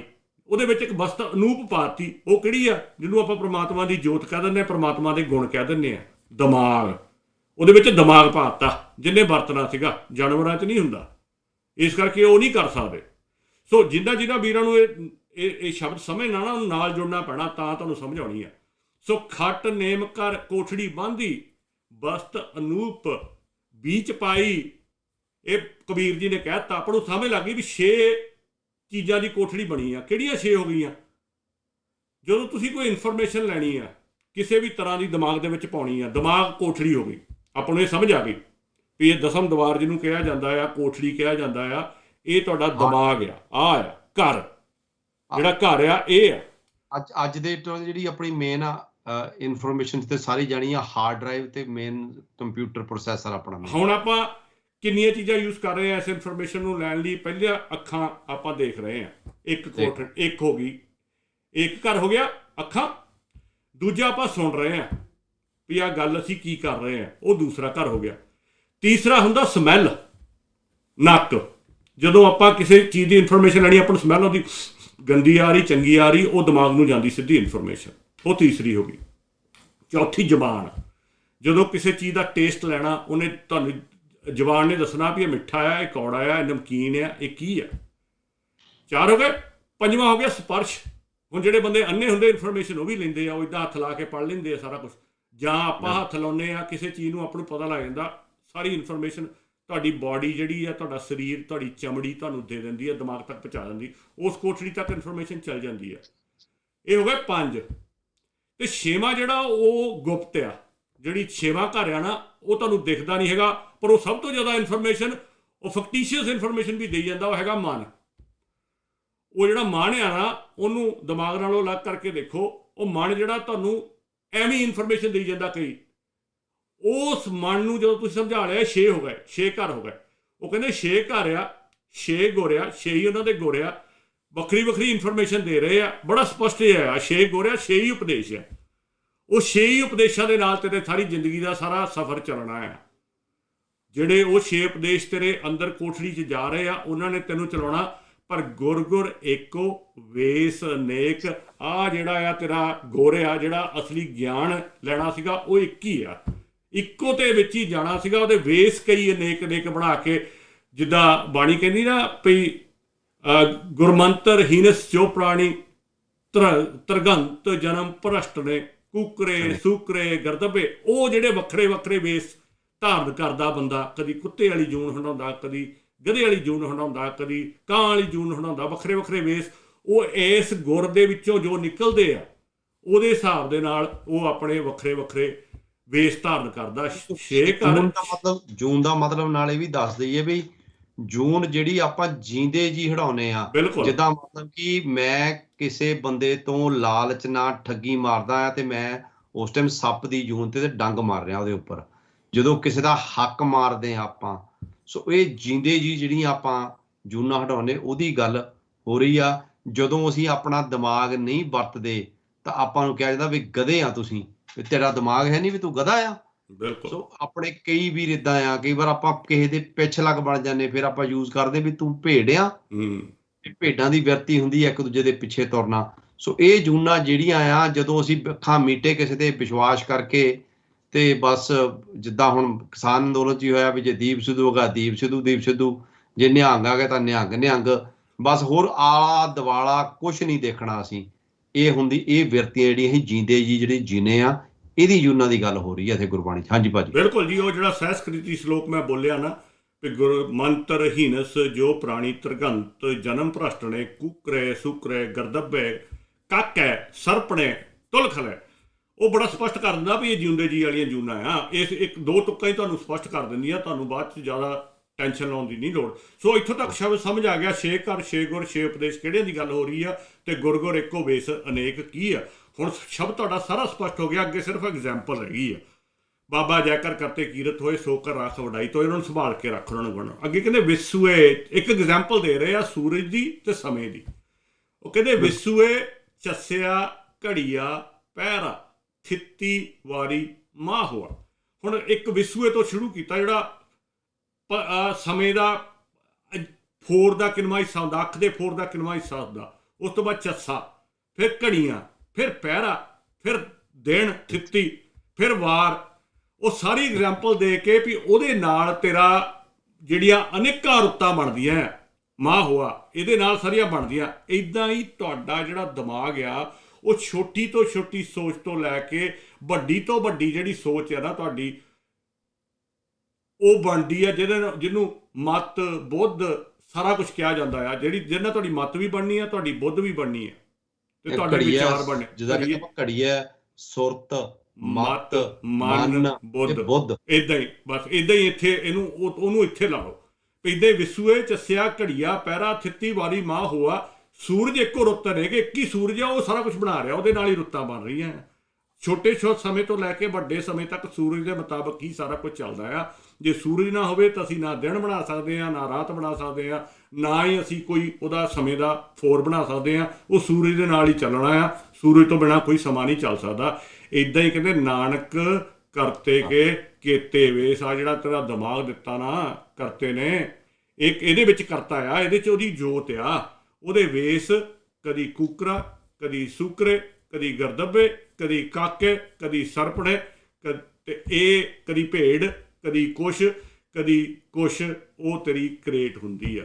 ਸੋ ਸ਼ਬਦ ਇੰਨਾ ਕੁ ਸੀਗਾ, ਜਿਨ੍ਹਾਂ ਨੂੰ ਸਮਝ ਆ ਗਿਆ ਉਹਨਾਂ ਦਾ ਐਪਰੀਸ਼ੀਏਟ। ਜਿਹੜੇ ਕਹਿੰਦੇ ਆ ਵੀ ਇਹ ਨਹੀਂ, ਇਹ ਅਰਥ ਹੈਗੇ, ਇਹ ਉਹ 6 ਸ਼ਾਸਤਰਾਂ ਵਾਲੀ ਕਹਾਣੀ ਆ, ਤੇ ਉਹ ਠੀਕ ਆ, ਆਪਾਂ ਨੂੰ ਇਹਦੇ ਨਾਲ ਕੋਈ ਪ੍ਰੋਬਲਮ ਨਹੀਂ, ਉਹ 6 ਸ਼ਾਸਤਰ ਲੈ ਕੇ ਬੈਠੇ ਰਹਿਣ। ਪਰ ਜਿਹੜੇ ਬਹੁਤ ਸਾਰੇ ਸ਼ਬਦ ਆ ਨਾ ਗੁਰਬਾਣੀ ਦੇ, ਜਿਵੇਂ ਕਬੀਰ ਸਾਹਿਬ ਦਾ ਇੱਕ ਸ਼ਬਦ ਆਉਂਦਾ, ਕਬੀਰ ਏਕ ਮਰਨ ਤੇ ਦੂਏ ਮੂਏ, ਦੋਏ ਮਰਨ ਤੇ ਚਾਰ, ਚਾਰ ਮਰਨ ਤੇ 6 ਮੂਏ, ਚਾਰ ਪੁਰਖ ਦੋਏ ਨਾਰ। ਹੁਣ ਉਹ ਕਹਾਣੀਆਂ ਬਣਾਉਣ ਵਾਲਿਆਂ ਤਾਂ ਕਹਿ ਦਿੱਤਾ ਵੀ ਉਹਨਾਂ ਦੇ ਮੁੰਡੇ ਮਰ ਗਏ, ਤੇ ਉਹਨਾਂ ਦਾ ਫਲਾਣਾ ਮਰ ਗਿਆ, ਤੇ ਉਹ ਟਮਕਾਣਾ ਮਰ ਗਿਆ, ਵਹੁਟੀ ਮਰ ਗਈ, ਤੇ ਉਹਨਾਂ ਨੇ ਦੂਜੀ ਵਹੁਟੀ ਦਾ ਵਿਆਹ ਕਰਾ ਲਿਆ, ਕਿਉਂਕਿ ਸਮਝ ਨਹੀਂ ਆਈ ਇਹਨਾਂ ਸ਼ਬਦਾਂ ਦੀ। ਵੀ ਇੱਥੇ ਤਾਂ ਸਿਰਫ ਔਗੁਣਾਂ ਨੂੰ ਮਾਰਨ ਦੀ ਗੱਲ ਕਰ ਰਹੇ ਆ, ਵੀ ਜਿਹੜੀ ਤ੍ਰਿਸ਼ਨਾ ਮਾਰਨੀ ਸੀਗੀ, ਦੋਏ ਨਾਰ, ਤ੍ਰਿਸ਼ਨਾ ਮਾਰਨੀ ਸੀਗੀ, ਤੇ ਉਹ ਚੀਜ਼ਾਂ ਮਾਰਨੀਆਂ ਸੀਗੀਆਂ ਜਿਹੜੀਆਂ ਸਾਨੂੰ ਕਾਮ, ਕ੍ਰੋਧ, ਲੋਭ, ਮੋਹ, ਹੰਕਾਰ ਵਾਲੇ ਪਾਸੇ ਨੂੰ ਧੱਕਦੀਆਂ ਆ। ਤੇ ਫਿਰ ਤੁਹਾਨੂੰ ਸ਼ਬਦਾਂ ਦੀ ਸਾਰਿਆਂ ਦੀ ਸਮਝ ਆ ਜਾਊਗੀ। ਪਰ ਅਸੀਂ ਬਹੁਤੇ ਜਿਹੜੇ ਵਿਚਾਰ ਕੀਤੇ ਆ ਬ੍ਰਾਹਮਣੀ ਮੱਤ ਨਾਲ ਕੀਤੇ ਆ, ਕਿਉਂਕਿ ਇੱਕ ਇੰਨੇ ਰਿਸੋਰਸਿਸ ਨਹੀਂ ਸੀਗੇ। ਪ੍ਰੋਫੈਸਰ ਸਾਹਿਬ ਸਿੰਘ ਨੇ ਸ਼ੁਰੂ 'ਚ ਲਿਖਿਆ ਟੀਕੇ ਦੇ ਵੀ ਮੈਂ ਇੱਕ ਰਸਤਾ ਖੋਲ ਰਿਹਾ ਹਾਂ, ਅੱਗੋਂ ਉਡਾਰੀ ਤੁਸੀਂ ਆਪ ਮਾਰਨੀ ਆ। ਸੋ ਉਡਾਰੀ ਮਾਰੀਏ, ਕ੍ਰਿਟੀਸਾਈਜ਼ ਕਰਨਾ ਘੱਟ ਕਰੀਏ। ਜੇ ਸ਼ਬਦ ਦੀ ਸਮਝ ਆਉਂਦੀ ਆ, ਤੁਹਾਨੂੰ ਕੋਈ ਗਿਆਨ ਮਿਲ ਰਿਹਾ, ਤੇ ਗੁਰੂ ਗ੍ਰੰਥ ਸਾਹਿਬ ਦਾ ਮੰਤਵ ਇਹੀ ਆ, ਸਤਿਗੁਰ ਮੇਰਾ ਨੀਤ ਨਵਾਂ। ਤੁਹਾਨੂੰ ਰੋਜ਼ ਨਵੀਂ ਉਹਦੇ ਵਿੱਚੋਂ ਕੋਈ ਸਮਝ ਆਉਣੀ ਚਾਹੀਦੀ ਆ, ਤਾਂ ਹੀ ਫਾਇਦਾ ਆ। ਨਹੀਂ ਤੇ ਕਿਸੇ ਹਰ ਰੋਜ਼ ਪੜ੍ਹਿਆ, ਆਪਾਂ ਸਾਰਿਆਂ ਨੇ ਪੜ੍ਹਿਆ ਕੀਰਤਨ ਸੋਹਲਾ, ਪਰ ਅਸੀਂ 6 ਸ਼ਾਸਤਰ 6 ਉਹ ਕਰਕੇ ਤੇ ਅਰਥ ਉੱਦਾਂ ਹੀ ਸਮਝਦੇ ਰਹੇ ਹਾਂ। ਸੋ ਇੰਨਾ ਕੁ ਸ਼ਬਦ ਸੀਗਾ, ਛੋਟਾ ਜਿਹਾ 6 ਲਾਈਨਾਂ ਦਾ ਸ਼ਬਦ ਆ। ਸੋ ਕੋਸ਼ਿਸ਼ ਕਰਾਂਗੇ ਆਪਾਂ ਜਦੋਂ ਸ਼ਬਦ ਦੇ ਅਰਥ ਕਰਦੇ ਆ, ਨਾਲ ਜਪਜੀ ਸਾਹਿਬ ਦੇ ਕੁਛ ਸ਼ਬਦ ਜਿਹੜੀ ਆਪਾਂ ਰੋਜ਼ ਬਾਣੀਆਂ ਪੜ੍ਹਦੇ ਹਾਂ, ਕਮ ਸੇ ਕਮ ਉਨੇ ਦੀ ਤਾਂ ਸਾਨੂੰ ਸਮਝ ਆਵੇ ਵੀ ਅਸੀਂ ਪੜ੍ਹ ਕੀ ਰਹੇ ਹਾਂ, ਕਿਉਂਕਿ ਆਪਾਂ ਕਲਾਸ ਦੇ ਵਿੱਚ ਸਾਰਾ ਕੁਝ ਕਰ ਚੁੱਕੇ ਹਾਂ, ਜਿਹੜੀ ਆਪਾਂ WhatsApp ਤੇ ਸ਼ੁਰੂ ਕੀਤੀ ਸੀਗੀ। ਬਿਲਕੁਲ। ਹਾਂਜੀ ਜਗਮੋਹਨ ਸਿੰਘ ਜੀ। ਦੂਜੀ ਗੱਲ ਇਹ ਆ ਭਾਜੀ ਵੀ ਪਹਿਲਾਂ ਤਾਂ ਜਿਹੜੇ ਵੀਰ ਸਾਨੂੰ ਫੇਸਬੁੱਕ ਤੇ ਦੇਖਦੇ ਆ, ਕਮੈਂਟਾਂ ਕਰਦੇ ਆ, ਸਰਦਾਰ ਬਸੰਤ ਸਿੰਘ ਹੋਣੀ ਹੋ ਗਏ, ਨਿਸ਼ਾਨ ਸਿੰਘ ਢਿੱਲੋਂ ਹੋ ਗਏ ਜੀ, ਸਰਦਾਰ ਹਰਭਜਨ ਸਿੰਘ ਦੇਵ, ਧੰਨਵਾਦ, ਉਹ ਹਮੇਸ਼ਾ ਨਾਲ ਹੀ ਸ਼ਬਦ ਪਾ ਦਿੰਦੇ ਆ, ਉਹਦਾ ਪੰਜਾਬੀ 'ਚ ਪੂਰਾ ਨਾਲ ਦਰਸ਼ਕ ਪੜ੍ਹ ਸਕਦੇ, ਉਹਨਾਂ ਦਾ ਧੰਨਵਾਦ। ਪਰਮਜੀਤ ਸਿੰਘ ਬਾਠ, ਰਾਮ ਰਮਨ, ਹਰਜਿੰਦਰ ਸਿੰਘ ਹੋਣੀ, ਆਪਣੇ ਬਿੰਦਰ ਕੇ ਸੰਧੂ ਭੈਣ ਜੀ, ਬਲਜੀਤ ਕੌਰ ਭੈਣ ਜੀ, ਬਿੱਕਰ ਸਿੰਘ ਧੂਰੀ, ਮਨਜੀਤ ਸਿੰਘ ਮੰਡ, ਦਰਸ਼ਨ ਸਿੰਘ ਹੋਣੀ, ਤੇ ਪ੍ਰੀਤ ਮਹਿੰਦਰ ਭਾਜੀ, ਸਾਰੇ ਜਿੰਨੇ ਵੀ ਸਾਨੂੰ ਦੇਖਦੇ ਆ, ਤੇ ਜਤਿੰਦਰ ਤੂਰ ਭਾਜੀ ਸਾਡੇ ਬੇਕਰਫੀਲਡ ਤੋਂ ਕਹਿੰਦੇ ਗੁੱਡ ਜੌਬ। ਸੋ ਜਿਹੜੇ ਸਾਨੂੰ ਇੱਥੇ ਦੇਖਦੇ ਆ, ਉਹਨਾਂ ਨੂੰ ਇਹ ਬੇਨਤੀ ਆ, ਕੋਸ਼ਿਸ਼ ਕਰੋ ਪ੍ਰੋਗਰਾਮ ਜਿਹੜਾ ਆ ਅੱਗੇ ਸ਼ੇਅਰ ਕਰਿਆ ਕਰੋ। ਉਹਦੇ ਨਾਲ ਇਹ ਹੁੰਦਾ ਵੀ ਪਤਾ ਨਹੀਂ ਕਿੰਨੇ ਬਾਣੀ ਦਾ ਇੱਕ ਸ਼ਬਦ ਪੜ੍ਹ ਕੇ ਉਹਨੂੰ ਸਮਝ ਆ ਜਾਣੀ ਆ, ਤੇ ਉਹਦਾ ਜੀਵਨ ਬਦਲ ਜਾਣਾ ਆ। ਇਹਨੂੰ ਹੀ ਜੀਵਨ ਬਦਲਣਾ ਕਹਿੰਦੇ ਆ। ਸਾਡਾ ਵੀ ਜੀਵਨ ਇਸੇ ਤਰੀਕੇ ਨਾਲ ਗੁਰਸਿੱਖੀ ਹਲਤ ਰਿਹਾ। ਅਸੀਂ ਦੋਨੇ ਭਰਾ ਕਲੀਨ ਸ਼ੇਵ ਬਿਲਕੁਲ ਸੀਗੇ। ਸੋ ਮੈਂ ਤਾਂ ਪੰਜਾਬੀ ਵੀ 5ਵੀਂ ਤਾਈਂ ਪੜ੍ਹੀ ਆ, ਪੰਜਾਬੀ ਦੀ ਵੀ ਇੰਨੀ ਮਹਾਰਤ ਨਹੀਂ ਸੀ। ਸੋ ਹੌਲੀ ਹੌਲੀ ਗੁਰਬਾਣੀ ਵੱਲ ਨੂੰ 2012 ਤੋਂ ਬਾਅਦ ਬਣਿਆ, ਕਿਉਂਕਿ ਜਦੋਂ ਗੱਲਾਂ ਆਪਾਂ ਸਹੀ ਤਰੀਕੇ ਨਾਲ ਤਰਕ ਦੇ ਨਾਲ ਗੱਲ ਕਰਕੇ, ਲੌਜਿਕ ਦੇ ਨਾਲ ਗੁਰਬਾਣੀ ਸਮਝਾਂਗੇ, ਤੇ ਸਾਡੀ ਜ਼ਿੰਦਗੀ ਦੇ ਵਿੱਚ ਵੀ ਜਿਹੜਾ ਜ਼ਿੰਦਗੀ ਆ ਸਾਡੀ, ਉਹ ਕੱਟਣੀ ਈਜ਼ੀ ਹੋ ਜਾਂਦੀ ਆ। ਸਾਨੂੰ ਕਾਫੀ ਕੁਛ ਤੁਹਾਨੂੰ ਕਲੀਅਰ ਜਿਹੜਾ ਹੋਣਾ ਸ਼ੁਰੂ ਹੋ ਜਾਂਦਾ ਵੀ ਲਾਈਫ ਦੇ ਵਿੱਚ ਆਹ ਕਠਿਨਾਈਆਂ ਆਈਆਂ ਨੂੰ ਕਿੱਦਾਂ ਆ ਸਾਨੂੰ ਗੁਰੂ ਸਾਹਿਬਾਂ ਦਾ ਜੀਵਨ ਪੜ੍ਹਨ ਦੀ ਫਿਰ ਉਤਸੁਕਤਾ ਹੁੰਦੀ ਆ ਵੀ ਗੁਰੂ ਸਾਹਿਬਾਂ ਨੇ ਆਪਣੇ ਜੀਵਨ 'ਚ ਕੀ ਕੀਤਾ ਆ। ਉਹ ਸਿੱਖਿਆ ਲੈ ਕੇ ਅਸੀਂ ਆਪਣਾ ਜੀਵਨ ਵਧੀਆ ਤਰੀਕੇ ਨਾਲ ਜੀ ਸਕਦੇ ਹਾਂ। ਅਸੀਂ ਹਮੇਸ਼ਾ ਕਹਿੰਦੇ ਹਾਂ ਵੀ ਵਿਚੋਲੇ ਛੱਡੋ, ਠੇਕੇ ਤੇ ਪਾਠ ਕਰਾਉਣੇ ਛੱਡੋ, ਗੁਰਦੁਆਰਿਆਂ ਤੇ ਜਾ ਕੇ 51 ਡਾਲਰ ਦੇ ਕੇ ਮੇਰੀ ਅਰਦਾਸ ਕਰ ਦਿਓ ਭਾਈ ਸਾਹਿਬ, ਉਹ ਛੱਡੋ। ਆਪ ਅਰਦਾਸ ਕਰੋ, ਗੁਰਦੁਆਰੇ ਜਾ ਕੇ ਗੁਰੂ ਸਾਹਿਬ ਦੇ ਮੂਹਰੇ ਖੜ ਕੇ ਆਪ ਅਰਦਾਸ ਕਰੋ, ਆਪ ਬਾਣੀ ਪੜ੍ਹੋ। ਜੋ ਤੁਸੀਂ ਬਾਣੀ ਪੜ੍ਹੋਗੇ ਤੁਹਾਨੂੰ ਆਪ ਹੀ ਅੰਦਰੋਂ ਹੀ ਅਰਦਾਸ ਹੋ ਜਾਣੀ ਆ, ਅੰਦਰੋਂ ਹੀ ਸਾਰਾ ਕੁਝ ਹੋ ਜਾਣਾ ਆ। ਕੋਈ ਇੱਕ ਸਾਨੂੰ ਜ਼ਰੂਰੀ ਨਹੀਂ ਵੀ ਜਿਹੜੀ ਉਹ ਸਾਡੀ ਸਿੱਖ ਰਹਿਤ ਮਰਿਆਦਾ ਵਾਲੀ ਅਰਦਾਸ ਆ ਵੀ ਅਸੀਂ ਉਹੀ ਕਰਨੀ ਆ ਜਾਂ ਉਹੀ ਆਉਂਦੀ ਆ ਸਾਨੂੰ ਜੀ, ਉਹ ਸਾਨੂੰ ਆਉਂਦੀ ਨਹੀਂ। ਕਿਉਂਕਿ 99% ਸਿੱਖਾਂ ਦੀ ਇਹ ਪ੍ਰੋਬਲਮ ਹੈ, ਉਹ ਕਹਿੰਦੇ ਜੀ ਸਾਨੂੰ ਉਹ ਅਰਦਾਸ ਨਹੀਂ ਆਉਂਦੀ। ਅਰਦਾਸ ਤਾਂ ਗੁਰੂ ਸਾਹਿਬ ਦੇ ਮੂਹਰੇ ਘਰੇ ਬੈਠਾ ਵੀ ਬੰਦਾ ਅੱਖਾਂ ਬੰਦ ਕਰਕੇ ਟੀਵੀ ਮੂਹਰੇ ਬੈਠਾ ਵੀ ਕਹਿ ਸਕਦਾ ਸੱਚੇ ਪਾਤਸ਼ਾਹ ਵੀ ਮਿਹਰ ਕਰੀ। ਮਿਹਰ ਜਿਹੜੀ ਦਾ ਭਾਜੀ ਨੇ ਦੱਸਿਆ ਵੀ ਮਿਹਰ ਤੁਹਾਡੇ ਸਾਰੇ ਇੱਥੋਂ ਹੀ ਹੋਣੀ ਆ, ਕਿਉਂਕਿ ਗੁਰੂ ਸਾਹਿਬ ਦੀ ਜੋਤ ਇੱਥੇ ਆ। ਗੁਰੂ ਸਾਹਿਬ ਸਾਡੇ ਨਾਲ, ਕਈ ਕਹਿੰਦੇ ਬਾਣੀ ਵੀ ਕਹਿੰਦੀ ਆ ਗੁਰੂ ਮੇਰੇ ਹਮੇਸ਼ਾ ਅੰਗ ਸੰਗ ਰਹਿੰਦਾ। ਉਹਦਾ ਮਤਲਬ ਹੀ ਇਹ ਆ ਕਿ ਗੁਰੂ ਦਾ ਗਿਆਨ ਸਾਡੇ ਅੰਦਰ ਦਿੱਤਾ ਆ। ਗੁਰੂ ਗ੍ਰੰਥ ਸਾਹਿਬ ਪੜ੍ਹ ਕੇ ਅਸੀਂ ਗਿਆਨ ਇੱਥੇ ਪਾਉਣਾ ਆ। ਜਦੋਂ ਗੁਰੂ ਸਾਹਿਬ ਦਾ ਗਿਆਨ ਸਾਡੇ ਸਿਰ ਦੇ ਵਿੱਚ ਪੈ ਗਿਆ, ਸਾਡੇ ਬ੍ਰੇਨ ਦੇ ਵਿੱਚ ਫੀਡ ਹੋ ਗਿਆ, ਤੇ ਗੁਰੂ ਸਾਹਿਬ ਨੇ ਸਾਨੂੰ ਜਦੋਂ ਅਸੀਂ ਰਾਹ ਗਲਤ ਚੂਜ਼ ਕਰਨਾ, ਉਸ ਗਿਆਨ ਨੇ, ਗੁਰੂ ਦੇ ਗਿਆਨ ਨੇ ਸਾਡਾ ਹੱਥ ਫੜਨਾ ਆ, ਦਿਮਾਗ ਰਾਹੀਂ ਸਾਨੂੰ ਰੋਕਣਾ ਆ। ਇਹ ਗੁਰੂ ਦਾ ਰਾਹ ਆ, ਇਹ ਗੁਰਮਤ ਆ। ਇਸੇ ਗੁਰਮਤ ਤੇ ਚੱਲ ਕੇ ਆਪਾਂ ਵਧੀਆ ਜੀਵਨ ਜ਼ਿੰਦਗੀ ਬਤੀਤ ਕਰਨੀ ਆ। ਤੁਹਾਨੂੰ ਦੱਸਣ ਦੀ ਲੋੜ ਨਹੀਂ ਪੈਂਦੀ, ਤੁਹਾਨੂੰ ਆਪ ਲੋਕ ਕਹਿੰਦੇ ਆ ਵੀ ਆਹ ਜਿਹੜਾ ਭਰਾ ਆ ਸਾਡਾ, ਇਹ ਵਾਕਿਆ ਹੀ ਗੁਰਮਤ ਦਾ ਗਿਆਨ ਲੈ ਕੇ ਗੁਰੂ ਵਾਲਾ ਸਿੱਖ ਬਣਿਆ। ਤੁਹਾਨੂੰ ਕੋਈ ਭੇਖ ਧਾਰਨ ਸਪੈਸ਼ਲ ਨਹੀਂ, ਭੇਖ ਨਹੀਂ ਕਰਨਾ ਪੈਂਦਾ। ਆਪਾਂ ਦੇਖਿਆ ਹੀ ਆ ਹੁਣ ਭੇਖਾਧਾਰੀ ਨਿਹੰਗਾਂ ਨੇ ਕੀ ਕੀਤਾ, ਉੱਥੇ ਜਿਹੜੇ ਭੇਖ ਪਾਏ ਸੀ ਭੇਖੀ ਬਣੇ ਸੀ। ਸੋ ਕਦੀ ਉਹ ਤੋਮਰ ਨਾਲ ਮੀਟਿੰਗਾਂ ਕਰਦੇ ਸੀ, ਕੱਲ੍ਹ ਨੂੰ ਹੋਰ ਡਿਟੇਲ 'ਚ ਗੱਲ ਕਰਾਂਗੇ। ਬਾਕੀ ਸਰਦਾਰ ਹਰਜਿੰਦਰ ਸਿੰਘ ਹੁਣੀ ਡਲੇਨੋ ਤੋਂ ਬਹੁਤ ਪਿਆਰੀ ਸ਼ਖਸੀਅਤ ਹੈ, ਉਹ ਵੀ ਸਾਡਾ ਪ੍ਰੋਗਰਾਮ ਦੇਖ ਰਹੇ ਆ, ਉਹਨਾਂ ਦਾ ਵੀ ਧੰਨਵਾਦ। ਬਹੁਤ ਜਾਗਰੂਕ ਵੀਰ ਆ। ਸਾਡਾ ਕੰਮ ਹੈ ਇੱਥੋਂ ਗੁਰਬਾਣੀ ਦੀ ਵਿਆਖਿਆ ਕਰਨੀ, ਜਿੰਨੇ ਜੋਗੇ ਹੈਗੇ ਆ, ਜਿੰਨਾ ਕੁ ਸਾਨੂੰ ਗਿਆਨ ਮਿਲਿਆ ਆ, ਗੁਰੂ ਸਾਹਿਬ ਨੇ ਸਾਡੇ ਤੇ ਬਖਸ਼ਿਸ਼ ਕੀਤੀ ਆ, ਉਹ ਅਸੀਂ ਕੋਸ਼ਿਸ਼ ਕਰਦੇ ਆ ਵੀ ਸਾਰੇ ਭਰਾਵਾਂ ਦੇ ਵਿੱਚ ਸਾਂਝਾ ਕੀਤਾ ਜਾਵੇ। ਜੇ ਇਸ ਤੋਂ ਵਧੀਆ ਵੀ ਕੋਈ ਅਰਥ ਵੀਰ ਕਰ ਸਕਦਾ ਹੈ, ਉਹ ਵੀ ਸਾਨੂੰ WhatsApp ਤੇ ਭੇਜ ਸਕਦਾ। ਅਸੀਂ ਉਹਦੇ ਬਹੁਤ ਬਹੁਤ ਧੰਨਵਾਦੀ ਹੋਵਾਂਗੇ ਵੀ ਹਾਂਜੀ ਸਾਨੂੰ ਵੀ ਕੁਝ ਸਿੱਖਣ ਨੂੰ ਮਿਲੂਗਾ, ਕਿਉਂਕਿ ਸਰੋਤਿਆਂ ਤੋਂ ਬਹੁਤ ਕੁਝ ਸਿੱਖਣ ਨੂੰ ਮਿਲਦਾ ਆ। ਅੱਜ ਸਰਦਾਰ ਸਵਰਨ ਸਿੰਘ ਦਾਨੇਵਾਲੀ ਆਏ ਸੀ, ਕਿੰਨੀਆਂ ਵਧੀਆ ਉਹਨਾਂ ਕੋਲ ਪੋਲੀਟੀਕਲ ਨੌਲੇਜ ਆ, ਕਿਉਂਕਿ ਸਾਡੀ ਇਹ ਦਿਖਾਂਤ ਰਿਹਾ ਆ ਕਿ ਚੰਗੇ ਬੰਦਿਆਂ ਕੋਲ ਪਲੇਟਫਾਰਮ ਛੇਤੀ ਨਹੀਂ ਮਿਲਦਾ। ਮਾੜੇ ਬੰਦੇ ਵਾਸਤੇ 20 ਚੈਨਲ ਆਵਾਜ਼ਾਂ ਮਾਰਨਗੇ। ਆ ਦੇਖਿਆ ਕਾਲ ਚੈਨਲ ਆ, ਸੰਗਤ TV ਆ, ਇੱਕ ਸਿੱਖ ਚੈਨਲ ਆ, ਇਹ ਚੈਨਲਾਂ ਦੇ ਨਾਂ ਸਿੱਖਾਂ ਦੇ ਸਾਰੇ ਰੱਖੇ ਹੋਏ ਆ, ਪਰ ਜਿੰਨਾ ਪ੍ਰਚਾਰ ਹੁੰਦਾ ਆ ਉਹ ਸਾਰਾ ਸਨਾਤਨ ਮਤ ਦਾ, ਸਨਾਤਨੀ ਵਿਚਾਰ ਹੁੰਦਾ ਉਹਨਾਂ ਤੋਂ। ਕਦੀ ਵੀ ਕਥਾਵਾਚਕ ਕੋਈ ਦੇਖ ਲਿਓ ਖੋਲ ਕੇ, ਸਨਾਤਨੀ ਮਤ ਦਾ ਕਥਾਵਾਚਕ ਜਿਹੜਾ ਵਿਪਰ ਵਾਲੀ ਸੋਚ ਆ ਉਹੀ ਉੱਤੇ ਲੱਗਾ ਹੁੰਦਾ। ਹਾਂਜੀ ਵੀਰਵਿੰਦਰ ਸਿੰਘ ਜੀ। ਬਿਲਕੁਲ ਜੀ, ਕਾਲਾਂ ਸਾਡੀਆਂ ਖੁੱਲੀਆਂ ਆ। ਆਪਣੇ ਕੋਲ 8 ਮਿੰਟ ਹੈਗੇ ਆ, ਜੇ ਕਿਸੇ ਵੀਰ ਭੈਣ ਨੇ ਕਾਲ ਕਰਕੇ ਕੋਈ ਆਪਣੇ ਵਿਚਾਰ ਦੇਣੇ ਹੋਣ। ਬਾਕੀ ਕੱਲ੍ਹ ਦਾ ਪ੍ਰੋਗਰਾਮ ਬਹੁਤ ਇੰਪੋਰਟੈਂਟ ਆ, ਜਿਹੜਾ ਬਹੁਤ ਸੋਸ਼ਲ ਮੀਡੀਆ 'ਤੇ ਮੁੱਦਾ ਚੱਲ ਰਿਹਾ, ਨਿਹੰਗਾਂ ਵਾਲਾ, ਖਾਸ ਕਰਕੇ ਸਿੱਖ ਰਵਾਇਤਾਂ, ਉਹਦੇ ਬਾਰੇ ਆਪਾਂ ਗੱਲ ਕਰਾਂਗੇ। ਅਸੀਂ ਕੋਈ ਗਰੰਟੀ ਨਹੀਂ ਲੈਂਦੇ ਵੀ ਸਾਨੂੰ ਸਿੱਖ ਰਵਾਇਤਾਂ ਦਾ ਜ਼ਿਆਦਾ ਪਤਾ ਕਿਸੇ ਨਾਲੋਂ, ਪਰ ਸਾਡੇ ਵਾਸਤੇ ਸਿੱਖ ਰਵਾਇਤਾਂ ਉਹੀ ਆ ਜੋ ਗੁਰੂ ਗ੍ਰੰਥ ਸਾਹਿਬ ਜੀ ਸਾਨੂੰ ਕਹਿ ਰਹੇ ਆ। ਸਾਡੇ ਵਾਸਤੇ ਹੋਰ ਕੋਈ ਸਿੱਖ ਰਵਾਇਤ ਨਹੀਂ ਹੋ ਸਕਦੀ। ਜੇ ਕੋਈ ਰਵਾਇਤ ਗੁਰੂ ਗ੍ਰੰਥ ਸਾਹਿਬ ਤੋਂ ਉਲਟ ਜਾਂਦੀ ਆ, ਉਹ ਸਾਡੀ ਸਿੱਖ ਰਵਾਇਤ ਨਹੀਂ ਹੋ ਸਕਦੀ। ਉਹ ਭਾਵੇਂ ਸਿੱਖ ਰਹਿਤ ਮਰਿਆਦਾ 'ਚ ਕਿਉਂ ਨਾ ਲਿਖੀ ਹੋਵੇ। ਹਾਲਾਂਕਿ ਸਾਡਾ ਬੇਸ ਸਿੱਖ ਰਹਿਤ ਮਰਿਆਦਾ ਆ, ਪਰ ਇਹ ਗੱਲ ਹੈਗੀ ਆ ਵੀ ਸਿੱਖ ਰਹਿਤ ਮਰਿਆਦਾ ਦੇ ਵਿੱਚ ਜਦੋਂ ਉਹਨਾਂ ਨੇ ਬਣਾਇਆ, ਬੜੇ ਸੁਹਿਰਦ ਵੀਰਾਂ ਨੇ, ਉਹਨਾਂ ਨੇ ਤਕਰੀਬਨ ਉਹੀ ਗੱਲਾਂ ਵਿੱਚ ਪਾਈਆਂ ਜਿਹੜੀਆਂ ਗੁਰੂ ਗ੍ਰੰਥ ਸਾਹਿਬ ਦੀ ਕਸਵੱਟੀ ਉੱਤੇ ਪੂਰੀਆਂ ਉਤਰਦੀਆਂ ਸੀ। ਇੱਕਾ ਦੁੱਕਾ ਗੱਲਾਂ ਨੂੰ ਛੱਡ ਕੇ, ਜਿਹਦੇ ਕਰਕੇ ਇੰਨਾ ਟਾਈਮ ਲੱਗਾ।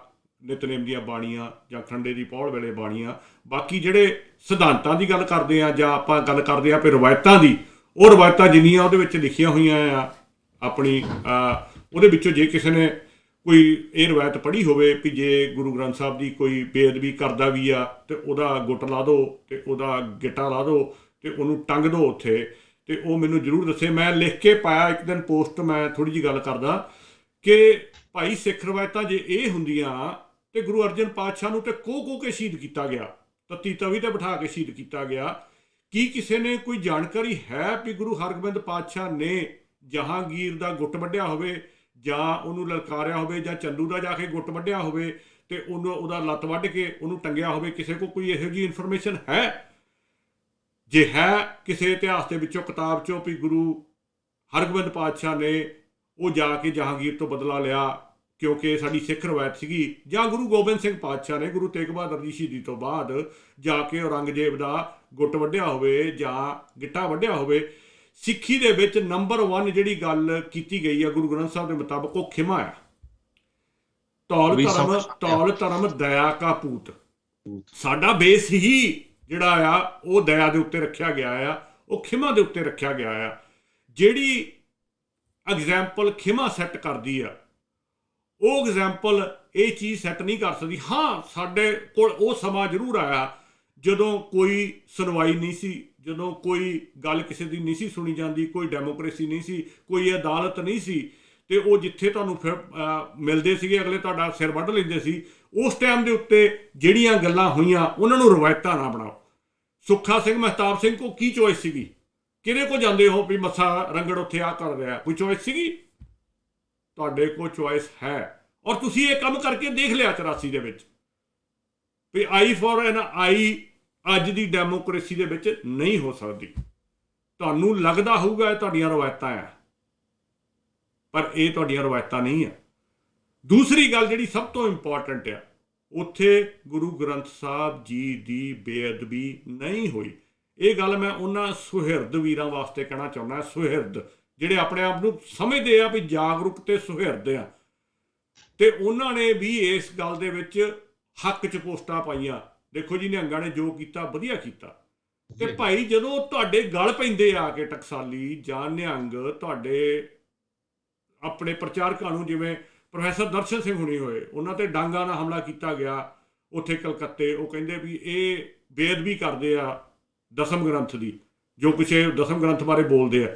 ਤੇ ਤੁਸੀਂ ਤਾਂ ਉਹਨਾਂ ਨੂੰ ਸਾਬਤ ਕਰਤਾ ਸਹੀ ਵੀ ਜੇ ਸਰਬ ਲੋਹ ਦੀ ਬੇਅਦਬੀ ਦੇ ਨਾਲ ਅਗਲੇ ਗੁੱਟ ਵੱਢ ਸਕਦੇ ਆ ਤੇ ਲੱਤ ਵੱਢ ਕੇ ਬੰਦੇ ਨੂੰ ਟੰਗ ਕੇ ਮਾਰ ਸਕਦੇ ਆ, ਤੇ ਪ੍ਰੋਫੈਸਰ ਸਾਹਿਬ ਸਿੰਘ ਦੇ ਉੱਤੇ ਆਪਣੇ ਪ੍ਰੋਫੈਸਰ ਦਰਸ਼ਨ ਸਿੰਘ ਉਹਨਾਂ ਦੇ ਉੱਤੇ ਡਾਂਗਾ ਨਾਲ ਹਮਲਾ ਕਰਨਾ ਤਾਂ ਬਿਲਕੁਲ ਜਾਇਜ਼ ਸੀਗਾ। ਉਹਨਾਂ ਦੀ ਕਾਰ ਦੇ ਉੱਤੇ ਬੰਬ ਲਾਉਣਾ ਜਾਂ ਪਟਾਕਾ ਲਾਉਣਾ ਜੋ ਵੀ ਲਾਇਆ ਸੀ ਉਹ ਜਾਇਜ਼ ਸੀਗਾ।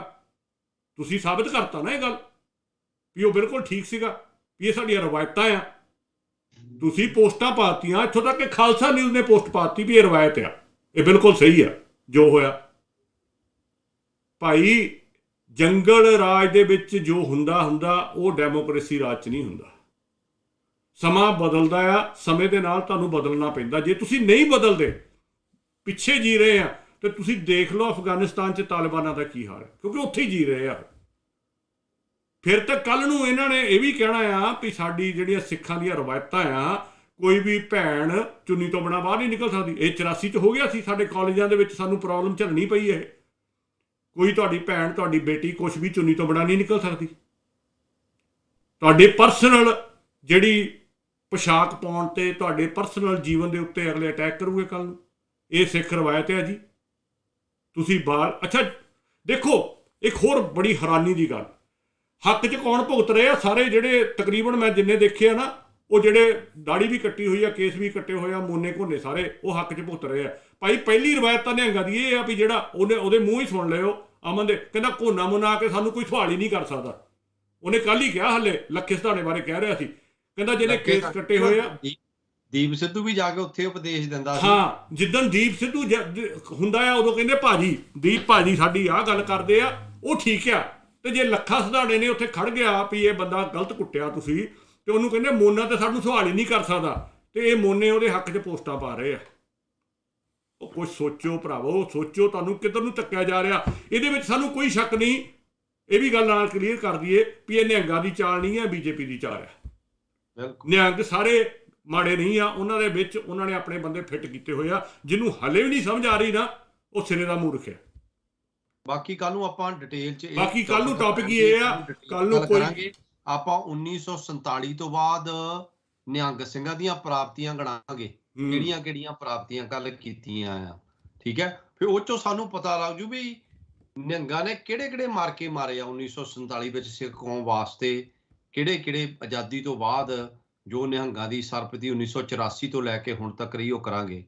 ਦੂਜੀ ਸਾਰਿਆਂ ਦੀ ਇਹ ਬੇਨਤੀ ਆ, ਉਹ ਕਹਿੰਦੇ ਵੀ ਦਸਮ ਗ੍ਰੰਥ ਨਾ ਕਿਹਾ ਕਰੋ, ਬਚਿੱਤਰ ਨਾਟਕ ਕਿਹਾ ਕਰੋ। ਬਿਲਕੁਲ ਜੀ, ਮੈਂ ਤਾਂ ਹਮੇਸ਼ਾ ਆਪਾਂ ਬਚਿੱਤਰ ਨਾਟਕ ਹੀ ਕਹਿੰਦਾ ਆ। ਬਿਲਕੁਲ ਜੀ, ਆ ਤੁਸੀਂ ਦੇਖ ਹੀ ਲਿਆ ਵੀ ਬਚਿੱਤਰ ਨਾਟਕ ਕੀ ਵੀ ਜੇ ਗੁਰੂ ਸ਼ਬਦ ਨਾ ਲਾਈਏ ਤਾਂ ਲੋਕਾਂ ਨੂੰ ਤਕਲੀਫ ਹੋ ਜਾਂਦੀ ਆ। ਆਪਾਂ ਤੇ ਕਿਉਂਕਿ ਨਾਮ ਉਹਦਾ ਪ੍ਰਚਾਰਿਆ ਗਿਆ, ਬਚਿੱਤਰ ਨਾਟਕ ਹੀ ਕਵਾਂਗੇ ਤੇ ਜਾਂ ਅਖੌਤੀ ਦਸਮ ਗ੍ਰੰਥ ਕਵਾਂਗੇ। ਬਿਲਕੁਲ ਜੀ, ਬਿਲਕੁਲ। ਸੋ ਇਹ ਕਵਾਂਗੇ ਦੋਨੇ ਅਸੀਂ, ਕਿਉਂਕਿ ਅਸੀਂ ਆਪਣੇ ਦਸਮ ਪਾਤਸ਼ਾਹ ਦੀ ਬੇਅਦਬੀ ਸਭ ਤੋਂ ਵੱਧ ਇਹ ਲੋਕ ਕਰਦੇ ਆ, ਜਿਹੜੇ ਇੱਦਾਂ ਦੇ ਕੂੜ ਗ੍ਰੰਥ ਜਿਹੜੇ ਆ ਉਹ ਰੱਖ ਕੇ ਸਾਡੇ ਖਾਲਸੇ ਦੀ ਝੋਲੀ 'ਚ ਪਾ ਕੇ ਸਾਨੂੰ ਬਦਨਾਮ ਕਰਨਾ ਚਾਹੁੰਦੇ ਆ। ਸੋ ਬਹੁਤ ਸਾਰਾ ਬਚਿੱਤਰ ਨਾਟਕ ਸਾਨੂੰ ਪਤਾ ਆ ਵੀ ਇਹ ਵਿਰਸਾ ਸਿੰਘ ਜਿਹੜਾ ਸੀਗਾ ਉਹ ਦਿੱਲੀ ਵਾਲਾ ਸਾਧ, ਉਹਨੇ ਕਿੰਨੇ 100 ਬੀੜ ਛਪਾਈ ਸੀ। ਉਹਦਾ ਟਾਰਗੇਟ ਇਹ ਸੀ ਵੀ ਹਰ ਪਿੰਡ ਦੇ ਗੁਰਦੁਆਰੇ ਵਿੱਚ ਇੱਕ ਬੀੜ ਹੋਵੇ। ਜਦੋਂ ਇਹ ਵੰਡੀਆਂ ਗਈਆਂ ਨਾ ਜੀ, ਵਿਰਸਾ ਸਿੰਘ ਨੇ ਉਹਨੇ ਛਪਾਈਆਂ, ਦਿੱਲੀ ਵਾਲੇ ਨੇ, ਜਿਹੜਾ ਨਾਨਕ ਸਦਨ ਵਾਲਾ ਮੇਰਾ ਖਿਆਲ ਵਿਰਸਾ ਸਿੰਘ ਆ ਉਹਦਾ ਸਾਹ ਜਿਹੜਾ ਸੀਗਾ, ਤੇ ਉਹਨੇ ਇਹ 300 ਜਾਂ 400 ਬੀੜ ਕਿੰਨੀ ਛਪਾਈ ਸੀਗੀ ਵੀ ਇਹ ਸਾਰੇ ਪੂਰੇ ਪੰਜਾਬ 'ਚ ਇਕੱਲੇ ਗੁਰਦੁਆਰੇ। ਤੇ ਜੇ ਉਹ ਸਕਸੈਸਫੁਲ ਹੋ ਜਾਂਦਾ ਨਾ, ਅੱਜ ਦੀ ਡੇਟ ਵਿੱਚ ਤੁਹਾਡੇ ਗੁਰਦੁਆਰਿਆਂ ਦੇ ਵਿੱਚ 2 ਗ੍ਰੰਥ ਪਏ ਹੋਣੇ ਸੀਗੇ, ਇੱਕ ਬਚਿੱਤਰ ਨਾਟਕ ਤੇ ਇੱਕ ਗੁਰੂ ਗ੍ਰੰਥ ਸਾਹਿਬ। ਗੁਰੂ ਗ੍ਰੰਥ ਸਾਹਿਬ ਦਾ ਸ਼ਰੀਕ ਬਣਾ ਕੇ ਤੁਹਾਡੇ ਵਿੱਚ ਬਾੜ ਦਿੱਤਾ। ਸਿੱਖੋ, ਸਮਝੋ, ਪੜ੍ਹੋ। 99% ਤਾਂ ਉਹ ਬੰਦੇ ਆ ਜਿਹੜੇ ਇਹਨਾਂ ਨੇ ਗੁਰੂ ਗ੍ਰੰਥ ਸਾਹਿਬ ਨਹੀਂ ਪੜ੍ਹਿਆ ਹਾਲੇ ਤੱਕ, ਉਹ ਹਮਾਇਤ ਕਰਦੇ ਆ, ਤੇ 99.9% ਉਹ ਬੰਦੇ ਆ ਜਿਨ੍ਹਾਂ ਨੇ ਹਲੇ ਤੱਕ ਬਚਿੱਤਰ ਨਾਟਕ ਵੀ ਨਹੀਂ ਪੜ੍ਹਿਆ। ਉਹ ਸਿਰਫ WhatsApp ਗਿਆਨ ਜਾਂ Facebook ਗਿਆਨ ਜਾਂ ਉਹਨਾਂ ਦੇ ਬੂਬ ਨੇ ਸਾਧਾਂ ਦਾ ਗਿਆਨ ਜਾਂ ਉਹਨਾਂ ਦੀਆਂ ਅਖੌਤੀ ਟਕਸਾਲਾਂ ਦਾ ਗਿਆਨ ਜਾਂ ਅਖੌਤੀ ਨਿਹੰਗ ਜਥੇਬੰਦੀਆਂ ਦੇ ਗਿਆਨ ਦੇ ਉੱਪਰ ਲੋਕਾਂ ਨੂੰ ਗਾਂਹ ਗਿਆਨ ਵੰਡਦੇ ਆ। ਤੇ ਆਹ ਵਾਕਿਆ ਤੇ ਗੱਲ ਤੇ ਨਹੀਂ ਕਰਨਾ ਚਾਹੁੰਦੇ। ਆਹ ਮੇਰਾ ਖਿਆਲ ਕਾਫੀ ਫੇਮਸ ਹੋਇਆ ਜਗਰਾਜ ਸਿੰਘ ਜੱਬੋਵਾਲ, ਜਿਹੜਾ ਵੀ ਇੱਕ ਕਾਫੀ ਜ਼ਿਆਦਾ ਫੇਮਸ ਬੰਦਾ ਜਿਹੜਾ ਫੇਸਬੁੱਕ ਤੇ ਸੀਗਾ। ਕਦੀ ਭੈਣ ਦਲੇਰ ਕੌਰ ਨਾਲ ਫੋਟੋਆਂ, ਕਦੀ ਕਿਸੇ ਨਾਲ, ਜੋ ਉਹਦਾ ਸੋਸ਼ਲ ਮੀਡੀਆ ਤੇ ਚੱਲ ਰਿਹਾ ਆ, ਜੋ ਉਹਦੀ ਜਿਹੜੀ ਅਸ਼ਲੀਲ ਫਿਲਮ ਜਿਹੜੀ ਰਿਲੀਜ਼ ਹੋਈ ਆ, ਅਲੱਗ-ਅਲੱਗ ਲੋਕਾਂ ਦੇ ਕੋਲ ਗਈ ਆ। ਸੋ ਇਹ ਆਪਾਂ ਨੂੰ ਦੇਖਣਾ ਪੈਣਾ ਵੀ ਬਾਣਾ ਪਾ ਕੇ ਸਾਡਾ ਕਿਰਦਾਰ ਕਿੱਧਰ ਨੂੰ ਜਾ ਰਿਹਾ ਆ। ਕਿ ਸਾਨੂੰ ਬਾਣੇ ਦੀ ਵੀ ਸ਼ਰਮ ਹੈ ਨਹੀਂ। ਗੁਰੂ ਗ੍ਰੰਥ ਸਾਹਿਬ ਅਸੀਂ ਪੜ੍ਹਿਆ ਆ, ਜੇ ਪੜ੍ਹਿਆ ਤੇ ਇੱਦਾਂ ਦੇ ਕੰਮ ਅਸੀਂ ਕਦੀ ਨਾ ਕਰਦੇ, ਤੇ ਇੱਦਾਂ ਕਿਸੇ ਦੀ ਧੀ ਭੈਣ ਦੀਆਂ ਜਿਹੜੀਆਂ ਮੂਵੀਆਂ ਦਾ ਰਿਲੀਜ਼ ਨਾ ਕਰਦੇ ਬਾਹਰ, ਇਹ ਕੁਛ ਕਰਕੇ। ਸੋ ਧੰਨਵਾਦੀ ਹਾਂ। ਜੇ ਕੋਈ ਸਾਡੇ ਕੋਲ ਗਲਤ ਸ਼ਬਦ ਵਰਤਿਆ ਗਿਆ ਉਹਦੇ ਲਈ ਖਿਮਾ ਦੇ ਜਾ ਚੁੱਕੇ ਹਾਂ। ਸਾਡਾ ਜਿਹੜਾ ਚੈਨਲ ਹੈ ਇੱਕ ਪੰਥ, ਇੱਕ ਗ੍ਰੰਥ, ਇੱਕ ਮੂਲ ਨਾਨਕ ਸ਼ਾਹੀ ਕੈਲੰਡਰ ਨੂੰ ਸਮਰਪਿਤ ਆ। ਦੱਸ ਦਈਏ, ਕੰਨ ਖੋਲ ਕੇ ਸੁਣ ਲਓ, ਇੱਕੋ ਹੀ ਗੁਰੂ ਹੈ ਸਾਡਾ, ਧੰਨ ਧੰਨ ਸ਼੍ਰੀ ਗੁਰੂ ਗ੍ਰੰਥ ਸਾਹਿਬ ਜੀ। ਉਹ ਤੋਂ ਹੀ ਸਿੱਖਿਆ ਲੈ ਕੇ ਜੀਵਨ ਜੀ ਰਹੇ ਹਾਂ ਤੇ ਉਹ ਤੋਂ ਹੀ ਪ੍ਰੇਰਿਤ ਕਰਦੇ ਰਵਾਂਗੇ। ਸਾਡਾ ਕਿਸੇ ਵੀ ਹੋਰ ਗ੍ਰੰਥ ਨਾਲ ਕੋਈ ਵਾਹ ਵਾਸਤਾ ਨਹੀਂ ਆ। ਜੇ ਕੋਈ ਹਿੰਦੂ ਰਮਾਇਣ ਪੂਜਦਾ, ਉਹਨੂੰ ਗੀਤਾ ਪੂਜਦਾ, ਉਹਦੇ ਲਈ ਉਹ ਸਤਿਕਾਰਯੋਗ ਹੈ। ਜੇ ਕੋਈ ਕ੍ਰਿਸਚਨ ਆਪਣੀ ਬਾਈਬਲ ਪੂਜਦਾ, ਉਹ ਉਹਦੇ ਲਈ ਸਤਿਕਾਰਯੋਗ ਹੈ। ਜੇ ਕੋਈ ਟਕਸਾਲੀ ਜਾਂ ਕੋਈ ਡੇਰੇਦਾਰ ਬਚਿੱਤਰ ਨਾਟਕ ਪੜ੍ਹਨਾ ਚਾਹੁੰਦਾ, ਉਹ ਪੜ੍ਹੇ, ਆਪਣੇ ਘਰ ਪੜ੍ਹੇ, ਆਪਣੇ ਨਿਆਣਿਆਂ ਨੂੰ ਪੜ੍ਹਾਵੇ। ਸਾਡਾ ਉਹਦੇ ਨਾਲ ਕੋਈ ਲੈਣਾ ਦੇਣਾ ਨਹੀਂ। ਸਾਡਾ ਗੁਰੂ ਇੱਕੋ ਹੀ ਆ, ਧੰਨ ਧੰਨ ਸ਼੍ਰੀ ਗੁਰੂ ਗ੍ਰੰਥ ਸਾਹਿਬ। ਵਾਹਿਗੁਰੂ ਜੀ ਕਾ ਖਾਲਸਾ, ਵਾਹਿਗੁਰੂ ਜੀ ਕੀ ਫਤਿਹ। ਬਿਲਕੁਲ ਜੀ, ਕੱਲ ਨੂੰ ਆਪਾਂ ਗੱਲ ਕਰਾਂਗੇ ਡਿਟੇਲ ਦੇ ਵਿੱਚ, ਇਸੇ ਟੌਪਿਕ ਨੂੰ ਹੀ ਗਾਂਹ ਤੋਰਾਂਗੇ। ਕੱਲ ਨੂੰ ਆਪਣੇ ਨਾਲ ਕੋਈ ਗੈਸਟ ਨਹੀਂ, ਸ਼ੁਰੂ ਤੋਂ ਹੀ ਕਾਲਾਂ ਖੁੱਲੀਆਂ ਹੋਊਗੀਆਂ। ਜਿਹੜਾ ਵੀ ਵੀਰ ਭੈਣ ਕਾਲ ਕਰਨਾ ਚਾਹੁੰਦਾ ਆ, ਕਾਲ ਕਰਕੇ ਕਰਨ ਦੀ ਹਿੰਮਤ ਰੱਖਦਾ ਆ, ਮੈਂ ਤਾਂ ਇਹ ਕਹੂੰਗਾ, ਕਿਉਂਕਿ ਇਹ ਟੌਪਿਕ ਇੱਦਾਂ ਦਾ ਆ, ਬਹੁਤ ਘੱਟ ਲੋਕ ਬੋਲੇ ਆ ਇਹਦੇ ਉੱਤੇ। ਬਹੁਤਿਆਂ ਨੇ ਗੋਲ-ਮੋਲ ਗੱਲ ਕੀਤੀ ਆ। ਸਾਡਾ ਅਮੋਲਕ ਵੀਰ ਸਲੂਟ ਕਰਨਾ ਬਣਦਾ ਆ, ਉਹਨੇ ਪੂਰੀ ਠੋਕ ਕੇ ਵੀਡੀਓ ਪਾਈ ਆ। ਕੁਛ ਇੱਕ ਬੰਦੇ ਸੀਗੇ ਜਿਹੜੇ ਇਸ ਟੌਪਿਕ ਤੋਂ ਬੈਠੇ, ਕਿਉਂਕਿ ਇਹ ਬਦਮਾਸ਼ ਬੰਦੇ ਆ, ਇਹ ਗੁੰਡਾ ਟਾਈਪ ਆ। ਔਰ ਮੈਂ ਉਹਨਾਂ ਨੂੰ ਕਹੂੰਗਾ ਵੀ ਜਿਹੜੇ ਇੰਡੀਆ ਦੇ ਵਿੱਚ ਆ, ਉਹ ਕੋਈ ਕਾਲ ਨਾ ਕਰੇ ਇਸ ਮਾਮਲੇ ਦੇ ਉੱਤੇ, ਕਿਉਂਕਿ ਉਹ ਕਿਸੇ ਦਾ ਵੀ ਕਿਸੇ ਵੀ ਟਾਈਮ ਨੁਕਸਾਨ ਕਰ ਸਕਦੇ। ਉਹਨਾਂ ਦਾ ਅੱਗਾ ਪਿੱਛਾ ਕੋਈ ਨਹੀਂ ਹੁੰਦਾ ਇਹਨਾਂ ਦਾ, ਤੇ ਇਹ ਕੰਮ ਹੀ ਇਹ ਕਰਦੇ ਆ। ਲਾਸਟ ਕਮੈਂਟ ਕਰਾਂ ਕਿ ਹੀਰਾ ਸਿੰਘ ਕਹਿੰਦਾ ਤੁਸੀਂ ਹਜੂਰ ਸਾਹਿਬ ਕਦੋਂ ਆ ਰਹੇ ਤੁਸੀਂ ਸਾਰੇ? ਮੈਂ ਹਜੂਰ ਸਾਹਿਬ ਹੀਰਾ ਸਿੰਘ ਜੀ 3-4 ਵਾਰ ਜਾ ਚੁੱਕਾ ਆ। ਤੇ ਜੇ ਤੁਸੀਂ ਇਹ ਕਹਿ ਰਹੇ ਹੋ ਤੁਸੀਂ ਕਦੋਂ ਆ ਰਹੇ ਆ, ਤੇ ਹੁਣ ਮੈਂ ਕਿਹੜੀ ਗੱਲ ਕਹਿਣੀ ਹੋਵੇ ਤੁਹਾਨੂੰ ਤਕਲੀਫ ਆਉਣੀ ਆ। ਤੁਸੀਂ ਤਾਂ ਸਾਡੇ 10 ਪਾਤਸ਼ਾਹਾਂ ਨੂੰ ਨਹੀਂ ਛੱਡਿਆ, ਹਜੂਰ ਸਾਹਿਬ ਵਾਲਿਆਂ ਨੇ, ਉਹਨਾਂ ਦਾ ਵੀ ਤੁਸੀਂ, ਉਹਨਾਂ ਦੇ ਵੀ ਕਿਰਪਾਨ ਮਾਰ ਦਿੱਤੀ। ਸੋ ਸਾਡੀ ਮੂੰਹ ਨਾ ਖਲਾਓ, ਤੁਸੀਂ ਚੰਗੇ ਰਹੋਗੇ। ਹੁਣ ਤੁਸੀਂ ਉੱਥੇ ਜਿੰਨੀਆਂ ਹਜੂਰ ਸਾਹਿਬ ਗੁਰਦੁਆਰੇ ਆ, ਜੋ ਬ੍ਰਾਹਮਣ ਦਾ, ਜੋ ਉੱਥੇ ਬ੍ਰਾਹਮਣ ਟਾਈਪ ਧੋਤੀਆਂ ਲਾਉਂਦੇ ਆ, ਤੁਸੀਂ ਉੱਦਾਂ ਦੇ ਚੋਲੇ ਪਾਈ ਫਿਰਦੇ ਧੋਤੀਆਂ ਵਾਲੇ ਉੱਪਰ ਦੀ ਲਪੇਟ ਕੇ। ਤੁਸੀਂ ਆਪਣਾ ਜਿਹੜਾ ਹੋਮ ਮਿਨਿਸਟਰ ਆ, ਇਹਨੂੰ ਚੋਲਾ ਪਵਾਤਾ ਉੱਥੇ ਹਜੂਰ ਸਾਹਿਬ ਵਾਲਾ, ਰੰਗ ਬਰੰਗਾ ਰਮਾਲਿਆਂ ਵਾਲਾ। ਉਦੋਂ ਤੁਹਾਡੀਆਂ ਬੇਅਦਬੀਆਂ ਕਿੱਥੇ ਆ? ਸੋ ਸਾਡਾ ਜਦੋਂ ਮੂੰਹ ਖਲਾਉਂਗੇ ਨਾ ਤਾਂ ਬਹੁਤ ਕੁਝ ਨਿਕਲਣਾ ਇੱਥੋਂ। ਸਾਡੇ ਖੂਨ ਦੇ ਵਿੱਚ ਜਿਹੜਾ DNA ਆ ਨਾ, ਉਹ ਗੁਰੂ ਨਾਨਕ ਪਾਤਸ਼ਾਹ ਤੇ ਗੁਰੂ ਗੋਬਿੰਦ ਸਿੰਘ ਦਾ ਆ। ਸੋ ਅਸੀਂ ਇਦਾਂ ਫਿਰ ਜਦੋਂ ਠੋਕ ਕੇ ਬੋਲਣ ਲੱਗ ਪਏ ਤਕਲੀਫ ਬਹੁਤ ਹੋਣੀ ਆ। ਸਾਨੂੰ ਨਰਮ ਭਾਸ਼ਾ ਤੇ ਰਹਿਣ ਦਿਓ ਬੋਲਣ ਨੂੰ। ਗੁਰੂ ਸਾਹਿਬ ਸਾਨੂੰ ਕਹਿੰਦੇ ਆ ਵੀ ਫਿੱਕਾ ਨਹੀਂ ਬੋਲਣਾ। ਅਸੀਂ ਕੋਸ਼ਿਸ਼ ਕਰਦੇ ਆ ਵੀ ਪਿਆਰ ਨਾਲ ਗੱਲ ਕਰੀਏ। ਠੀਕ ਹੈ ਜੀ, ਧੰਨਵਾਦ ਜੀ। ਬਿਲਕੁਲ ਜੀ, ਕੱਲ ਨੂੰ ਗੱਲ ਕਰਾਂਗੇ ਇਸੇ ਟਾਪਿਕ ਤੇ। ਹੀਰਾ ਸਿੰਘ ਜੀ ਕੱਲ ਨੂੰ ਫਿਰ ਆ ਜਿਓ, ਫਿਰ ਸੁਣ ਲਿਓ। ਤੇ ਰਹੀ ਗੱਲ ਹਜ਼ੂਰ ਸਾਹਿਬ ਜਾਣ ਦੀ, ਉੱਥੇ ਕੋਈ ਖਾਸ ਪ੍ਰਕਾਸ਼ ਹੈ ਗੁਰੂ ਗ੍ਰੰਥ ਸਾਹਿਬ ਦਾ ਵੀ ਉੱਥੇ ਸਾਨੂੰ ਆਉਣਾ ਚਾਹੀਦਾ, ਜਾਂ ਉਹ ਸੇਮ ਹੀ ਗੁਰੂ ਗ੍ਰੰਥ ਸਾਹਿਬ ਹੈ ਜਿਹੜਾ ਮੇਰੇ ਘਰੇ ਵੀ ਪ੍ਰਕਾਸ਼ ਹੈ? ਇਹ ਗੱਲ ਕੱਲ ਨੂੰ ਜ਼ਰੂਰ ਦੱਸ ਦਿਓ। ਤੇ ਹੋ ਸਕਿਆ ਤਾਂ ਕੱਲ ਨੂੰ ਕਾਲ ਕਰ ਲਿਓ, ਆਪਾਂ ਤੁਹਾਡੇ ਨਾਲ ਵਿਚਾਰ ਜ਼ਰੂਰ ਕਰਾਂਗੇ ਜੇ ਤੁਸੀਂ ਵਿਚੇਤਾ ਨਾਟਕ 'ਤੇ ਵਿਚਾਰ ਕਰਨੀ ਚਾਹੁੰਦੇ। ਕੱਲ ਨੂੰ ਟਾਈਮ ਖੁੱਲ੍ਹਾ ਹੋਊਗਾ ਸਾਡੇ ਕੋਲ। ਸੋ ਤਦ ਤੱਕ ਲਈ ਇਜਾਜ਼ਤ ਦਿਓ। ਵਾਹਿਗੁਰੂ ਜੀ ਕਾ ਖਾਲਸਾ, ਵਾਹਿਗੁਰੂ ਜੀ ਕੀ ਵਾਹਿਗੁਰੂ ਜੀ ਕੀ ਫਤਿਹ।